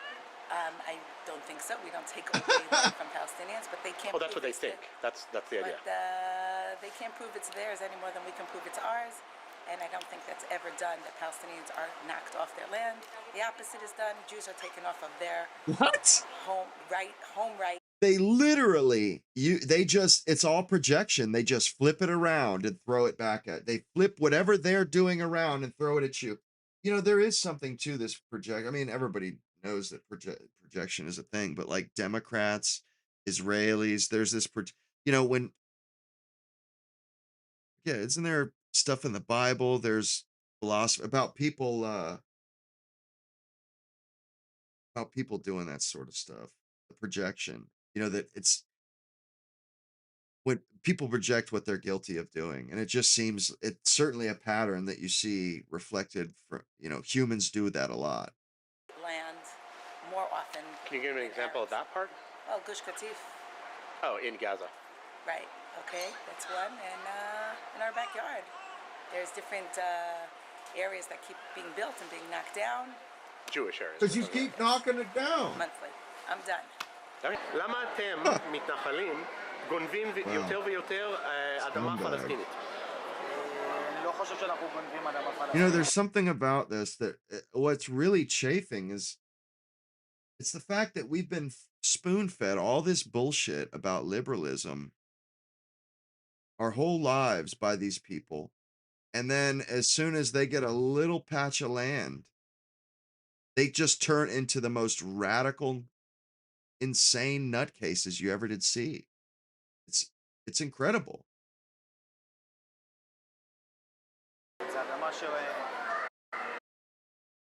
שזה שלנו עוד מלפני 3,000-4,000 שנה שהובטח לנו, לא באיזשהו גנב, העובדה שהם הלכו ולא קמו ומנסים לקחת לנו את האדמה הזאת, העובדה שהם הלכו. You literally, they wiped out whole civilization. The Amalekites, they wiped them off the earth because God told them to. זה גם מי כמה זה אלפי? הפלסטינים, ובואו ננסה לעשות... רגע, מתי? שנייה, בואו נעשה שתי השחזור בהיסטוריה. הירדנים היו פה לפני כביכול שגם מדינת ישראל קמו, הירדנים היו פה והיו פה מלחמות. זה לא שהם היו פה ושלטו והיה להם, זה לא היה שלהם, זה היה תמיד בשליטה של מישהו אחר. מדינת ישראל תמיד הייתה במלחמות מול כל העולם שהיו... אבל נגיד, ניקח דוגמה של מעלה אדומים. היו פלסטינים פה לפני. אני לא יודע, כאילו, אני פה בסך הכל 5 שנים במעלה אדומים, אני בירושלים במקור, ותמיד יגידו לך, היו פה או לא היו פה, זה מלחמה שתמיד אפשר להתווכח עליה. אם הוכחה שאני לא יודע באמת אם היו, כי אנחנו באמצע, מעלה אדומים אמצע המדבר, אז אני לא יודע אם היו נגיד בדואים או משהו, נגיד שהיו, מה אתה אומר על זה? אני לא יודע. אני לא יודע את ההיסטוריה כל כך עד הסוף שאני יכול לענות לך תשובה. Why do you steal land from the Palestinians? This is a question related to history, yeah? And stealing is not the word, it's conquer. We conquer. Every state, every nation in the history conquered. So we conquered the territory of the Arabs. They left, so now it's ours. Now they want to take it away in their own way. It's fine by me. Okay, so what do you mean it's fine by you? It's fine by me if they want their territory back, so they fight for it. If they bomb, how they bomb, they kill, their own way. So you can even understand? Yes, I can understand. Okay. So what do you think should happen then? How do we I don't stop? mean to be in the If way. let's say the goal is to end violence, Okay. how do we do that? Like we as a people, we as a country, we as a government. Whatever you think. I don't know. We want to hold the land, yeah? I don't want to release my home. So But they got to I release think the fight theirs. will never end. You're a settler.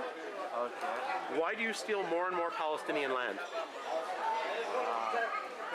Nice question. Yes. I don't know what to say. Probably just God wants. God wants you to steal land? We don't steal. According to Palestinians, they feel you stole this area. You took Nick it just by force. Okay. sent out a message saying he's hurtling towards us. Should be coming on in it. So they can think like that. If we're gonna go last when we get the Bible and the Bible right, Israel is the Jews. Oh, by the way, my strike finally fell off my channel. They hit me with a strike in September for 3 months, and then 7 days I lost the strike. After 7 days, I got hit with another one.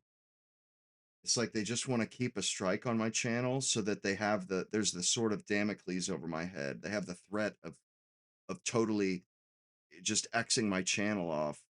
So they always hit me with a strike right after they let me off. Like, it's an obvious game they're playing. We have few things we can talk about. If they say it's Palestine or if they say it's Israel. Everybody's come from different ways. Okay. Okay, so let's say you say God gave you the land, but what about the Palestinians who already live here? We don't have choices to live in peace with them. That's it. It's not who is right or is wrong. This is the situation. We don't have choice. It's like the Indian in America. It's the same thing. So you just have to deal with the situation? למה את strike. בתור מתנחלת גונבת יותר What do you mean, ויותר Jay אדמה Boss? פלסטינית? א', איך אתה יודע שאני גונבת? לא יודע. בגלל שאני גרה בשטחים. כן. יכול להיות. בן אדם יהודי, יש לו את התנ"ך. ספר בראשית, בהתחלה, השם הבטיח את הארץ לאברהם אבינו, לאורכה ולרוחבה. אנחנו חזרנו אחרי 2000 שנה.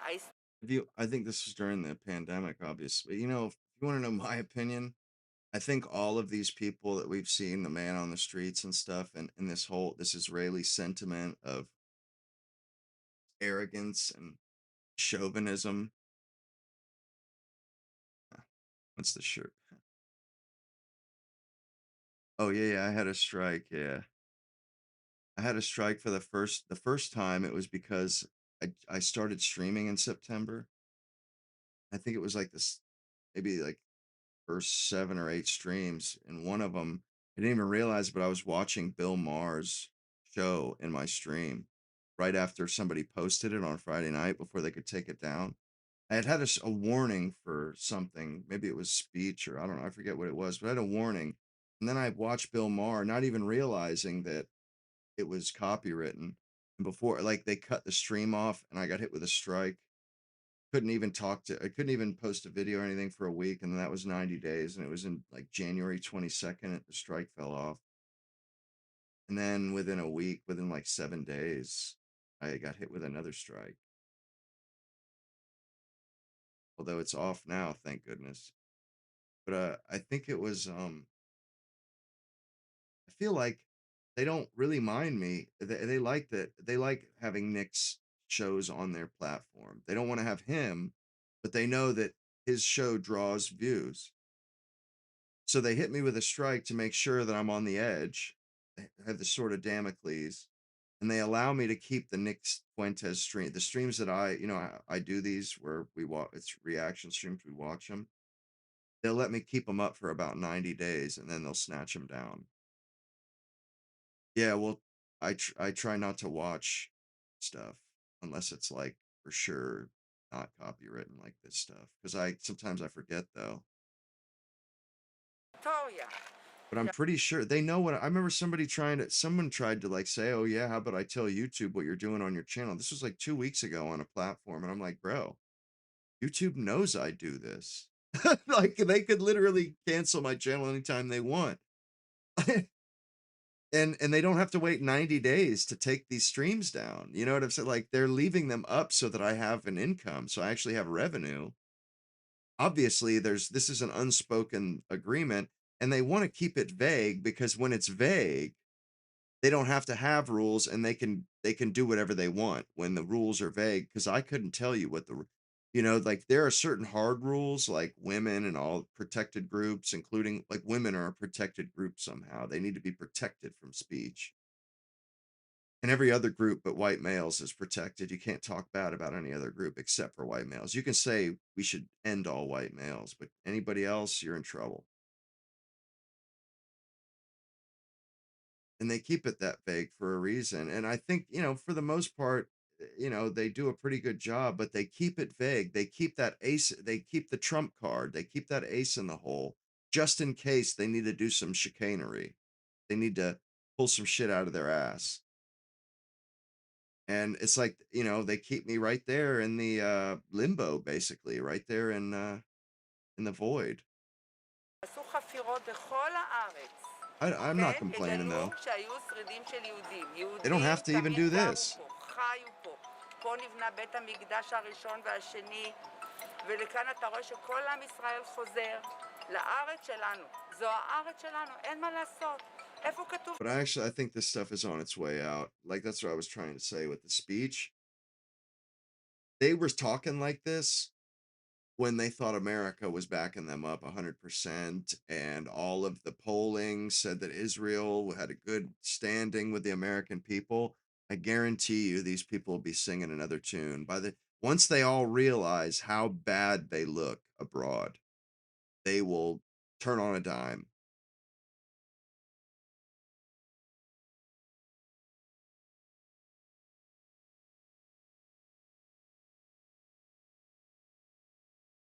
Yeah, well, and what's funny is now that you say that, Mackenzie, when I first started streaming him, at first I started just doing just him, where I would come on right before his show, right when he said he was going live and do that. They would take those down pretty quick.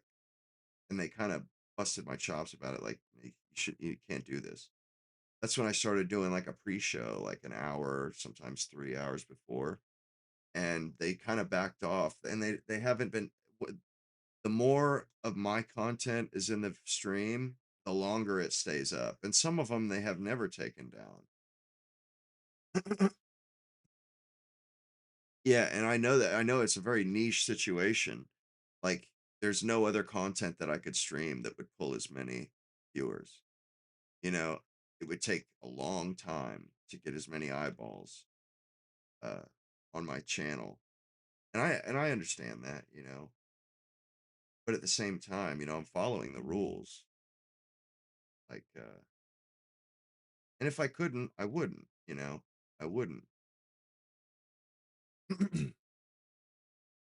Like it's just funny how people like try to bust my balls, like fans or random people. They'll be like talking shit. I'm like, bro,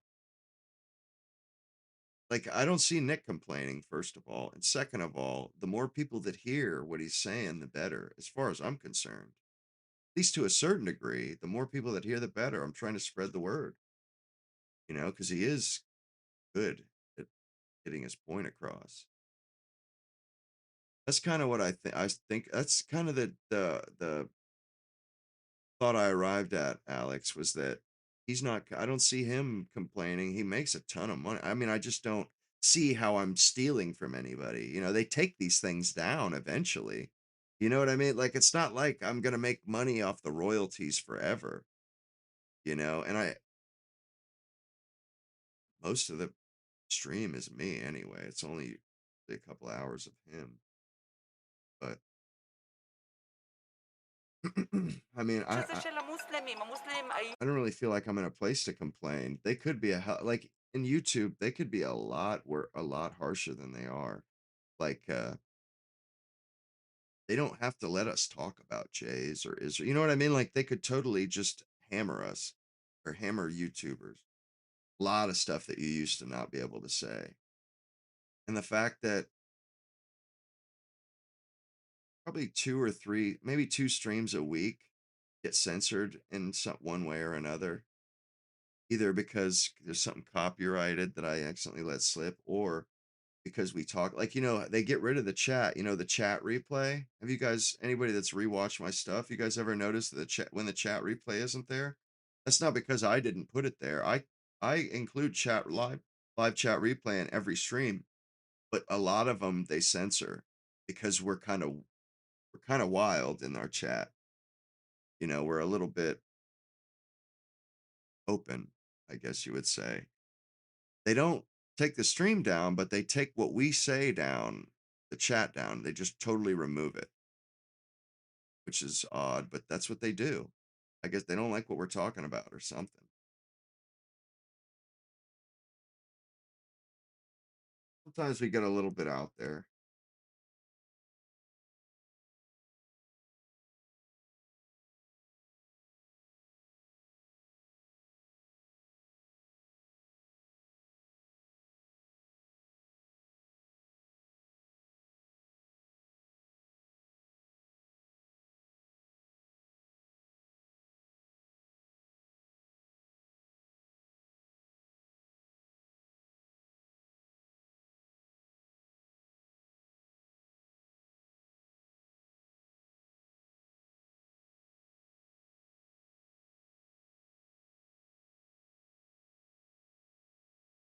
All right, I'm just trying to take down or close some stuff down.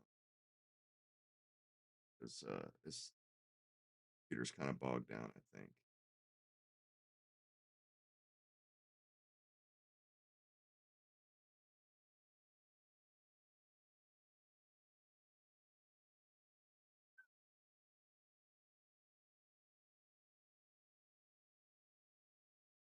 That's actually why I was just talking about the chat. That's why I include the chat on the screen usually, so that I can see. 'Cause a lot of times I go back just to read you guys' comments, because a lot of, when I'm like kind of trying to focus on a point, getting across a point, I purposely avoid the reading the chat because it just throws me off.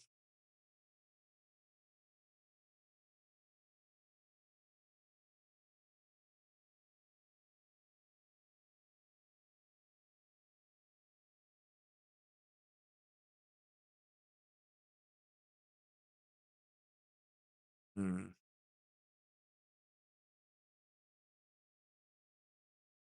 Shit.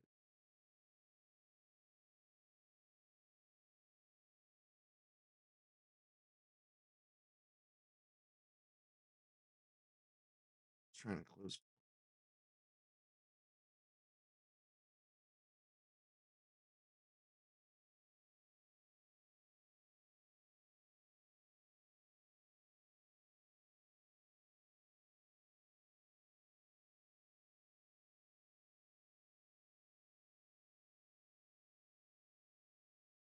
Boy, this is pissing me off.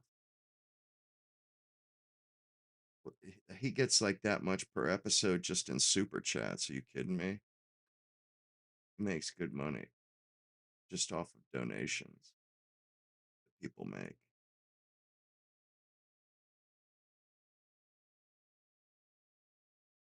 And that makes sense because really there's no other way to patronize Nick Fuentes. Unless, I mean, I guess you can do, I think Rumble has memberships now. He's got a few ways now, but a couple years ago, you kind of had to send him money. Just send him money.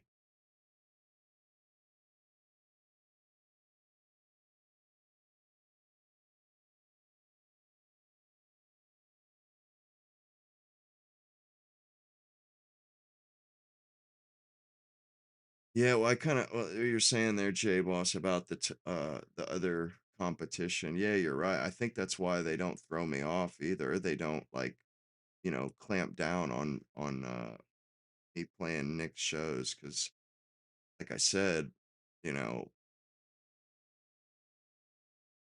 I get a lot of views because of that.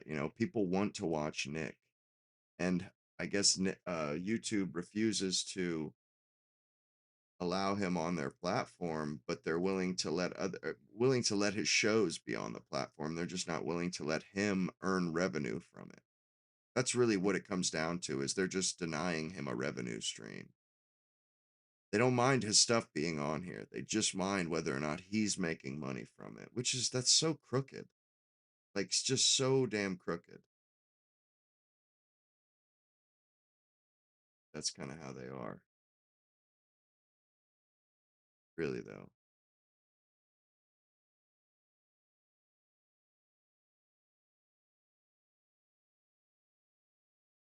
Sporadic. Yeah, I like Kick too. The only thing about Kick is,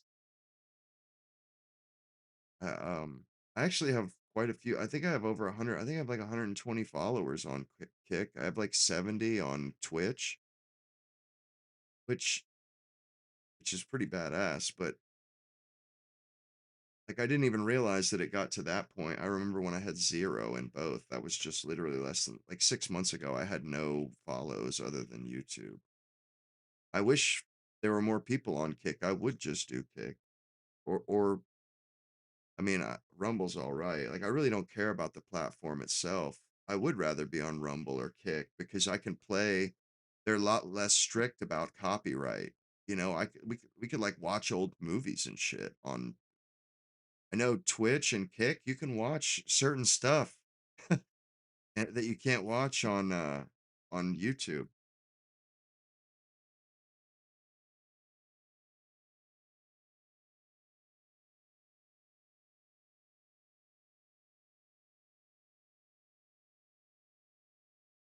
Oh, you get hammered with the ads. Yeah, that's true. And that's what I was saying, is I'm pretty sure they benefit from these streams more than I do.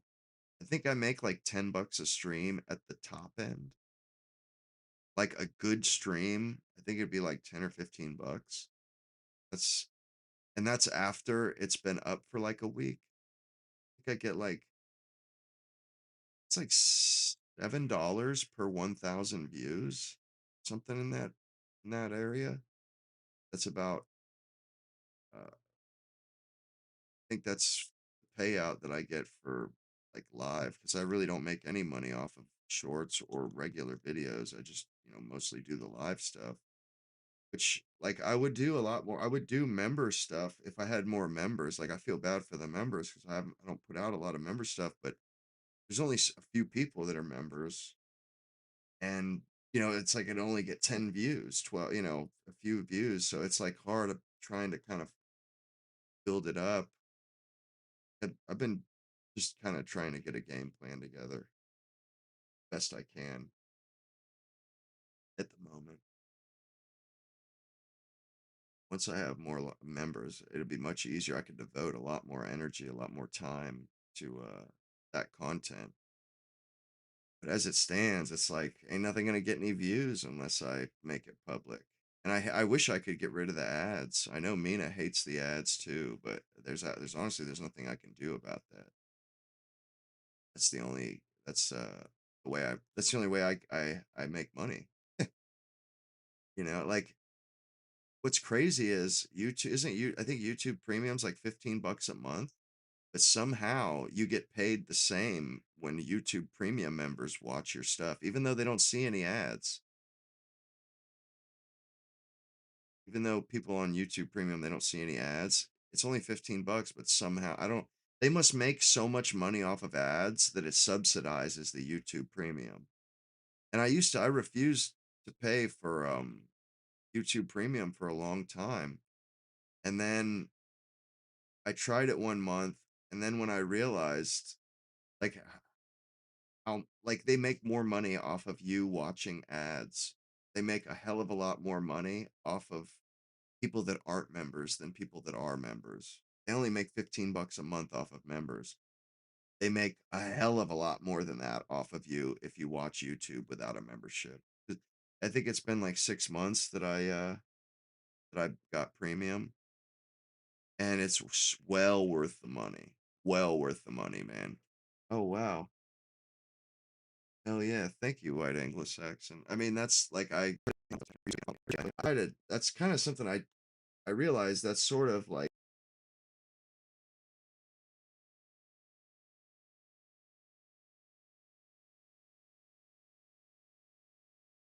my selling point. Like if I do have a selling point, it's certainly I think it's the ambiance, the atmosphere of the chat, and just I actually talk about stuff that I care about, and a lot of that you guys care about too, obviously.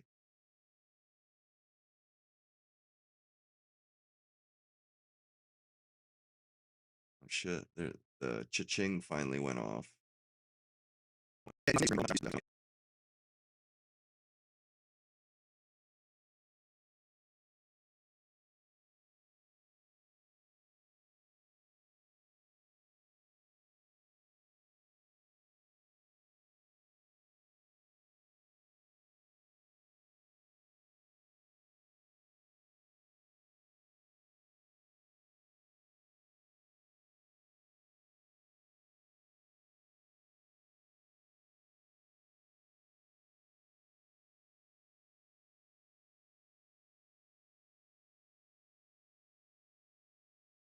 I don't know why the hell my computer's getting all fucking throttled.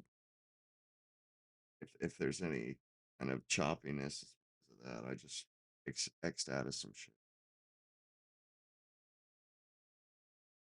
Bro, no way. Oh, I see. I see. All right. Do not know what.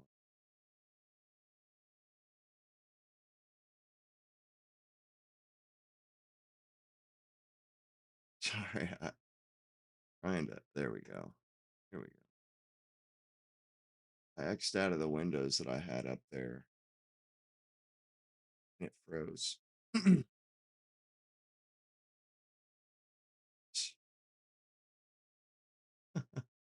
Lost a bunch of people there. Yeah, sorry about that. My shit was throttling because I had a bunch of stuff. Yeah, my it was throttling because I had a bunch of web pages open, and it didn't like that apparently. Yeah, hopefully that's better.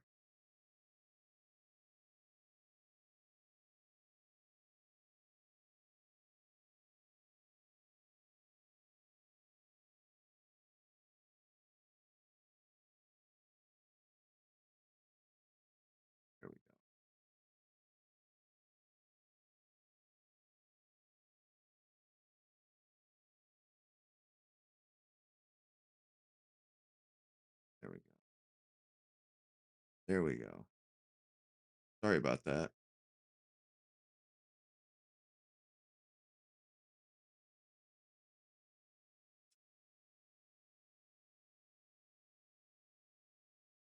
Man, it's really getting late too. 2 o'clock in the morning. Holy shit.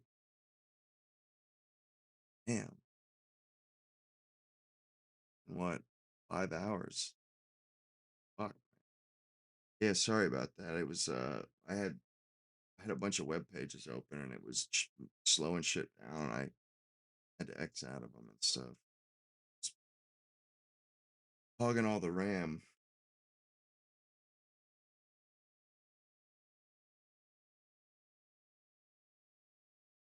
And he didn't say. I mean, he didn't say anything about a slow news week, so maybe he actually has. He must have something to talk about.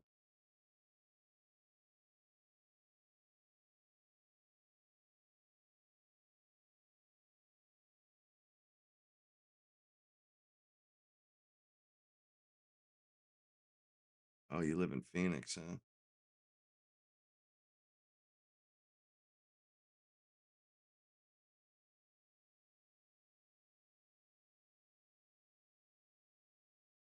Yeah, I know. I agree with you, Bob. I've been trying to like Canva. You got to pay for it, but I've been trying to find one that's like animated. An animated icon. The ones that like the little like and subscribe thing pops up, then it clicks on the bell. Yeah, I've been.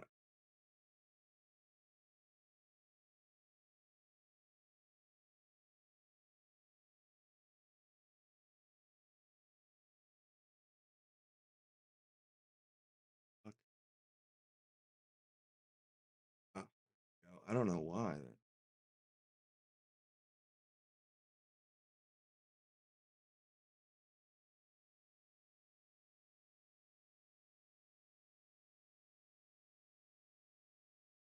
What do you mean drop the kick link? Oh, so people watch it on Kick? Is that what you're saying? Yeah, it was frozen for a second because of OBS. Had to restart the capture. So drop the Kick link also to get more subs. I think I do have like 120 people following me on Kick. I remember when it was 0. Like got a few uh to drop the Kick link. Yeah, you're right. I have the like and subscribe thing where Nightbot drops it every 10 minutes. But I do a Party, Kick, Twitch, YouTube, Rumble, Substack, and X.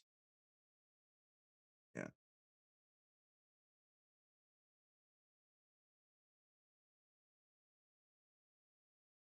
Yeah, I honestly I hadn't really been thinking about like Kick and or in Twitch and stuff. Like, cause I always I had like 700 subscribers on YouTube, like at the beginning of the year, because I used to do pipe tobacco videos. I've had this channel for 12 years. Oh, okay, hell yeah. Yeah, I do have a Kick. It's JT Blaine on Kick as well. Like I changed the name on Twitch, Kick, YouTube, on most of them. The thing about Kick though is like I do have them. They're included in the chat I normally have on screen, but most people are on YouTube.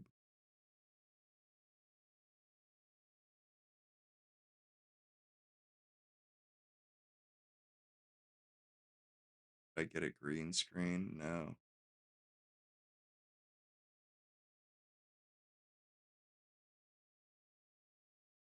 Yeah, well, I mean, I bought a MacBook a little over. I bought a M4 Pro MacBook like a little over a year ago, basically specifically for this. But yeah, I have it set up so that it doesn't tax my stuff very much to go live on all the different platforms because I use uh the same resolution, it's all 1080p. So my computer actually only converts it I record everything. My screens are all in 1080p, so my computer just renders it in 1080p and then sends out the same signal to all the platforms. Because I was at first I struggled with that. It took me a while just to get to this point. Like I'm kind of clumsy with it now, but there was a while when I was like incredibly clumsy, like bad. I think. Oh, there you are. It's same name. It's kind of funny. I think. What's his name? Brand, the one on Twitch. He he's been watching me for a hot minute. Dude has been watching me since the jump. Like it's been since before I took like I actually got when I was still getting 1 or 2 subscribers a show, straight up. He's been watching me since the jump, since I started streaming. It's pretty legit.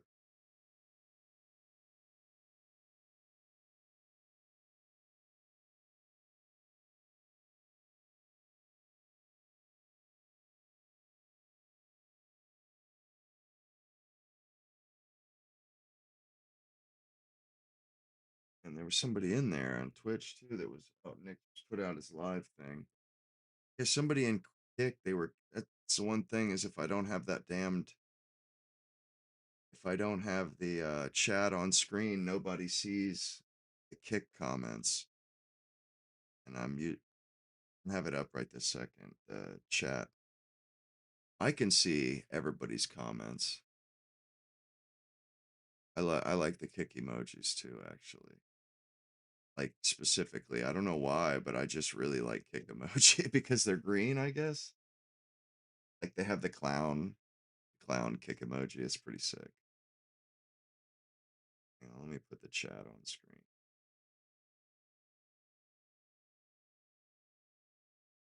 There we go. There's the chat.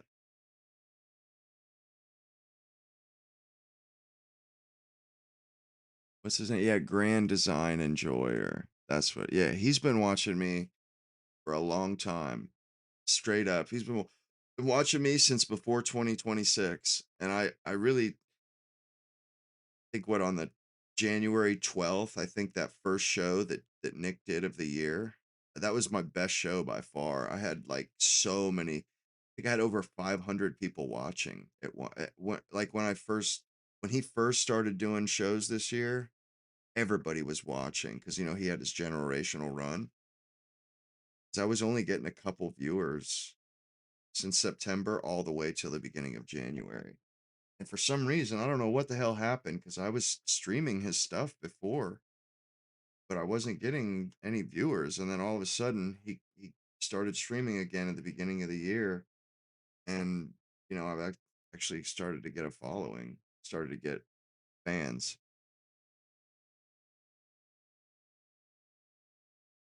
Yeah, I know what you mean. I wish there was only one, or there was just one, uh, a universal chat that all the platforms used, just a universal chat. That would be so legit. That way you're not missing anything, because it does suck, like how some have better features than others. Here we go. It's going live. But yeah, I love how MacBooks, how they do the presenter overlay where it's like the little bubble, or it's it's either this, or this. Then you can also do this too. And then you can choose which side it's on, which I love that. That shit's so dope. And that's all MacBook software. Why don't I advertise Nick Fuentes? I do. That's what's in the title. I always uh include his,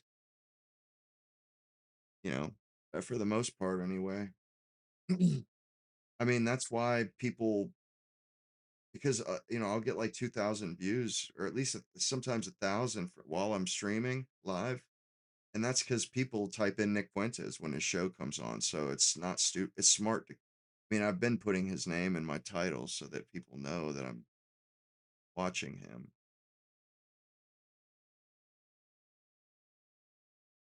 Like, that's the only reason why I get 1,000 views per stream.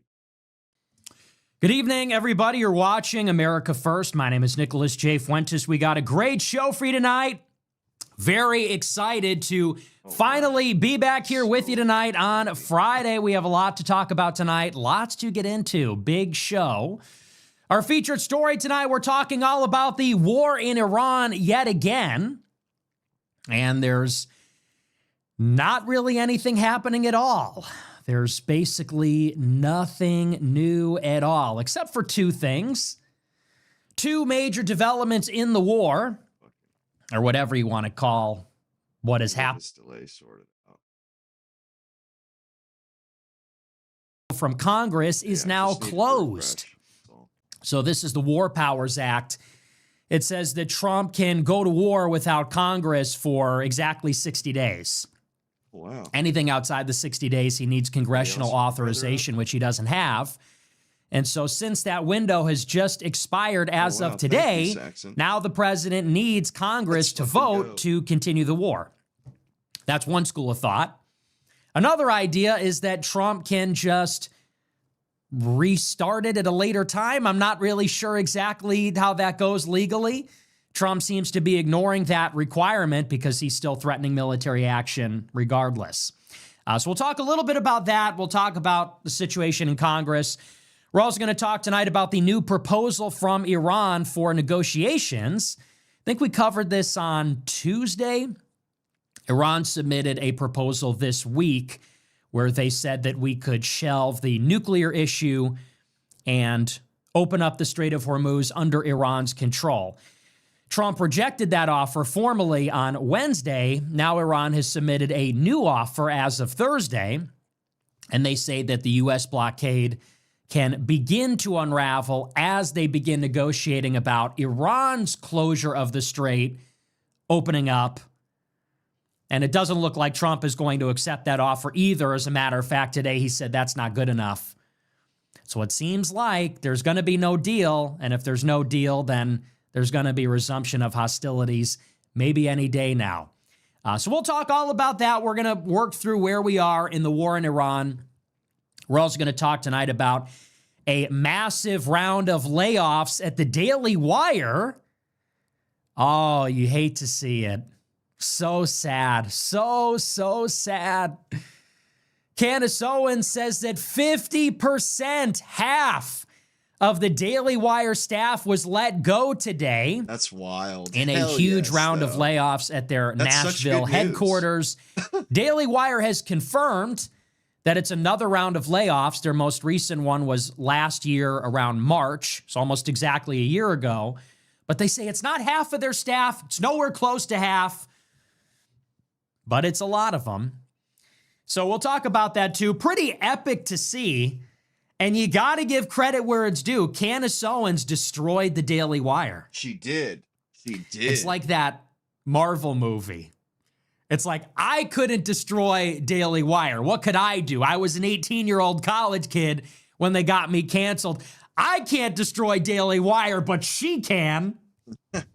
I can't take them down, but Candace Owens, credit where it's due. Django Unchained. Dude, she's like Django. She's like Django, killing everybody in the big house and then blowing it up. Kind of what it was, because she was there. She worked there. She was probably one of the top shows. And then she just exploded the whole fucking house on her way out. Kind of epic. Can't lie. I'm going to glaze Candace Owens a little bit. I don't agree with everything that she's up to, but, you know, if she brings down the Daily Wire, then she's a patriot. Yeah. That's all you need to see. True. So anyway, we'll talk about that too. Should be a pretty good show.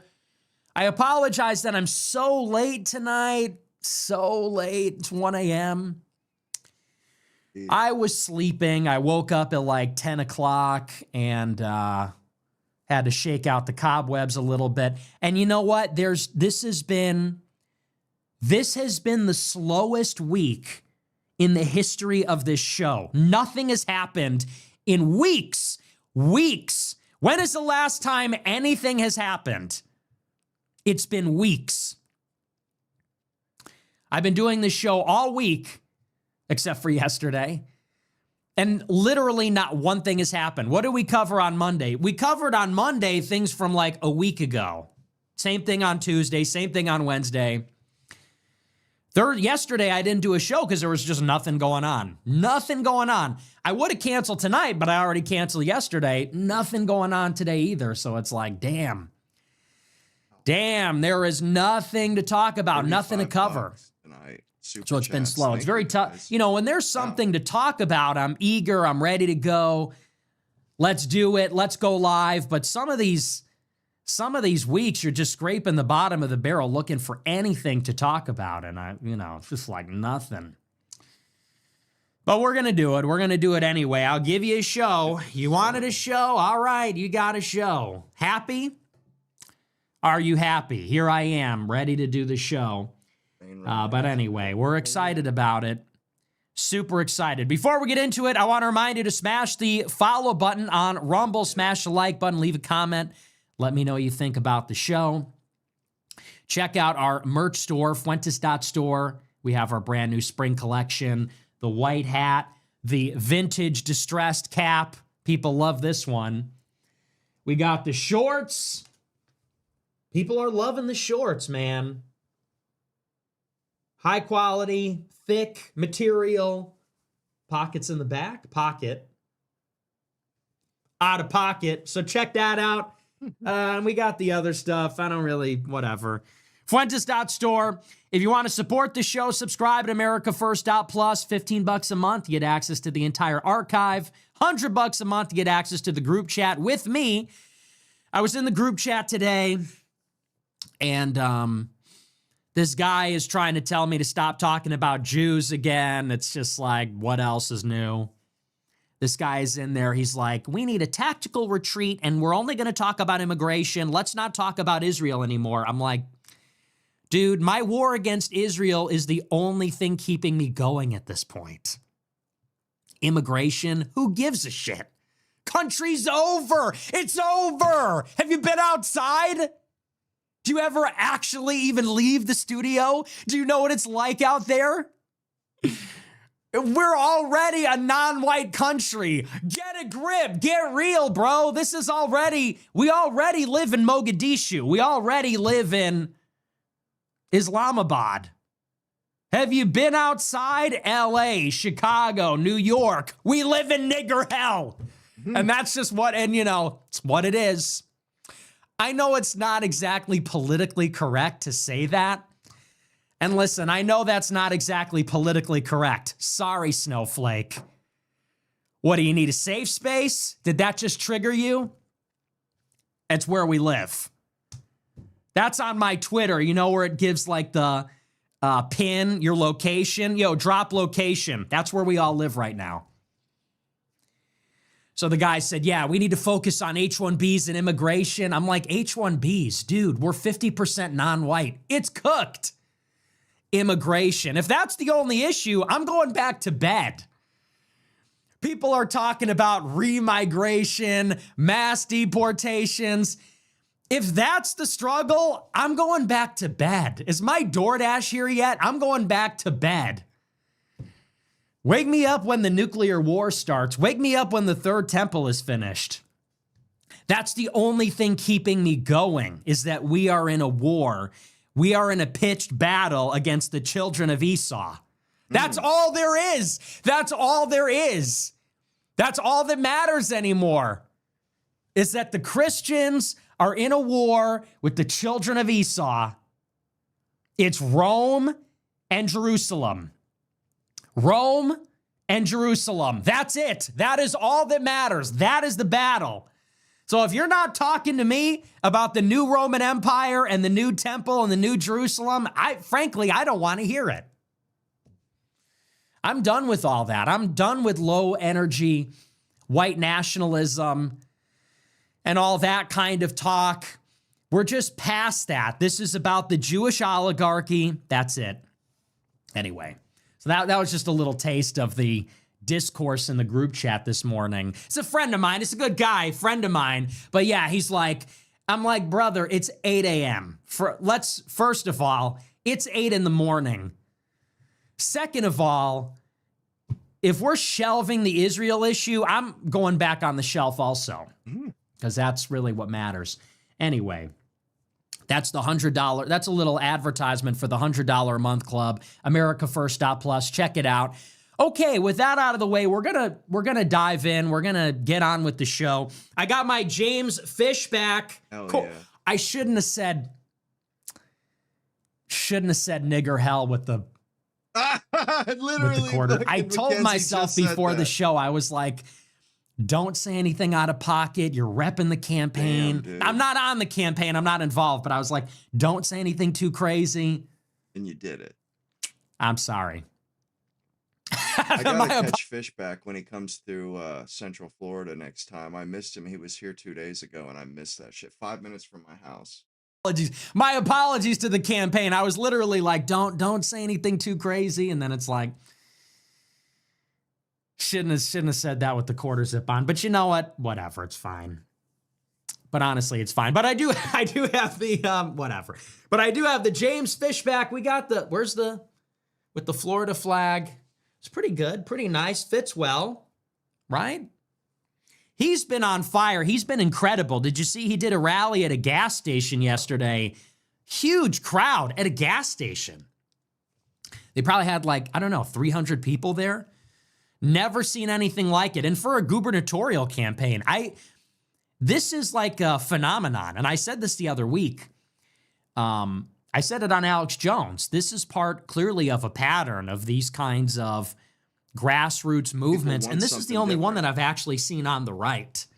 Because you see it with Zohran Mamdani, and you saw it with Andrew Yang, and you've seen it with some of these other candidates. The guy in Maine. This is the only time I've seen like a right-wing nationalist, Israel critical. It's the only time I've ever seen a campaign with that kind of flavor have this kind of viral, grassroots, organic energy. It's really auspicious, and it's very exciting. So I'm all in. I'm rooting for him. I think it's going to be incredible. It already is incredible. It's only May. I believe the primary is in August. It's only May. They've got scheduled 2 debates, I believe.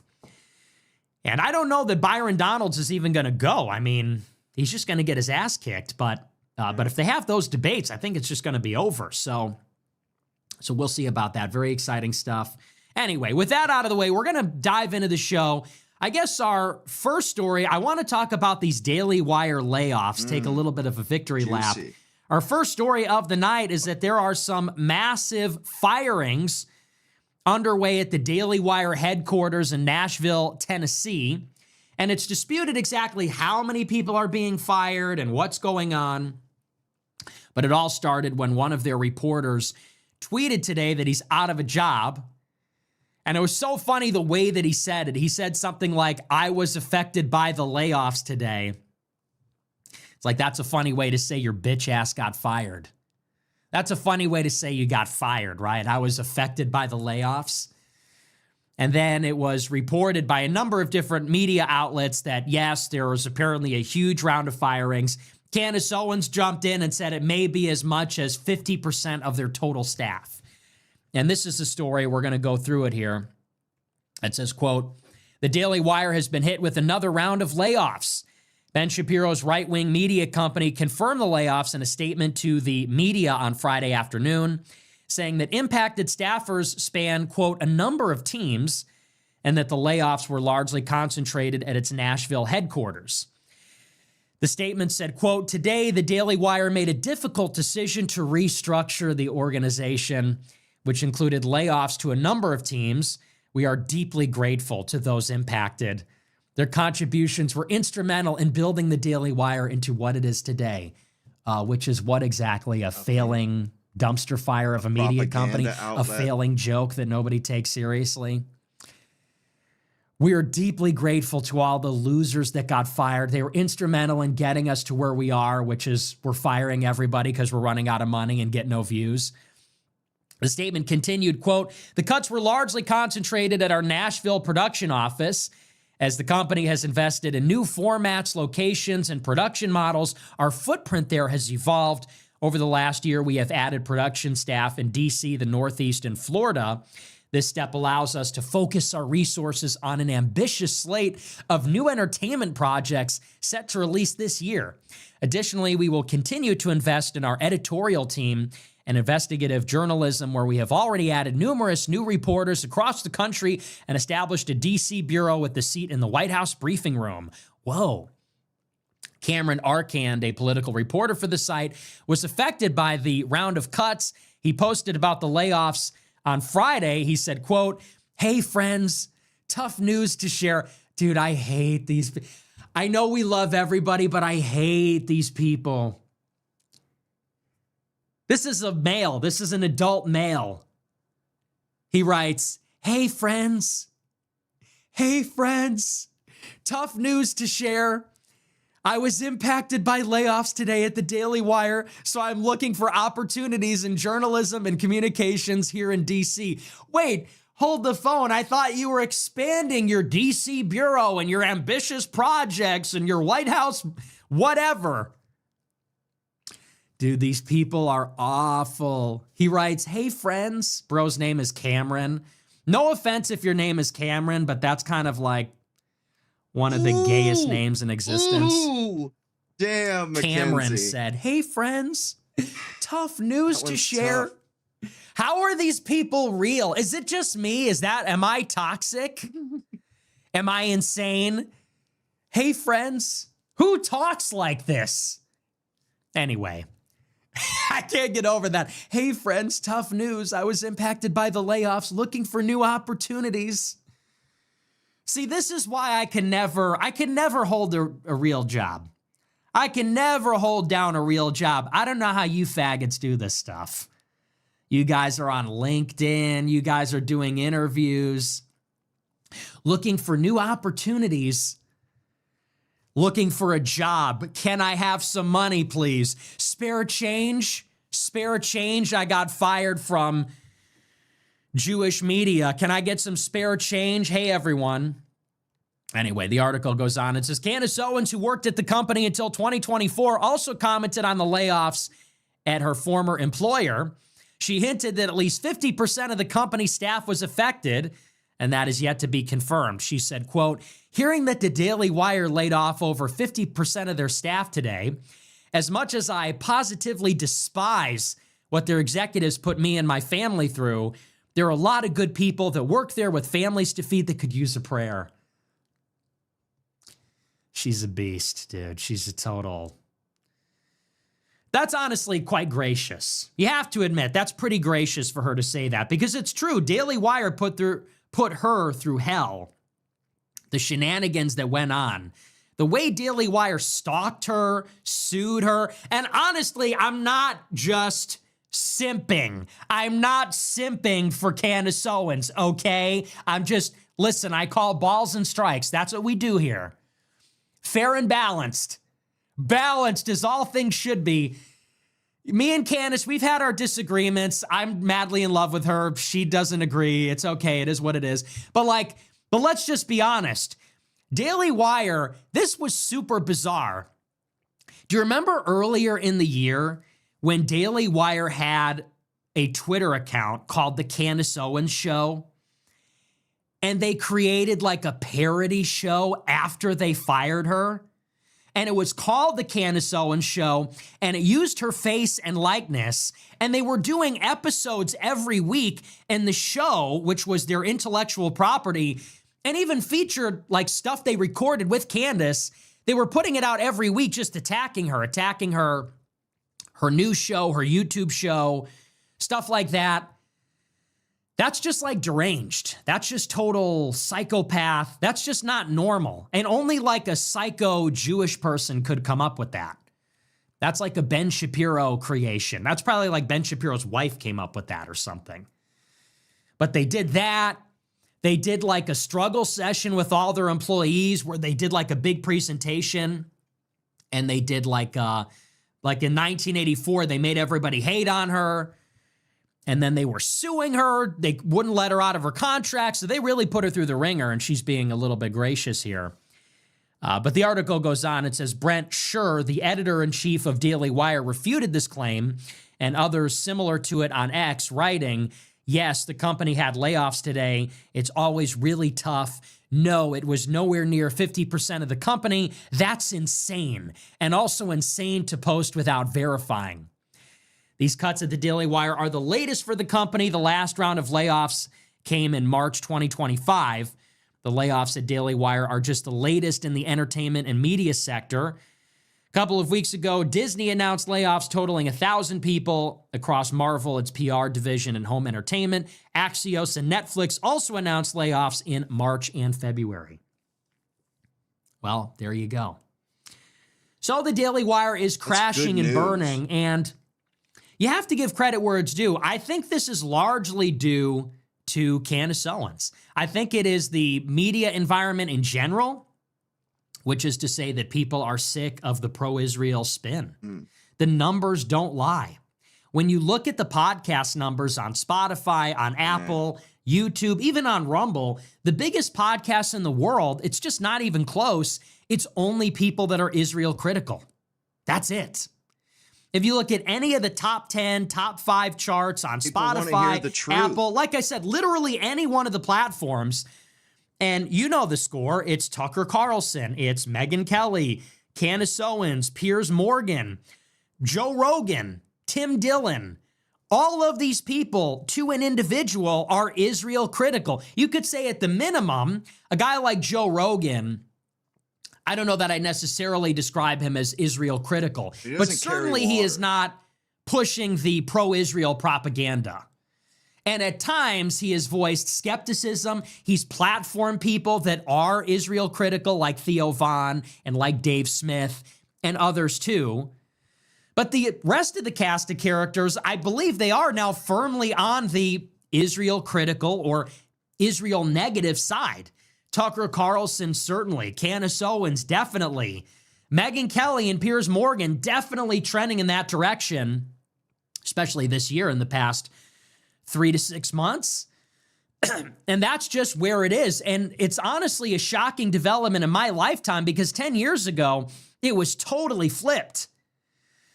The biggest media entities by far, it was the Daily Wire. They were the juggernaut. I think we talked a little bit about this on maybe it was Wednesday or Tuesday, whichever day we talked about the SPLC.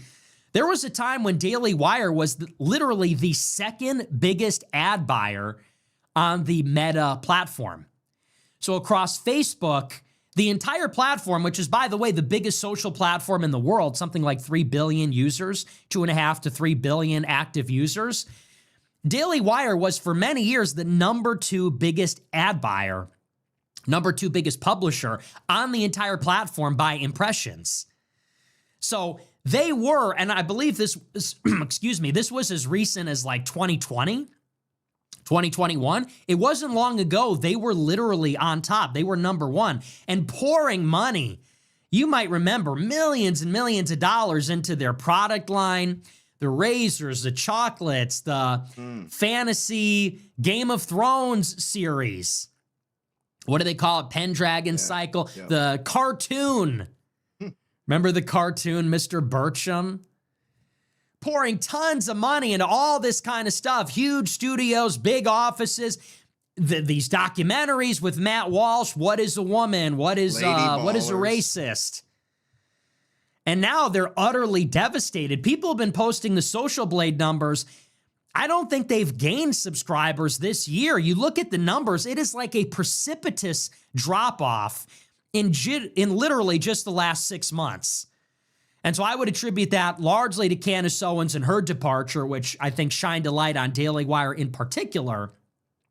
But it's also just a changing landscape in general, which is that people are just rejecting these foreign-controlled offerings that we're getting. So this is a white pill. They're getting no subscriber growth. They're getting no views. It's shockingly low.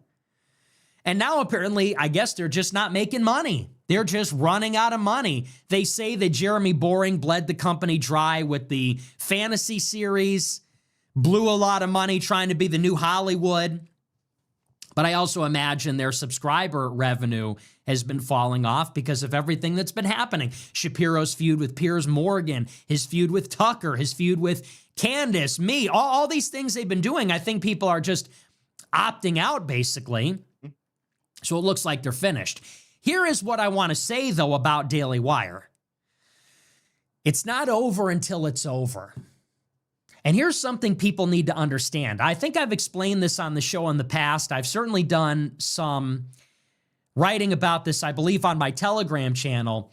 There's something that you need to understand about outfits like the Daily Wire and like Fox News and like the others. A lot of people look at Daily Wire and they say, oh, gee, good. Daily Wire is going out of business. That's terrific. And it's true. It's a positive development. But a lot of people think that means that Daily Wire and Jewish media are finished. They say, look, Daily Wire is getting no subscribers. They're making no money. They're laying off their employees. Surely this is now the end. And we are in a new era and they are a defeated foe and this is it. Well, not so fast. Because here is something that you don't understand about the way that media in this country works. The way that a company like Daily Wire, or Fox News for that matter, or the Washington Post, the way that these companies work is they are actually not for-profit enterprises. Do you know that? Of course they are. Now, they're propaganda. Practically speaking, they are. They are profit-making enterprises. They are classified as for-profit corporations and corporate entities.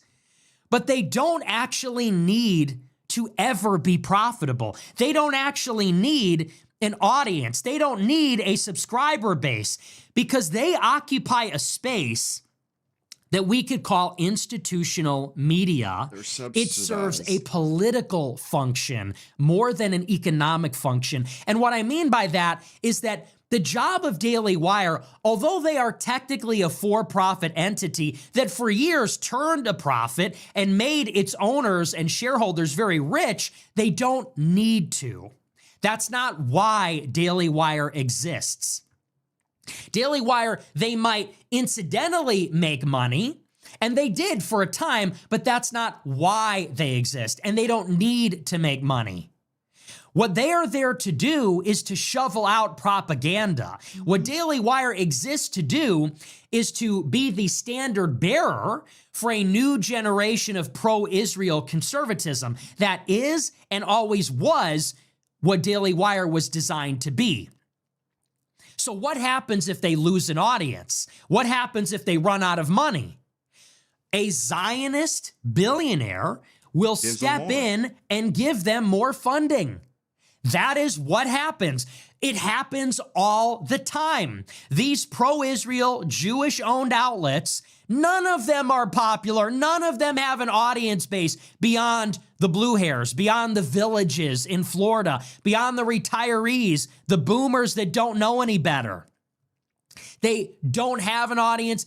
You could argue maybe they never had an audience, and they don't even need to make money. If they run out of money, more money will be provided to them. If they don't have an audience, it doesn't matter. They will be kept afloat by outside money because the purpose is not to have a large audience that is on board and even to create a competitive product. The purpose is to flood the zone with their kind of messaging and to say it as confidently as possible.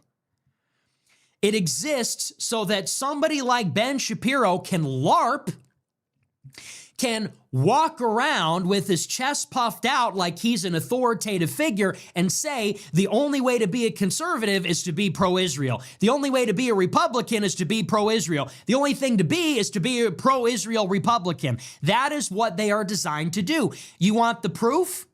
Take a look at the Free Press with Barry Weiss. Free Press was founded by Barry Weiss about a half a decade ago with seed funding from Peter Thiel, Andreessen Horowitz, that whole little tech network, Joe Lonsdale, very pro-Israel crowd. They never took off.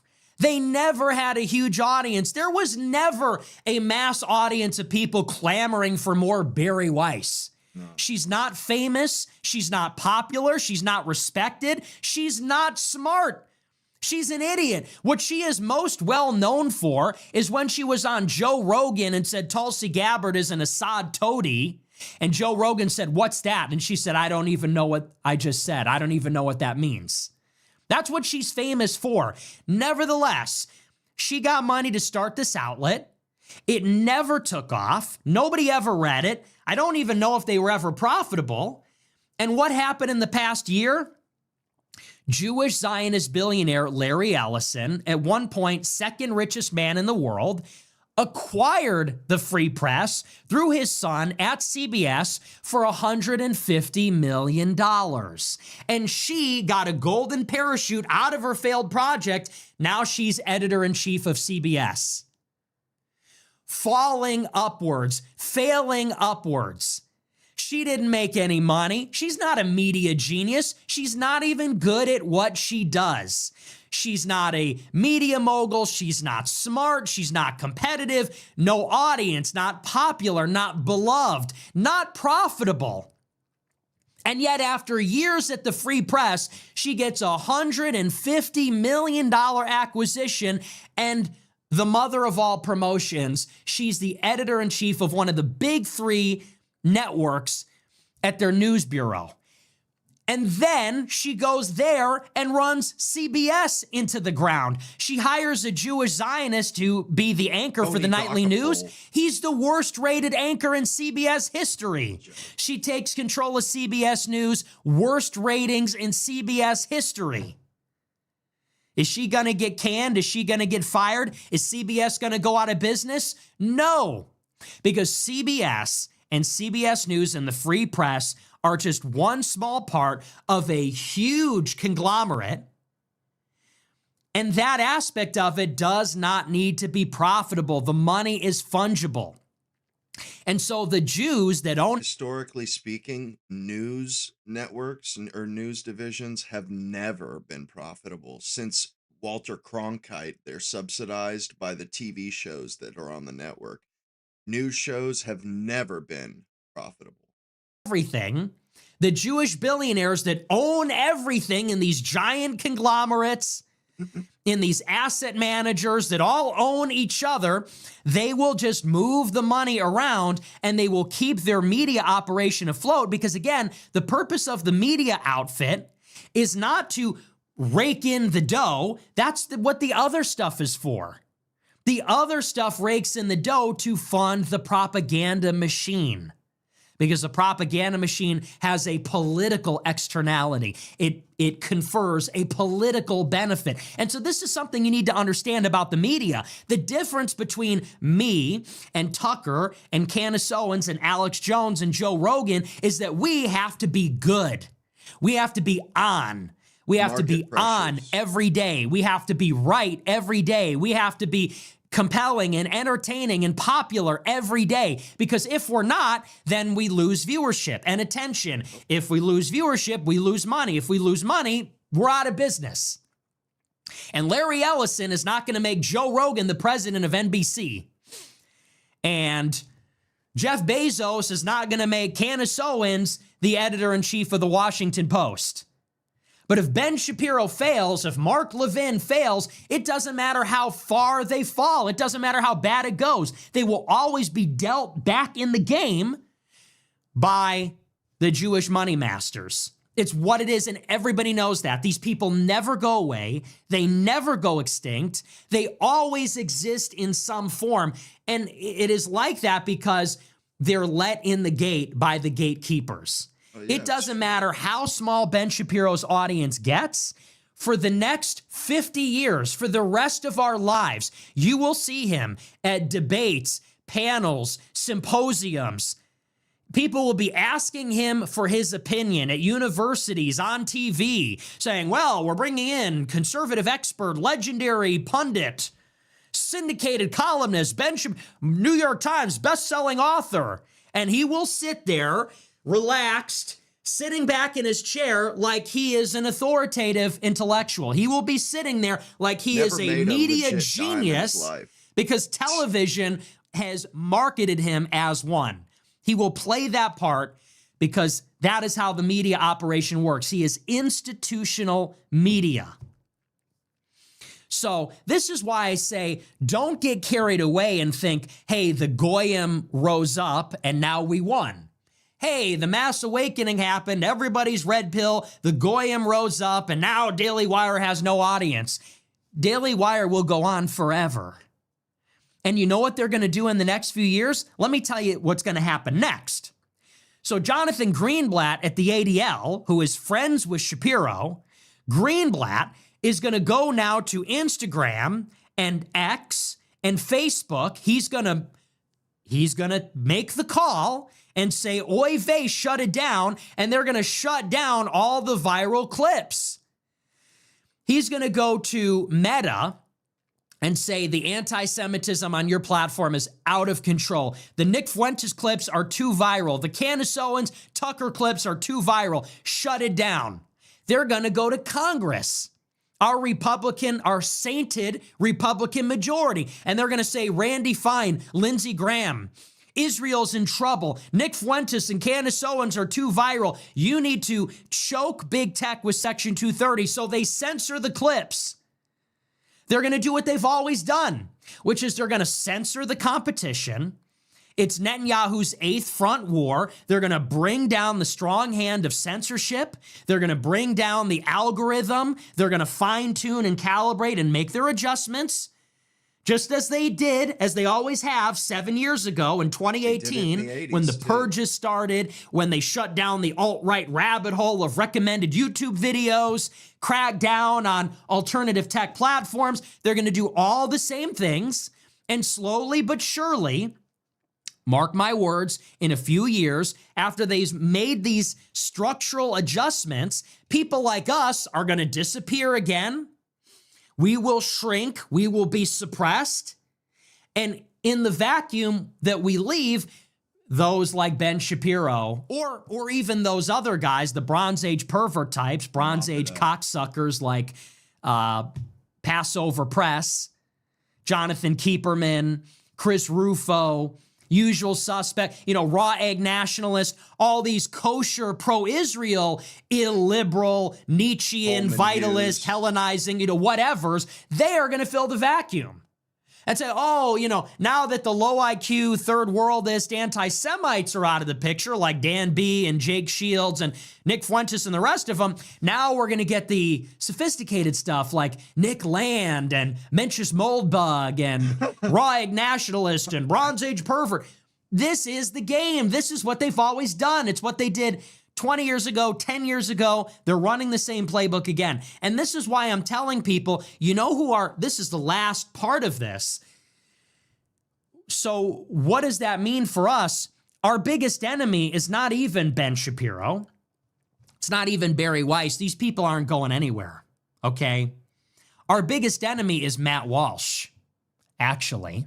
He's in league biggest with the enemy is devil. Matt Walsh, Michael Knowles, because when you look at the Daily Wire, who is keeping them afloat? Yes, they're failing, they're losing revenue, losing subscribers, mass layoffs, but who is keeping their credibility intact? You probably could, at this point, collapse the Daily Wire if Matt Walsh and Michael Knowles exited the company. Why are they still there? The only thing that Matt Walsh and Michael Knowles are doing at Daily Wire is keeping Ben Shapiro in business. There is a subscriber exodus. There is an exodus of viewers, of employees. People are leaving the platform because they see that Daily Wire is all pro-Israel, vindictive, insane propaganda. I imagine the only reason there's any semblance of an audience is because they still got a couple of guys that are white, Catholic, focused on immigration, that are not going to cancel Tucker Carlson and the rest of them. And so this is when it's really incumbent on these people that are still part of institutional media to become a part of the solution and not continue to be a part of the problem. Matt Walsh said on Twitter he got in an exchange with me for the first time ever. He said something on Twitter. He said, you know, I am allied with anybody that's like pro-life and against gay marriage. He said that should be the dividing line in the conservative civil war. Are you in favor of pro-life and are you against gay adoption? That's neat. And I want to say, you know, first of all, who's even in favor of either? Where are the pro-choice, pro-gay adoption conservatives? Is that really a huge contingent? I don't see that anywhere, especially among the young people. If anything, the young people are more socially conservative than the old people at this point, especially in the Republican Party. Yeah. So he goes on Twitter and says the dividing line for our conservative civil war should be about gay adoption and abortion. I'm like, first of all, those issues are kind of like, don't even really matter that much anymore. Sorry. I don't even think they're controversial. I don't know where the disagreement is among the conservative space. And lastly, I don't think they're definitive of what the Civil War has become. So I reply and I say, no, the real sticking point is whether you're pro-Israel or pro-America, obviously. When you look across the landscape, State Department is revoking visas for people that hate Israel. Education Department shutting down Harvard because they entertain anti-Israel protests. Social media being censored because it's hostile to Israel. We're at war in Iran over Israel. Foreign aid for Israel. It's like every way you cut it, these are just a few examples. This is clearly the dividing line. What's the Civil War? When you got Tucker, Candace, Piers Morgan, Megyn Kelly, Nick Fuentes, Theo Vaughn, Tim Dillon, we're all lining up on one side, and on the other side is Shapiro, Levin, Loomer, Sean Hannity, Fox News, The Blaze, Glenn Beck. Clearly, the dividing line is this issue. Well, Walsh comes back and says, yeah, well, you know, what if somebody is anti-Israel, but they're pro-choice? The horror. I'm like, yeah, well, what if somebody is pro-life, but they're saying we should go to war with Iran? They're saying we have to give them foreign aid. They want to cancel Tucker. Like, are you going to overlook that issue? He didn't reply after that. Wow. So when I look at the Daily Wire, this is a very critical battle. This is extremely symbolic and important in the grand scheme of things. And I will tell you this, they're not going anywhere. They're going to be around forever. The only thing that's going to tip it in is if the Goyim rise up from within. That's really it. If Walsh and Knowles stay at the Daily Wire, they will trudge around forever. They will trudge along. They're never going to go away. But if Matt Walsh and Michael Knowles, if they grow a pair and say, you know what? They don't even need to say why they're doing it, but they just need to take a hike. If they just leave, it's like Luke Skywalker and Darth Vader. Like, you're going to sit there and let Ben Shapiro electrocute Brett Cooper and Candace Owens? They're suing Candace Owens. They're making fun of her with her own show. They hired Brett Cooper's, what do they call it?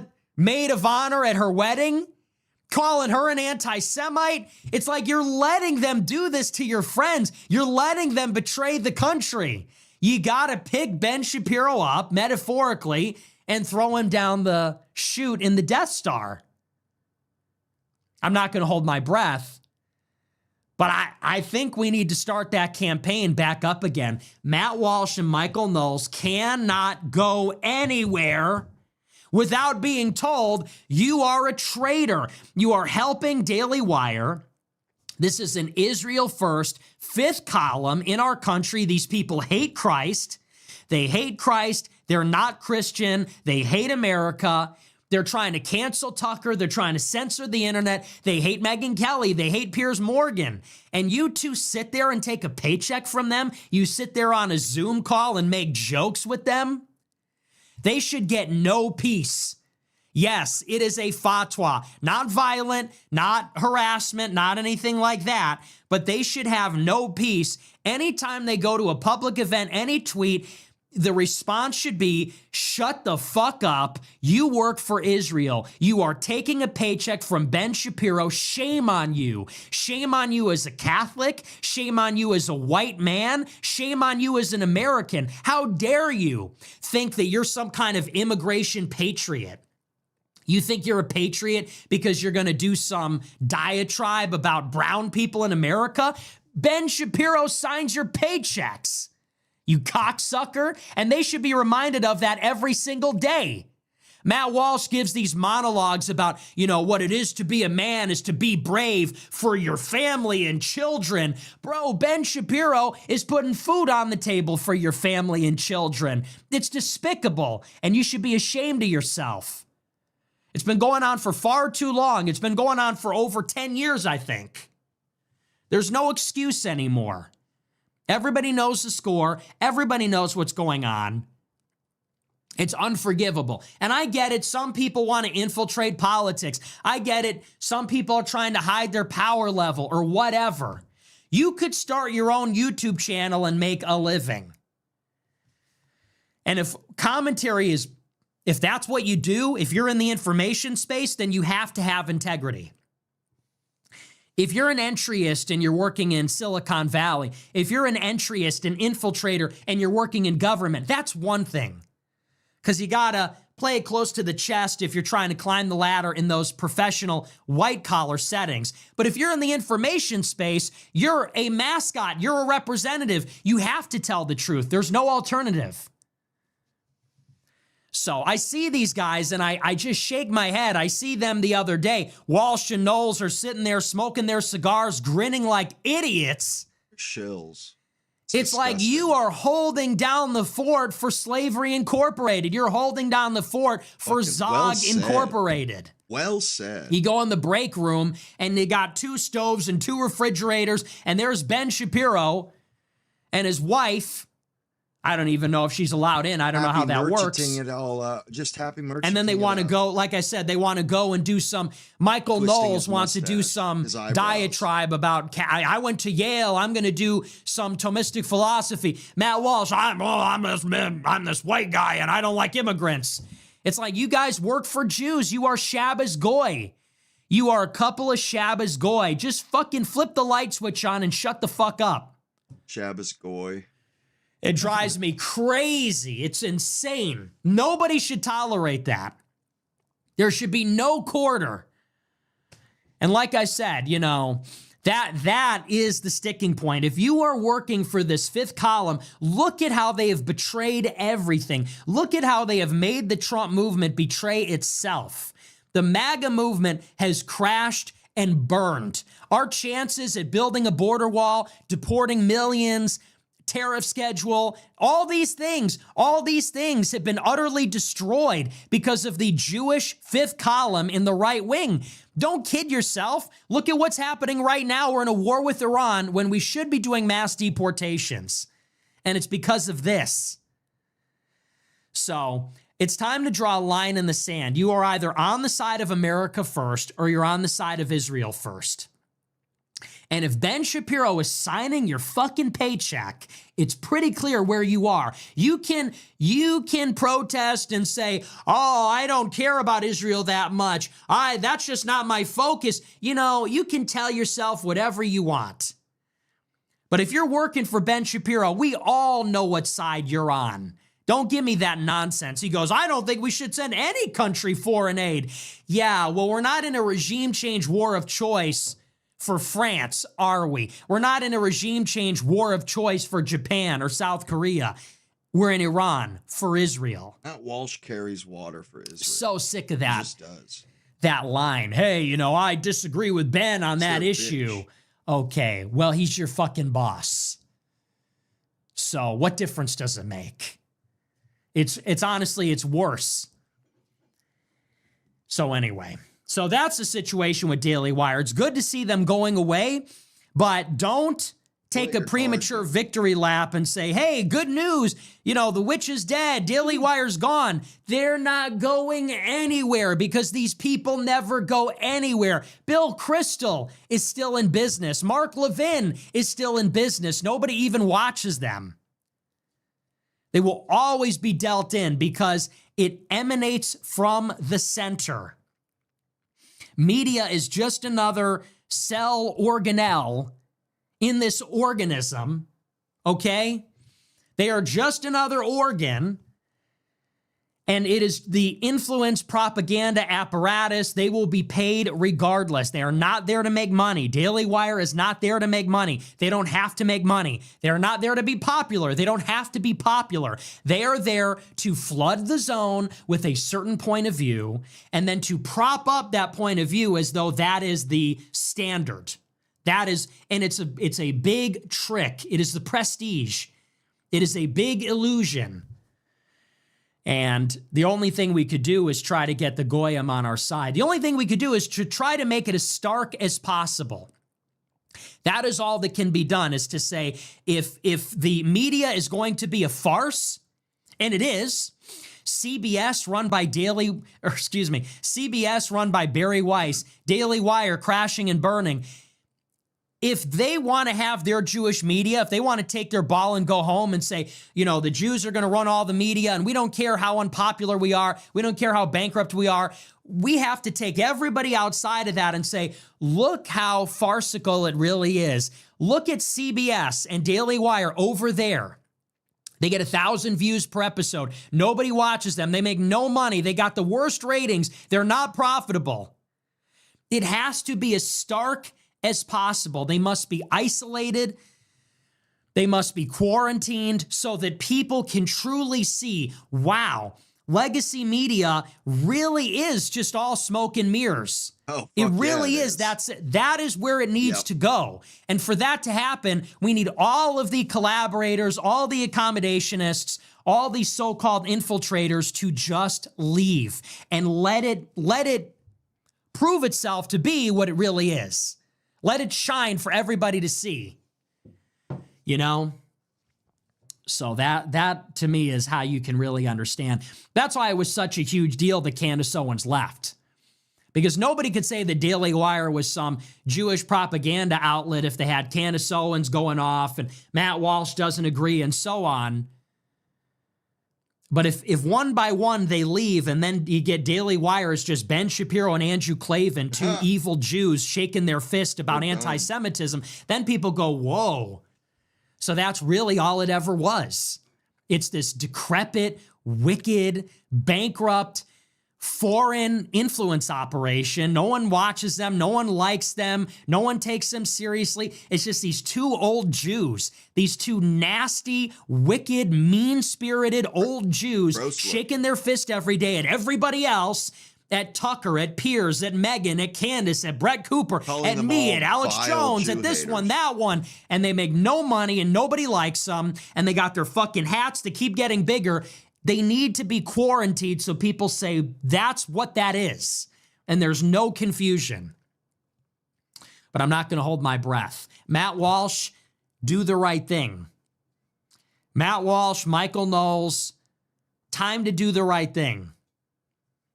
And like I said, I'm not hopeful, but people need to get through to them. They need to be called on the carpet every day and everywhere all the time. That's why I liked for about a year that clip went viral of me whipping Matt Walsh when I said, get back to work.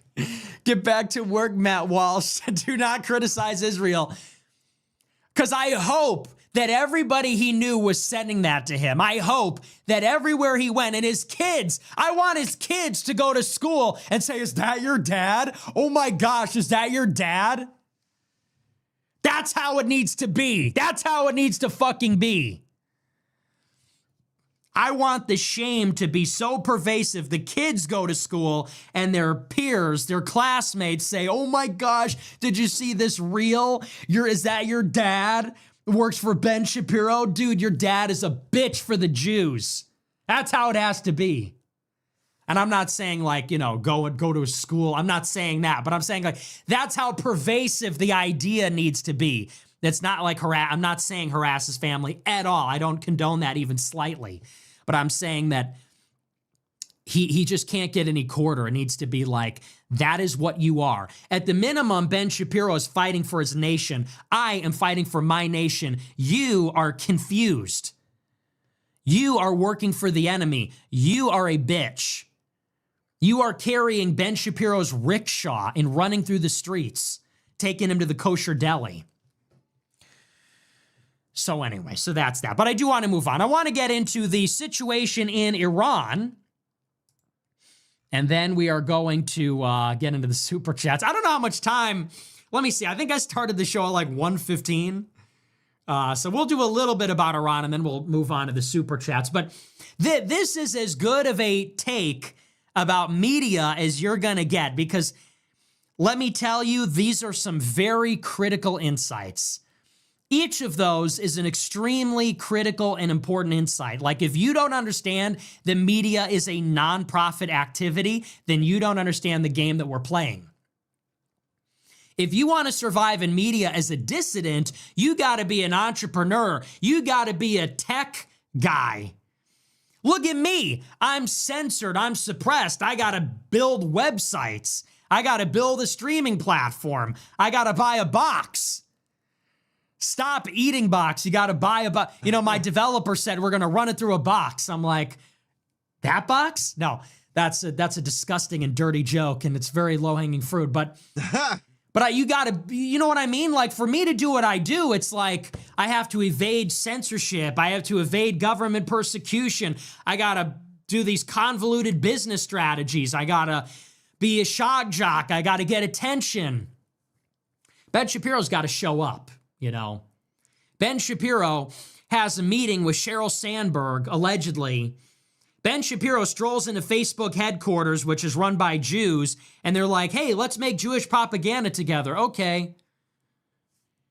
Here's a dump truck full of money.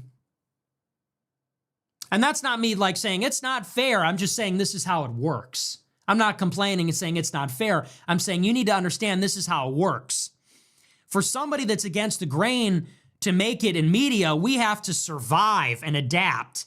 It's like we're constantly being dragged down by the wave, and we have to keep our head afloat. We're treading water always, staying ahead of censorship, staying ahead of the algorithm, staying ahead of all these things we have to deal with. They are on like an aircraft carrier. They're good. So this is the dynamic. And that's why we always have to be audacious.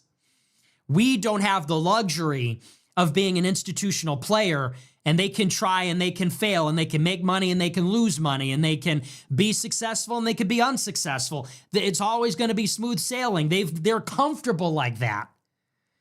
That's why we can't be lethargic. We have to always choose audacity, always urgency, always dynamic, because, like I said, very easy to slip beneath the waves and lose through attrition and become censored, suppressed, irrelevant, whatever it is.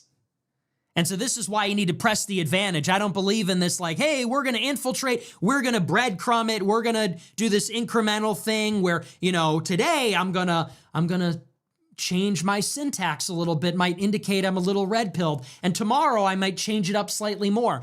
It's like, no, we got to bring it, man. We got to bring it every day. Every day we got to bring the whole message aggressively and with repetition and with intensity. And it's got to be entertaining and loud, and it's got to be audacious all the time. Anyway, so that's that. But like I said, we're going to move on. We'll talk a little bit about Iran. I don't know, though. Do we really want to open up that can of worms? It's so boring. Does anybody even really want to hear about that? Just talk. Or should we talk a little bit more about Daily Wire? It's like I don't know. I feel like I've made my point about Daily Wire. I don't really want to talk about Iran. I don't really want to talk about, nothing even really happened. What do you want to see? You tell me, what do you want to see? Do you want to see the super chats? Do you want to hear about Iran? Or do you want to hear more about the Daily Wire? I don't know. I mean, they're all just let's let the audience Daily choose. Wire, it seems, or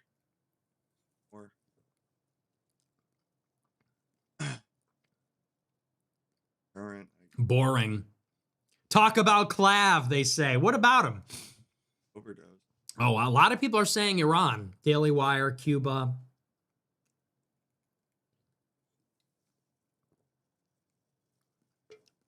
Well, this will say a little bit more about Daily Wire.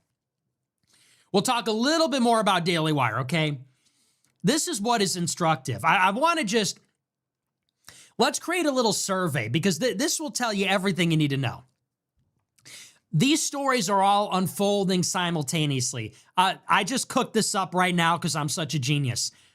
4 media companies: CBS News, Daily Wire, InfoWars, Candace Owens Show.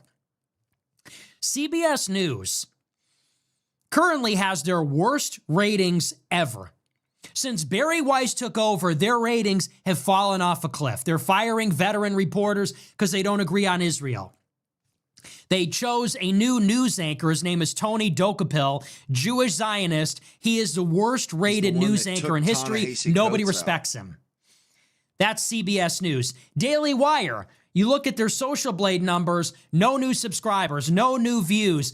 Their revenue from subscriptions is clearly cratering, and there's another round of massive layoffs. On the flip side, InfoWars has just gone out of business because they lost a $1 billion defamation lawsuit against the Sandy Hook parents. Alex Jones had to shut down InfoWars last night. They had their final broadcast. It's being acquired by The Onion and Tim Heidecker. 4th media company, Candace Owens Show, she is being sued for defamation by Marine Le Pen, forgive me, Emmanuel and Brigitte Macron in France, and now she's being sued for defamation by the head of Turning Point security team. Probably more defamation suits are forthcoming. So you'd survey, this is very instructive. These are 4 media companies, 2 that are independent, 2 that are Jewish. Now, the Jewish ones are never going to go out of business. CBS News is never going anywhere. They're too big to fail. They're institutional. And what's more, they are part of a conglomerate. CBS News is under the umbrella of CBS. CBS is now under the umbrella of Skydance, Paramount, Warner Brothers. And that is owned by the Ellison family, which also owns Oracle, the software company, which is one of the big Silicon Valley big tech companies, and TikTok's US business, okay? So CBS News is nested, it's layered in this Russian nesting doll of media conglomerates, well, and even of business conglomerates, right? So it's Tony Dokapil under Barry Weiss. Barry Weiss at CBS News. CBS News is inside CBS. CBS is part of the Sumner Redstone Media Empire, which is CBS Viacom. That was recently acquired by Skydance, Paramount, Warner Brothers, which is now one of the biggest media conglomerates in the world. That is owned by David Ellison, son of Larry Ellison, who also owns Oracle, which is not even a media company, who also owns TikTok, who also owns a number of other companies. They have an interest in companies. He's a centi-billionaire, hundreds of billions of dollars. So you think CBS News is going out of business? Never. They're never going out of business. Same is true of Daily Wire. Now, Daily Wire, as far as I know, is an independent media company. They bought out all their original investors. And so they're, as far as I know, not part of a conglomerate. But you know that if Daily Wire is ever in trouble, just like Barry Weiss's Free Press, it will be acquired by Larry Ellison. It will be acquired by some other billionaire. They will get bailed out. Donate to In other words, the money power will bail out the propaganda complex. It's all about the money power. And the money power proceeds from banking, tech, government. There's a very sophisticated relationship between these things. Tech is supported by government contracts and research and development. Tech is supported by lending, which comes from venture capital, private equity, banking. Tech is also involved in the national security space that runs through the universities. It's a very institutional thing. It's a very spooky thing. Okay, we don't have to get into that, but there's this deep relationship between media and money. Money buys a megaphone. Institutional billionaire money buys the megaphone, which conditions the masses, which conditions the body politic, okay? So CBS News, Daily Wire, they're objectively, and think about it, these are ostensibly, okay, by appearance, nominally, they're in the marketplace. They're in the media marketplace. They're offering a product. The Ben Shapiro Show, 60 Minutes, the CBS NewsHour, like ostensibly they're in a market where there is competition and price signaling and choice and all of these dynamics, and they're coming to the market with their offering. They're failing. Their offering is not good. Nobody wants it. It fucking sucks. Why? It's not honest. It's not compelling. It's not unbiased. It's not good. People are rejecting it because they don't like it. And yet, it's always going to be there because, again, the conditions of the media market are not the same in the... It's like CNN, how it's always on in the background at airports and shit. That shit has... It has a breakthrough that it sticks in people's head. Other market. That's what he's saying. If people don't like Quiznos, Quiznos goes out of business. They have to close all their stores. They're not going to get acquired by some bigger fish and everyone's still going to eat Quiznos no matter what. Like, no, they just go away. Not true with media. On the other side, think of this. InfoWars and Candace Owens are popular. They're actually popular. They're actually profitable. Alex Jones has an unbelievably impressive operation. At one time, he was clearing, according to court documents, $50 million a year is what they say. He made $150 million in 3 years at the end of the 2010s. He was popular. People like the show. He is getting shut down. Why? Because an activist funded a lawsuit against him and the courts are rigged. The courts, which can be rigged through jury selection and because the judges might not like you, it's a rigged system. These activist groups with unlimited money found a plaintiff, filed a complaint. They rigged the court system every step of the way, and now Alex Jones has $1 billion debt. He's popular, he's competitive, but because of this political attack, he's got $1 billion debt. He's now insolvent. Is anybody gonna buy him out? Who was gonna buy him out? Who can buy him out? Who can swoop in like Larry Ellison did for Barry Weiss and give him his $100 million golden parachute? Who's going to make him the chair of a legacy Big Three network? Nobody. Nobody. Want to know why? Because his last name is Jones. That's why. Because his last name isn't Shapiro. His name isn't Weiss. That's why. Alex Jones is not going to get a golden parachute because the Texas oil money, the Gentiles, they don't work like this. They don't think like this. He's not going to get put in the game by a patriotic Gentile.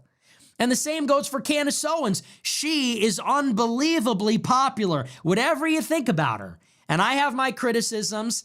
I think some of the things she's put out is not true or reckless or whatever. But you cannot deny, she is a phenomenon. She gets 3-4 million views an episode. Talk to any right-wing woman on earth. She's a Candace Owens fan. She's huge. And even people that aren't political like her, even people that are liberal like her. And you could say whatever you want about it, but it's just what it is. She's whatever you want to call that aptitude, she's got a talent for that. She's got the X factor. Huge success, hugely popular, raking in the dough. Same story. They're going to do the same thing to her that they did to Alex Jones. The Macrons are bringing a multi-million-dollar lawsuit. Turning Point USA, you can assume they're going to bring a multi-million-dollar lawsuit. Probably they're fixing the algorithm on YouTube to suppress her content.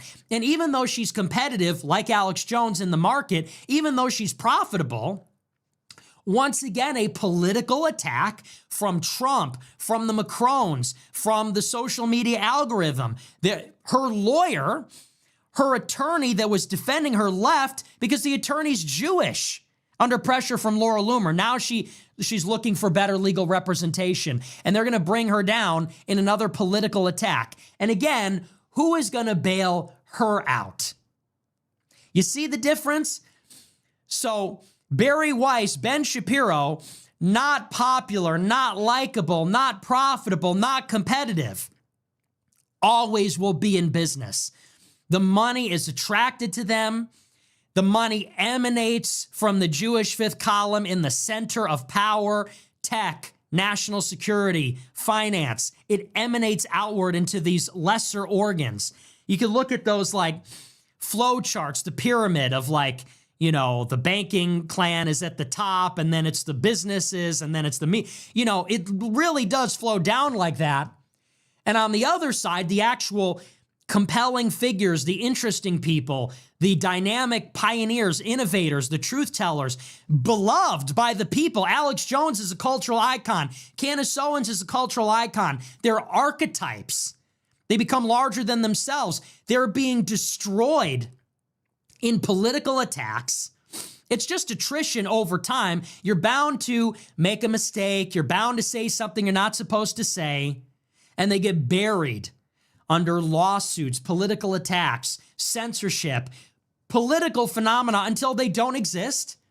And then their name is blotted from the history books, because those that survive, the Barry Weisses and Shapiros, they'll be here in 10 years. They will then tell the story, and they will either omit those names or they will write over them and say, Alex Jones, yeah, he was funny, but he was a dangerous conspiracy theorist, and he was a joke, and, he played stupid games and won stupid prizes. He lost this lawsuit because he wasn't careful. He was a dumb goy.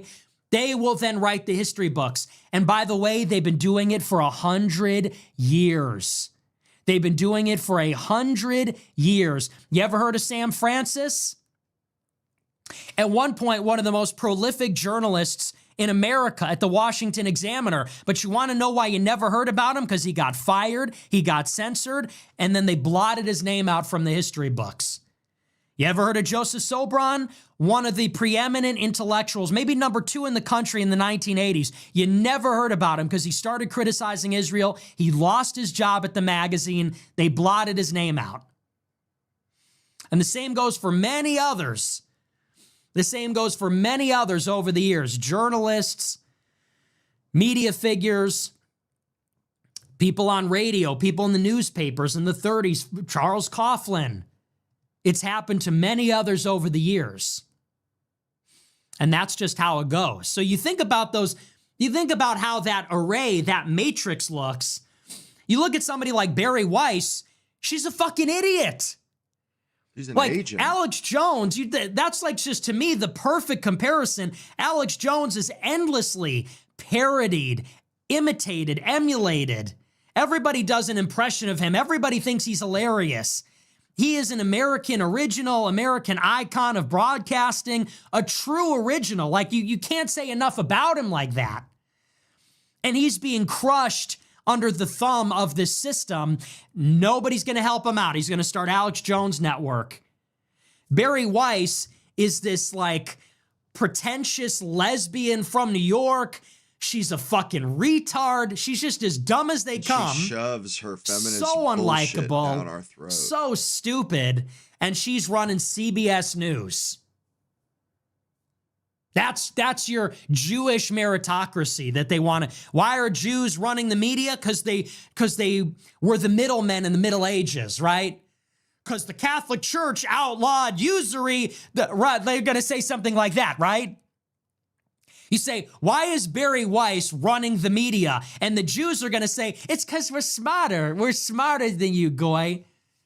It's because they're just so much smarter. It's because the stupid mud farmers in the Middle Ages banned the Gentiles from collecting interest. And that's why 900 years later, Barry Weiss is running CBS, right? Isn't that what they say? Barry Weiss. It's that Ashkenazi IQ. Even though she's an idiot, even though she's running CBS into the ground, even though the free press was a joke, she gets $150 million from her Jewish sugar daddy.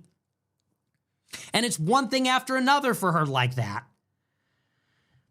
From the Shalem Center to Brett Stevens being her mentor to the seed funding from Lonsdale at the Free Press and University of Austin, right through to now CBS News, falling upward. And not one stop along the way did she need to have an original thought, a personality, an audience, business sense, anything. Everybody that's a part of the Borg, that's a part of the establishment, fails upwards. Kamala Harris, all these fucking stuffed shirt stooges. The ones that fail up, okay, you can bet, you can take it to the bank that those motherfuckers are being paid by some billionaire or they're a government operative. Alex Jones, someone like Candace Owens. It could not be more clear. You know, same thing with Ben Shapiro. Ben Shapiro's a punk. Who likes this guy's a piece of shit. He's a smarmy, arrogant cocksucker, this guy. Everybody knows that. Know it all, above it all. Everybody, to him, everybody, you're an idiot. You're a moral idiot. Wagging his finger in our face. We need to support Israel more versus someone like Alex Jones. That's your society. That's the system. So people need to understand this is the game that is being played. And like that, and the media is everything. That is what is conditioning the masses. That is what is populating the timeline on TikTok, on Twitter. People think they see the news. What they see is the news through the media. It's a medium of information. That's what media is. Media is the plural of medium. It is the medium. It is the go-between. How do we understand and perceive the world? Through the media. It's an illusion. You understand? They're the script writers, the music makers. They control what we see, what we hear, what we therefore then think about reality. That is how they control reality. That's why they can't let people play their game. That's why there's no Gentiles in media. It's got to be Darren Beatty and Jonathan Kieperman and Costin Alamariu and Barry Weiss and Ben Shapiro, right? Am I wrong? It's got to be Jake Tapper, a Jew, Wolf Blitzer, a Jew, Mark Levin, a Jew, Tony Dokapil, a Jew, Barry Weiss, a Jew. That is who can control reality. Those are the masters of reality. And they'll let a Gentile be a spokesman, but he's got to bend the knee to them first. Otherwise, they're a vile anti-Semite, they're an Islamo-Nazi, they're a Islamo-communist, whatever. It's what it is. We're in a war with them for control of reality. But anyway, but that's a little bit more on the Daily Wire. It is fitting, though, that all these things are happening all at the same time, right? Candace Owens getting sued, Alex Jones getting shut down, Daily Wire with the layoffs, and CBS crashing and burning in the ratings. It's like each of these developments tells a story, does it not? That this is our curated, highly controlled media landscape. And you see, it's not like Jews are getting together in a dark room and saying, okay, who gets to live and who gets to die? It's about these pressures and incentives and forces that are moving. Some people are always going to be afloat no matter whether they're good or not, whether they're successful or not, and other people will be destroyed no matter what. And that's what it is. So we're going to move on, though. We're going to take a look at our super chats. We'll see what you guys have to say about all this. I'm going to change the title here because we never even got in. Thank God we didn't even get into the war in Iran. I don't really even want to talk about that again. All right. And you're not going to hear that. Where are you going to hear that? You're not going to hear that anywhere else. You are not going to hear that level of analysis. There's literally nowhere else where you're going to get it that real and that raw. Okay, let me just change the title real quick. Just saying, you know that's true. That's why I'm the GOAT. Okay, let's see. Daily Wire layoffs.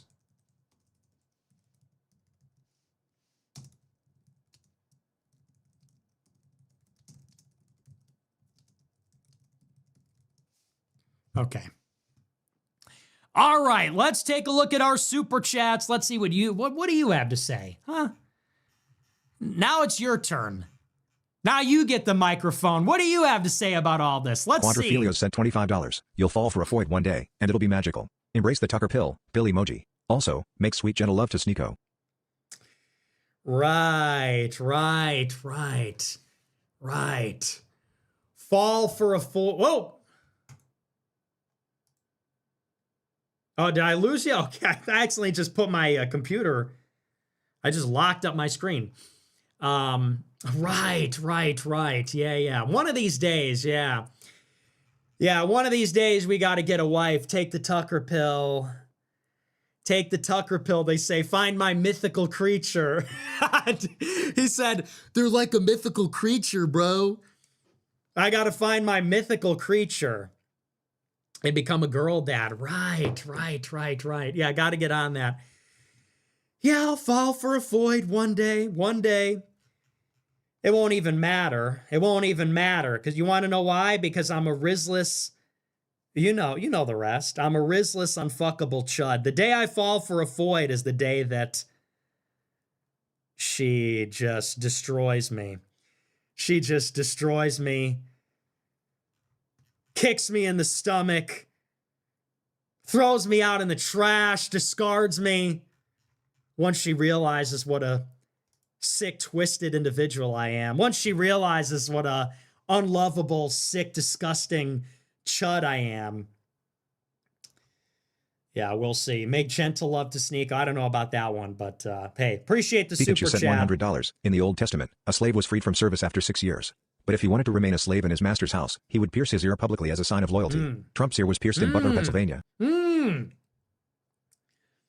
Thank you for the big super chat. Interesting. That's very interesting. Ear was pierced as a sign of loyalty. Trump got shot in the ear in Butler. So you think that the assassin, to me, that just seems crazy. How are you going to target a guy's ear? You're telling me a marksman shot his ear from all the way over there? They were aim for the ear. Hold still. Hold still, Shabbos Goy. Aim for the ear. The guy was clicking the analog stick to hold his breath. It was got him right in the ear. I don't know. Would they really risk I feel like there are other ways to do that. If they wanted to clip Trump's ear publicly as a sign of esoteric loyalty to the Jewish race, would they really shoot at his head? Okay. So Trump is going to be our slave in the White House. Trump is going to be our loyal Manchurian candidate. He's going to be our loyal puppet in the White House. He's the only one that can win. But before we can trust him, we need to blow his ear off. How can we do that? Okay, so we're going to go to Butler, Pennsylvania, get a Butler-like servant, and we're going to shoot his ear with the loaded gun. We're going to shoot his ear off with a sniper rifle. Okay, can you imagine the guy getting ready for the job? They're patting him on the back. All right, don't miss. Remember to hold your breath. We got a lot riding on. If you're even a little bit off, you're just going to blow his head off. It's like that movie, The Wanted. You ever see that movie where they curve the bullet? Movie's awesome. Movie's fucking awesome. Remember that movie where they curve the bullet? That was sick. I watched that recently. That was an awesome movie. Curve the bullet. That's a very 2000s. It's like Angelina Jolie. That's a very 2000s pull, right? So yeah, they told the guy to curve the bullet. Angelina Jolie shot the ear. Booyah. Yes, I don't know. That seems a little far-fetched. It just, when you think about it, it doesn't make a ton of sense. They could have done a lot of things, I feel like. And Miami grower Pat sent $5,000. White bill for Nick. Morale boost for the Groipers. Yo! Dear Washington Post, Nick did not ask me for this nor will I leverage it for anything in return. Hey! Just a proud Groip pet eternally dedicated to the cause. God bless. And she and sent Miami a second Groip pet one? sent $5,000. Who is this mystery woman? Chat. Is it Sophie Rain? Hey, dude. Yo, that would be crazy. Could you imagine? No, but actually, could you imagine? Thank you for the huge super chat. I don't even know what to say. Thank you so much. 2 $10,000 super chats. And who are you? Are you okay? Are you okay? Are you doing okay? It's getting to be like a little bit too much. I'm appreciative. I'm grateful, but like, I hope you're just super rich or something. But thank you for the I would never give somebody $20,000 super chat unless they were me. Unless they were me, I guess. Thank you for the huge super chat. God bless you. Thank you so much it really helps. That like supports our operation for the month. Doesn't cost a ton of money to run the show. That's like supports our operation. So thank you so much for the massive support. I really appreciate it. God bless. And I don't even know what to say, but it is a white pill and it is a morale boost, and I really do appreciate it. And I know the freeloaders appreciate it too, because you're keeping us on the air. So I really do appreciate that. God bless. And leverage it for anything in return. You know what? Next time I'm in Miami, we'll do a donor meeting. At this point, you are like a certified donor. I don't know what else you would call that. So yeah, that's the least I could do at this point. It's just courteous. So thank you for the massive super chats. God bless you. I really appreciate it. And thanks for the disclaimer for numbnuts at the Washington Post. Numbnuts writing his article about how I'm taking advantage of everybody. Crazy. I'm a giver, actually. No, but I thank you. Thank you US so Army much. Groip sent $20. I love the design of the shorts. Just bought one and a hat too. Hey, glad you like it. Like these shorts? Yeah, the shorts are pretty nice, huh? Pretty badass. Shorts are pretty cool. That ad was so awesome that Red 5 made. Red 5 made this. I replied to somebody that posted it. Such a cool ad. It was like Mark Levin. I'll play it, actually, because it was that good.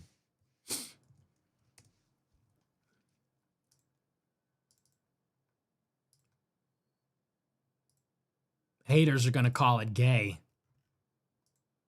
Oh, no. Am I signed out of Twitter? Nigga. Are you... Brother, why are we signed out of Twitter? I'm about to crash. I was so close to showing this, but I'm signed out of Twitter. I can't even get in. That's okay. It's fine. You know what? We'll do it next time, I guess. Really, bruh? Whatever. I guess we'll just another time then. I was so excited to show it too. Whatever. Jerkflow sent $20. Keith must have missed the memo. Your phone is going. Your phone, dude, everything is going. Everything is going. It's all going. Don't get too comfortable. Just try to enjoy the ride. Just try to appreciate. Just try to appreciate every moment, right? Because it's all, your phone is going.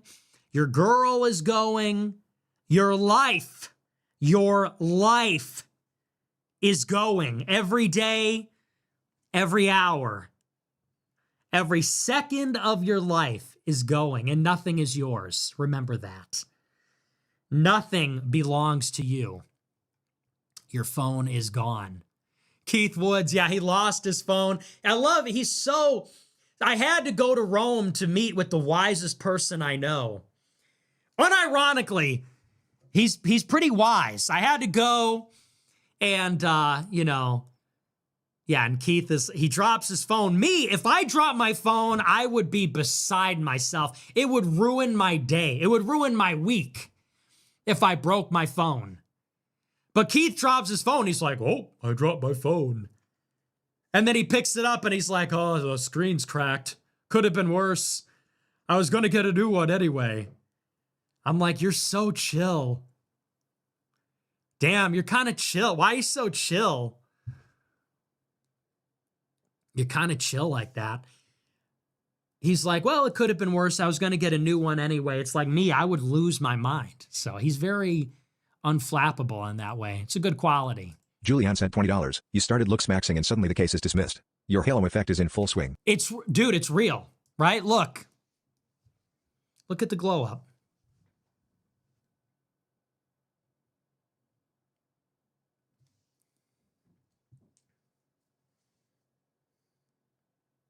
Is the hair giving tonight? I don't know. It's like a little messed up. Yeah, I look a little bit tired. But yeah, I had my glow up. Jawline sharp. Yeah, and then they dropped the charges. They said he's too handsome. We can't prosecute this man. He's too good looking. So, yeah. Anthony Yanni sent $50 That's to real. be charitable. I appreciate you going the distance to love thy neighbor, and I pray that the others gain the fortitude to join you in confronting the issue of Jewish rule over Christian rule. Thanks. CZ sent $20. Hopefully this $20 inspires you to become a more compassionate person. Oh, is that from that a throwback callback to the other Kate day? sent $20. Sup nigga. Would you have dinner with AF Deplorable for $10K? Yeah. Yeah, I would. For 10 grand, yeah. Thomas Cruz sent $100. We got it. Yeah. I mean, look, we're looking for donors.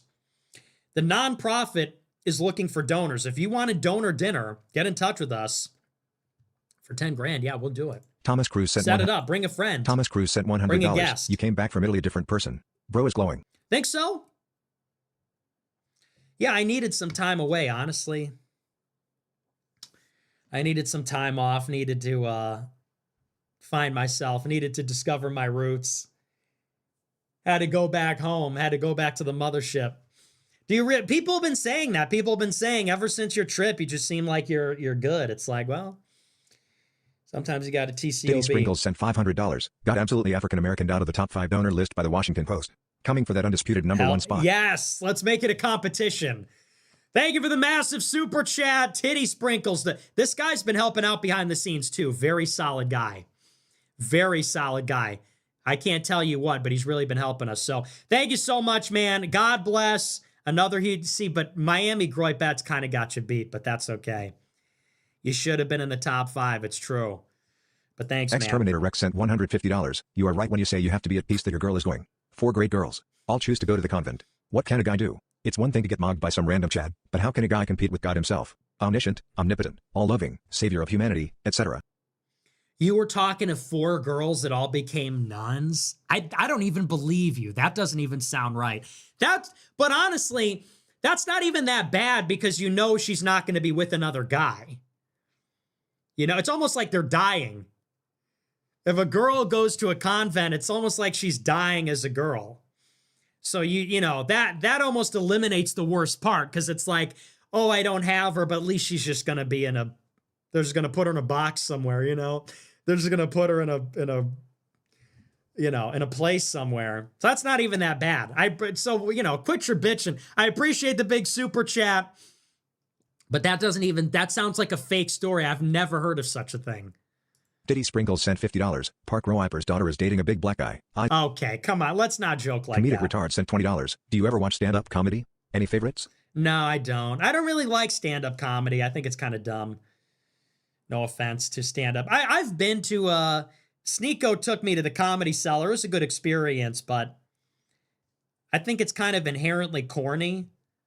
So I'll watch it, but it's not really my thing, you know. G36 Bubba Groy % $30. It was my B-Day yesterday and my mom's birthday today. Happy birthday, Mooms. 07S for Groy for moms. Hey, happy birthday to you and your mom. Love it. Love it. Birthday all around. W birthday. CG13 sent $50. Bavina is starting to grease his wheels on social media. We need a military dictator to get the 50 meters out. What about the head of ICE? No, not like that. Next step is to spook check him. Yeah, I don't know about that one, Chief. NASA sent $25. The joke last night was NASA spent $100 million on Artemis to send a Foy to the moon, and you launched the bitch there for free. Oh, I see. Okay, I didn't get Brother it. George sent $20. Did you drink black coffee and smoke a cigarette when you were in Rome? That would be really based. No, I've never, I don't smoke. I didn't go there to LARP. Okay, I could LARP here. If I wanted to LARP like some kind of a whatever, I could do that here. I could smoke a cigarette and drink black coffee and I must live a certain way. I could do that here. So no, I didn't go to Rome to LARP. I went there to get real. I didn't go there to role play. I went there to get real. So no, I just had some cappuccino and pizza and pasta. A lot of pasta, a lot of pizza, a lot of cappuccino, a lot of pastries. No cigarettes, no black coffee. Yeah. It was good. It was fun. It was a good time. Fentanyl is good for you, sent $21. Can we get your expert take on Skylar White in Breaking Bad? Was her frustration justified, or what's she just a big old cunt? No, she's awful. She's the villain of the show. Horrible, horrible character. I mean, it's like realistic as a character. You can't be mad at her, but it just goes to show why nobody wants to get married. Imagine you're running like a business empire and you're like the only problem you have is your wife. Like you finally make it. You kill all your ops. You know, the cops are off your back. You're just like making billions of dollars. A company the size of the NASDAQ goes down. Like you are him. You are that nigga. And what's the problem? Your retarded kid and your wife. Every single time. Every single time. This is what it is. She was never even a good wife to him. She never supported him. She wasn't nice to him. She didn't love him. She was just a bitch. So, yeah, she's terrible. Big Roy % $100. Thank you for the big super chat. I appreciate it. You got to be like a ride or die. Your husband starts selling meth or whatever. You just got to be down with 6 it. or 7 mil sent $100. Whoever said you're not a real driver unless you drive, stick is dumb as fuck. Stick is easy. P.S. It's not hard to play on your phone while you're driving stick. It is. Thank you for the big super chat. I don't know how to do it. I can't. But I don't know. I mean, I've never really tried that hard. But I just want a more relaxed driving experience, you know, because I like to do a lot of things when I'm driving. I like to be on my phone. I like to eat. I like to play with the radio, you know, so can't be doing all that. I'd like to try sometime. Anyway, appreciate the big super Roy per school chat. sent $20. All my niggas are Americans from Irish descent. Yeah, honestly, the Irish are holding it down. Mark sent $100. You handled the rap well start to finish. It's insane that she showed up like that because of your tweet. Extreme entitlement. If a guy pulled up on a woman like that and got shot dead, it wouldn't even be controversial. Yeah. My porch, my choice. Very true. Thank you for the big super chat. Chad Loser sent $25. Bovino 2028 sounds nice, but does he have an actual chance to win? You guys are knuckleheads. Bot Slop sent $25. Glad to see you're back. Hope you had a good vacation. It's been a boring couple weeks. It has really been boring. Soap sent $25. Don't cope so hard. Just buy a manual and learn to drive it. They're fun. Maybe North Miami Grower Pet can teach you how. Yeah, someone's going to have to teach me how. Yeah, maybe she can. If she knows. Maybe my manic pixie dream girl can teach me how to do it. Somewhere aesthetic. I'll just buy an aesthetic car just for, I'll just do it just because I can. I'll just buy an aesthetic car. I'll just buy some epic old car. I'll find my manic pixie dream girl like from Fast and Furious or whatever that movie is. And she'll show me the ropes. Then I'll become better than her. I'll be like the scared white guy. I'd be like, oh my gosh, you're going too fast.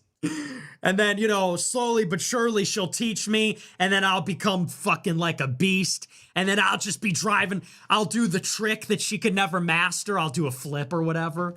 I'll like flip off a ramp. Now that you should see. Now that is something you should see. Now that you should see. That's the movie. Yeah, I'll get some really cool old car.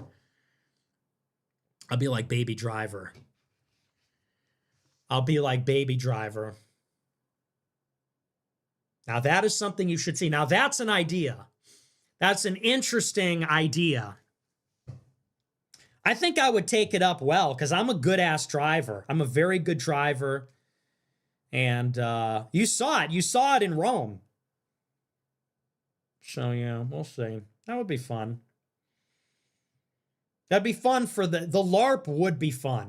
It is a LARP, but it's a fun, that would be a fun LARP, you know? Shell You've Shane sent $25. Clad is in the club kissing bitches and their moms and you're getting sabotaged by fat niggas on I know. CNN. Time to wrap it up, Unk. Rolling on the floor laughing emoji. Honestly, it really is, honestly. Dude, Clav kissed that girl and her mom. It's like, dude, it's like, oh my gosh, it's over. Like, it's over. When you see stuff like that, you're like, it's over. The only chance you have is that your girl never meets Clav. You don't have a chance. You do not have a chance in hell. You just have to hope your girlfriend or your wife just never meets a guy like Clav, because if she does, it's over. Everything you've built, your relationship, it's cooked. Orbital striked. So, yeah. You're right. It is. You know, the Chads do what they will. The incels suffer what they must. Life isn't fair. It's what it is. Feminified sent $100. Accept Shout out it. to the group chat mods that keep us out of jail. We love you. You just have to become a darkling. You know, that's the only check that the incels have. The incel can always become a darkling and just flip over the table. I'm not going to get specific, but like, thank you for the big super chat. Thank you for the big super chat. Yeah, the group chat mods. Faith sent $20. Nicholas, here I am to speak to you. Okay. Eric Blair sent $20. Beating a case is one of the most relieving feelings one can experience. Congratulations, nephew. Tip. Bear mace is more effective. Okay, thanks for the tip, I guess. Mestizo Shock Trooper sent $25. Charlie Sheen, knowing you've been on the Hodges Twins podcast was unexpected. Keep up the good work, bud. That was crazy. I love Charlie Sheen. I'm a huge Charlie Sheen is like an OG. Tiger Blood, Winning. I know he probably cringes at that, but that was awesome. But that was honestly awesome. So yeah, I saw that. I was like, dude, no way. It's crazy that celebrities know who I am like that. Like, Hank from Breaking Bad knows who I am. They said, what do you think of this guy? Do you think he looks like a Republican? And the guy goes, hey, that's Nick Fuentes. I'm like, Hank knows me? You're too stupid to realize he already made his mind up 10 minutes ago. That's crazy. And then Charlie Sheen, it's nuts. So yeah, that was shout out to Charlie Sheen. I don't know if he's friend or foe, but Charlie Sheen is the GOAT. Moonlight 888 sent $20. The fall of right-wing politics is your fault and very serious. The Daily Wire just laid off 6 million employees, Nick. Minnesota Nationalist sent $50. Isaac Larian, the billionaire and owner of Bratz Dolls, is an Iranian Jew. He often boasts that Bratz were the first dolls to promote diversity in Oh, whoops. Minnesota Nationalist sent $50. Isaac Larian, the billionaire and owner of Bratz Dolls, is an Iranian Jew. He often boasts that Bratz were the first dolls to promote diversity in America. The Groy Pets tea never stood a chance. Yeah, I guess not. I guess you're right. Michigan Mama sent $50. Eager for you and Keith's next adventure. Point the duo. The mellow guru and the savvy skeptic. Pure entertainment in that little gay car. Why we gotta call it gay? What's gay about a car? What is gay about a car? It's just, it was a funny, cute little, you know, we gotta get past everything's gay. I know, maybe it's the right message, the wrong messenger, but like, we gotta get past everything's gay now. It's funny. We're in Italy. They all drive those cars. They all drive Vespas. They all drive the little Fiats. We did it because we're there. And that car's for faggots. It's funny. Not everything is that serious. Anyway. Yeah, I really resent all the macho. Oh, that's a gay car. It's like, sorry, the Ford F-150 wasn't available in Rome. Sorry, the Ford F-250, they just ran out of those at the Enterprise in Rome, Italy. They just ran out of all the Cybertrucks, all the heterosexual big dick cars. They only had the gay ones left, for crying out loud. But yeah, it's a good duo. It's a good duo. They're shipping us on Tumblr. That's gay. They're shipping us on, but it's a funny duo. He's super tall. I'm shorter. He's like a chiller. I'm a maniac. It's a funny duo. Missing Fries sent $25. In a different world, you would have hugged that female Jew and you guys could have fell in love and had children together. Okie Grow Hyper sent $20. Who do I talk to about purchasing ad space in the pre-stream lobby? We don't sell ads, bitch. We don't. I love when people, not for sale, fucktard. Like I'm some whore for money. Who do I talk to? Where can I buy this? There's nothing to buy here. You wanna buy an ad? Here. This is what we have for sale. This is what we do. We sell hats, we sell shorts, we sell sweatshirts. You want to buy something? This is what we sell.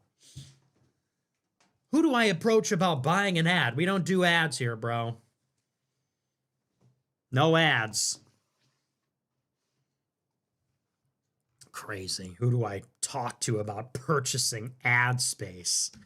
Are you kidding me? Subnega sent $35. Futuristic Fuentes. Alex Jones 2026. Fire Did he emoji. really say futuristic? Iviki Wish sent $20. Thanks. My snow monkey. My mythical mogger. Why don't you do chill streams on slow news days? We're here for you 90% of the time, not just when there's news. You know, you say that, but you're really not. Polska Growiper sent $40. Hung out at a concert with other fellow Slav monkeys in Rosemont tonight. Had a blast. Dziękuję for all that you do, Nick.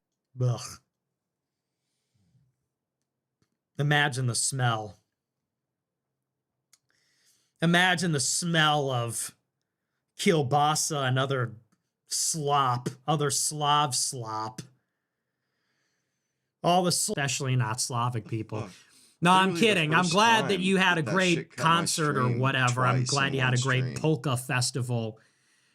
I hope nobody died. I hope nobody fell off a ladder, slipped on a banana peel, and died, Polish style. I hope everybody had a safe night out. Hope all you stupid Polacks had a safe night out. Hope you didn't fall off a ladder, accidentally run off of a cliff and look down and realize there was no ground underneath you. Run into a cliff painted like a road. And I hope you all made it home safe. I'm just glad I wasn't there. No, I'm kidding. Just kidding, of course. We love Polish people. It's honestly no hatred at all. Saint Saxon sent $50. Alex Jones forever. Hell yeah, dude. Infowars forever. Reaper Chop sent $20. New waiting room edits are great. Someone more talented than me should make some with Imogen Heap. Speak for yourself is perfect for it. A-OK hand emoji. Also, start later next week. This show is for visionaries. So I do love starting. You could tell when I start late, I'm in my element. When I start early, I'm kind of like nervous. I'm not ready for the show. It's not late enough. Okay. But thanks. Diddy Sprinkles sent $100. Lol, what if Miami Grower Pet is just fucking Andrew Tate the entire time sending super chats from his Bugatti hiding his superpowers on some knicker shit? Shout out Top G hoping we see another collab. Folded hands emoji. That's just, you're seething. That's just jealous seething. Do not disrespect my girl like that. Thank you for the big super chat. That's just like, holy Kopi.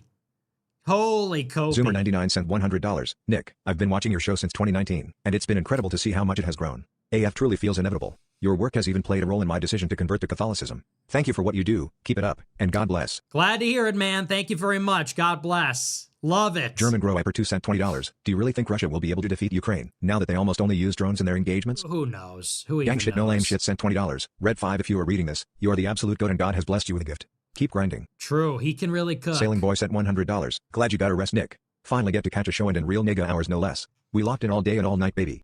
Hell yeah. Lock in, dude. If you can't take a call at 3 a.m., I don't want to talk to you. Thank you for the big super chat. Goy sent $67. It. I did the Keith Woods order challenge today and it straight up ruined my lunch. I don't get it. What's the... 6 or 7 mil sent $100. Margaret from the group... Like, what is that? 6 or 7 mil sent $100. Margaret from the group chat wants you at the cookie cookout with warm cookies and cold milk. P.S. We missed the pissed high. Thank you for the big super chat. I don't know what that is. Who's Margaret? What's the cookie cookout? Somebody needs to make some cookies for homeboy over here. You know what? Somebody did make cookies for me recently. I'm not going to call this person out, but somebody did. I appreciated it very much. But yeah, nigga needs some cookies. Breeding unit or something sent $20. Rand Paul's amendment limits birthright citizenship. Retroactive for anchor babies? Worried about some of my friends. Love you. It's never going to pass. Coach's Cake sent $20. Nick was late because he was jerking that thing asunder. Definite integral grower percent $20. In episode 1544, you allude to calculus. The area only represents net change in immigrants. You need to add the initial amount. I don't remember episode 1544. Raven Groipus I don't know what you're talking about. Raven Groipus sent $20. W Fishman QZ. I got mine some week. But that's not even true. The area would represent the cumulative total. Found the area under the curve. So no, you're wrong. The slope. Oh no, you are. Well, yeah, I suppose you're right. It is the net change. Oh yeah, no. You're right. But I'm not sure what. Yeah, I mean, you're just talking about the cumulative total of immigrants. Yeah, obviously. I don't think anybody would say it's the pure total.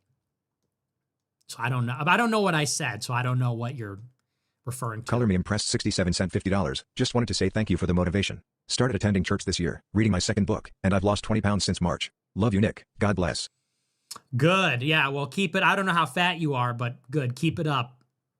Reading my second book since March? Dude, it's May. You got to read more books, dumbass. I finished my second book. What are you reading? 3 pages a day? Holy, we got to read some more books, you know. We got to crank out a book a week. Book a week, every 2 weeks. If you're reading 20 pages a day, that's not that hard. You know, 20, 30 pages a day. We can push ourselves a little bit, but that's a good start. Attending church, second book, 20 pounds. This is all good stuff. Keep up the good work. Rayankan 19 cent $20. Per Jerusalem Post, 6,500 tons of munitions touched down couple nights ago from USA to Israel. Did you delay going live tonight because you were expecting an escalation tonight after market close too? No, I was just asleep. Holland sent $100. Fuck the campaign. Let the black pill consume you. Go back to rage bait. That's all we're here for anymore. That's crazy. Thank you for the big super chat. Kate's Wage sent $20. Can't wait for the weekend now I can watch some movies made by Daily Wire so they can run ads next time you go on Piers. Yeah, right. Austrian Paintress sent $50. The ballroom is not just a ballroom. Have you seen that Jewish White House correspondent asking Levitt about the ballroom and Third Temple? Jews interested in ballroom is very fishy. You think? Yeah, maybe. Patriot please sent $20. W Daily Wire burning to the ground. Ronald Ree 03 sent $50. Yeah. Thank you for all the truth nukes and laugh. Glad you're back and hope you feel refreshed. Thanks. Yeah, I'm feeling better. Rayankan 19 sent $20. Love to see Fishback winning, but we really need your help in Ohio dethroning Vivek. Can you show some love for Casey Putsch? Are you still planning on coming to Ohio? Oh, I'm coming to Ohio. Zorak 90 sent $100. Tipped via Rumble Wallet. Hey, thanks for the big super chat via Rumble And Carolina Wallet. Glory sent $20. Cameron is a proud Scottish name originating from Highland warrior clans. Yeah, I mean, I don't hate the name, but it's just like that coupled with the tweet. GE Narration Zealot sent Doing too $20. much. James Fishback told a black protester that he should be lynched while on camera. We live in nigger hell will be his next campaign slogan. They met up at Bitch Nigga. He said, we're holding a campaign event at Bitch Nigga, Byron Donald's favorite restaurant. That was really funny.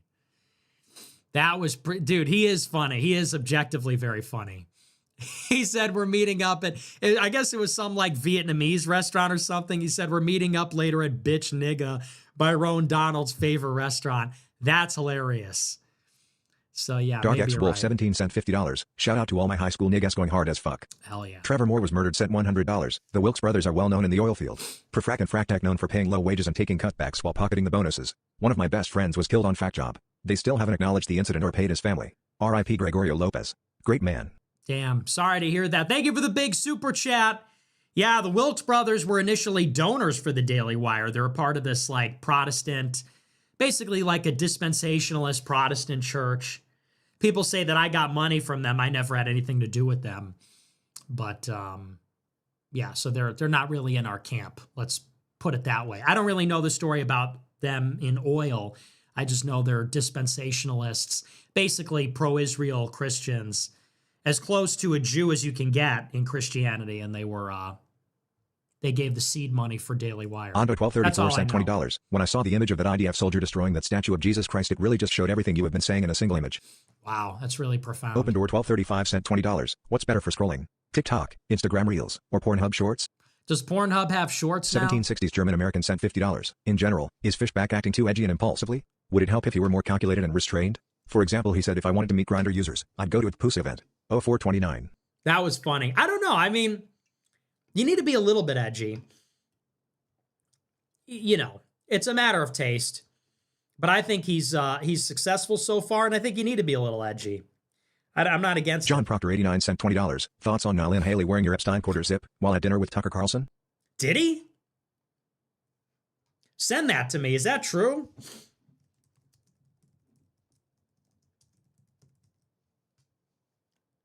Let me see.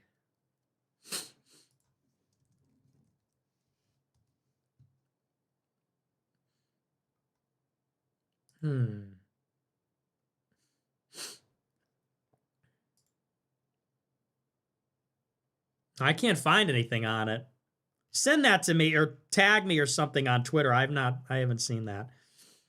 That'd be kind of crazy though. Well, yeah, I don't know what's going on with Nayland if he's on, but he got a profile in the Free Press, which is crazy. The White Rican sent $20. America First United is not America First. Nick is America First. I don't know what that is, so.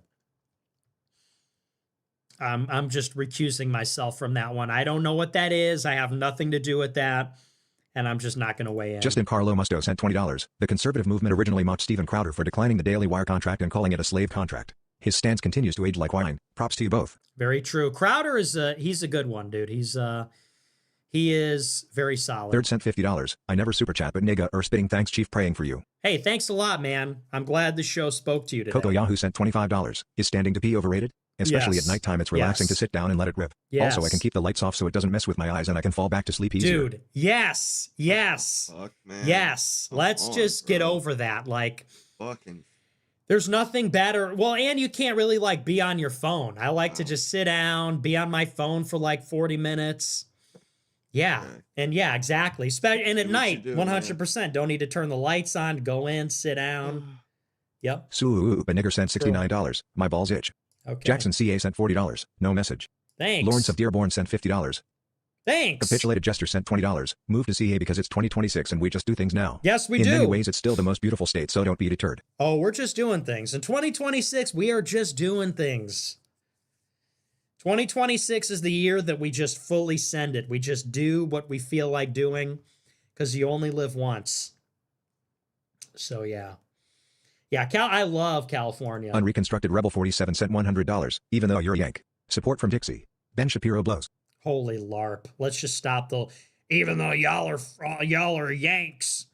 Yank, dude, you have the Country Music Awards. Like, it's not the 19th century. Let's just cut the shit. You guys eat McDonald's. You guys watch the Country Music Awards. Like, let's just stop the LARP. Dixie and yeah. But I appreciate the big super chat. Regardless. Jesus is King TX sent $20. Thoughts on Clav getting involved with Israeli mob to open his club as well as talking to Rabbi Pinto, same one Ye visited? Yeah, that was crazy. Yeah, I don't know, man. We still love Clav, but I don't approve. All Pius sent $20. The Daily Wire laid off 6 million people and you're making jokes? Sick. Tug Rubber sent $40. Frontier is about to get more ghetto. I'll take my BK crown elsewhere. PLS, give her a take on Spirit Airlines going under. I don't really have a take. I just saw that before I went live. So. Alfonso Motorella sent $133. Nick, thank you for inspiring me. I'm from Indiana, and I have gotten to learn from Fishback. One day I'll be a governor. Latin cross emoji. I don't know about that, but I appreciate the big super chat. You think an Italian will be elected in Indiana? Somehow I don't see that happening. But I appreciate the big super chat. But hey, I wish you luck. We need a ballroom at Good luck to you. .s.a.p. Sent $22. Google image search Matt Walsh no beard. WHTCH. WHTCH. Get back to work Matt Walsh. Nero not Cercer sent $20. Good to have you back, man. W show. Can we get AF/Fishback merch? No. No Jews and Hormuz sent $50. You gotta give yourself more credit.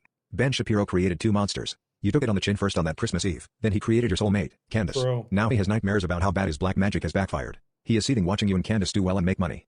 Probably why he yells at Matt to get back to work. Ah, very Top good Lamb at sent the $20. end there. I know the planned monologue was Iran, but I really enjoyed the pivot to the Daily Wire and current media landscape. Thanks, brother. Glad to hear Weezer it. sent $100. I'm glad you First enjoyed donation. that. Been part of the replay gang since Tucker. W show as always. Extra. Fire emoji. Today. Thanks. Thanks for all you do and the sacrifices you've made to tell the truth. You are the GOAT. I'm praying for your success and safety. I hope you have a great weekend. Thank you for the big super chat, and thank you very much. I'm glad you liked the show. Figel89 sent $20. I've told you before, stop dogging yourself. No negativity. You're too cute for that. Stop. The mythical creature is only out there if you want it to be. Let's just Fishback not at even Plant sent go there. $20. You mentioned Bari Weiss. Fishback has been friends with her for years. Endorsed her book Fighting Anti-Semitism. Who is really? Yeah, but then he got red. Jesus pilled. is King TX sent $20. Are you pre-trib, mid-trib, or post-tribulation on rapture? Do you think it's coming soon? Genuine thoughts? God bless. I think the tribulation is in the future. I don't know if that's a Catholic viewpoint. Catholics tend to be millenarians, which means that, like, the prophetic events have already happened, I think. I'm not 100% sure. I'm not very well read on the eschatology. But from what I have seen, I think the tribulation will happen. We will have the reign of the church. According to the Marian prophecies, this is what they say, that there will be a tribulation. Fire will rain from the skies. Neither the elect nor the damned will be spared. Like, it's going to be really catastrophic. But then there will be a revival of the church. There'll be like a reprieve, one last good time. The Catholic Church will reign again. And then they say the Antichrist will come with his deception. And then it's really going to get bad. So I still think we're pre-tribulation.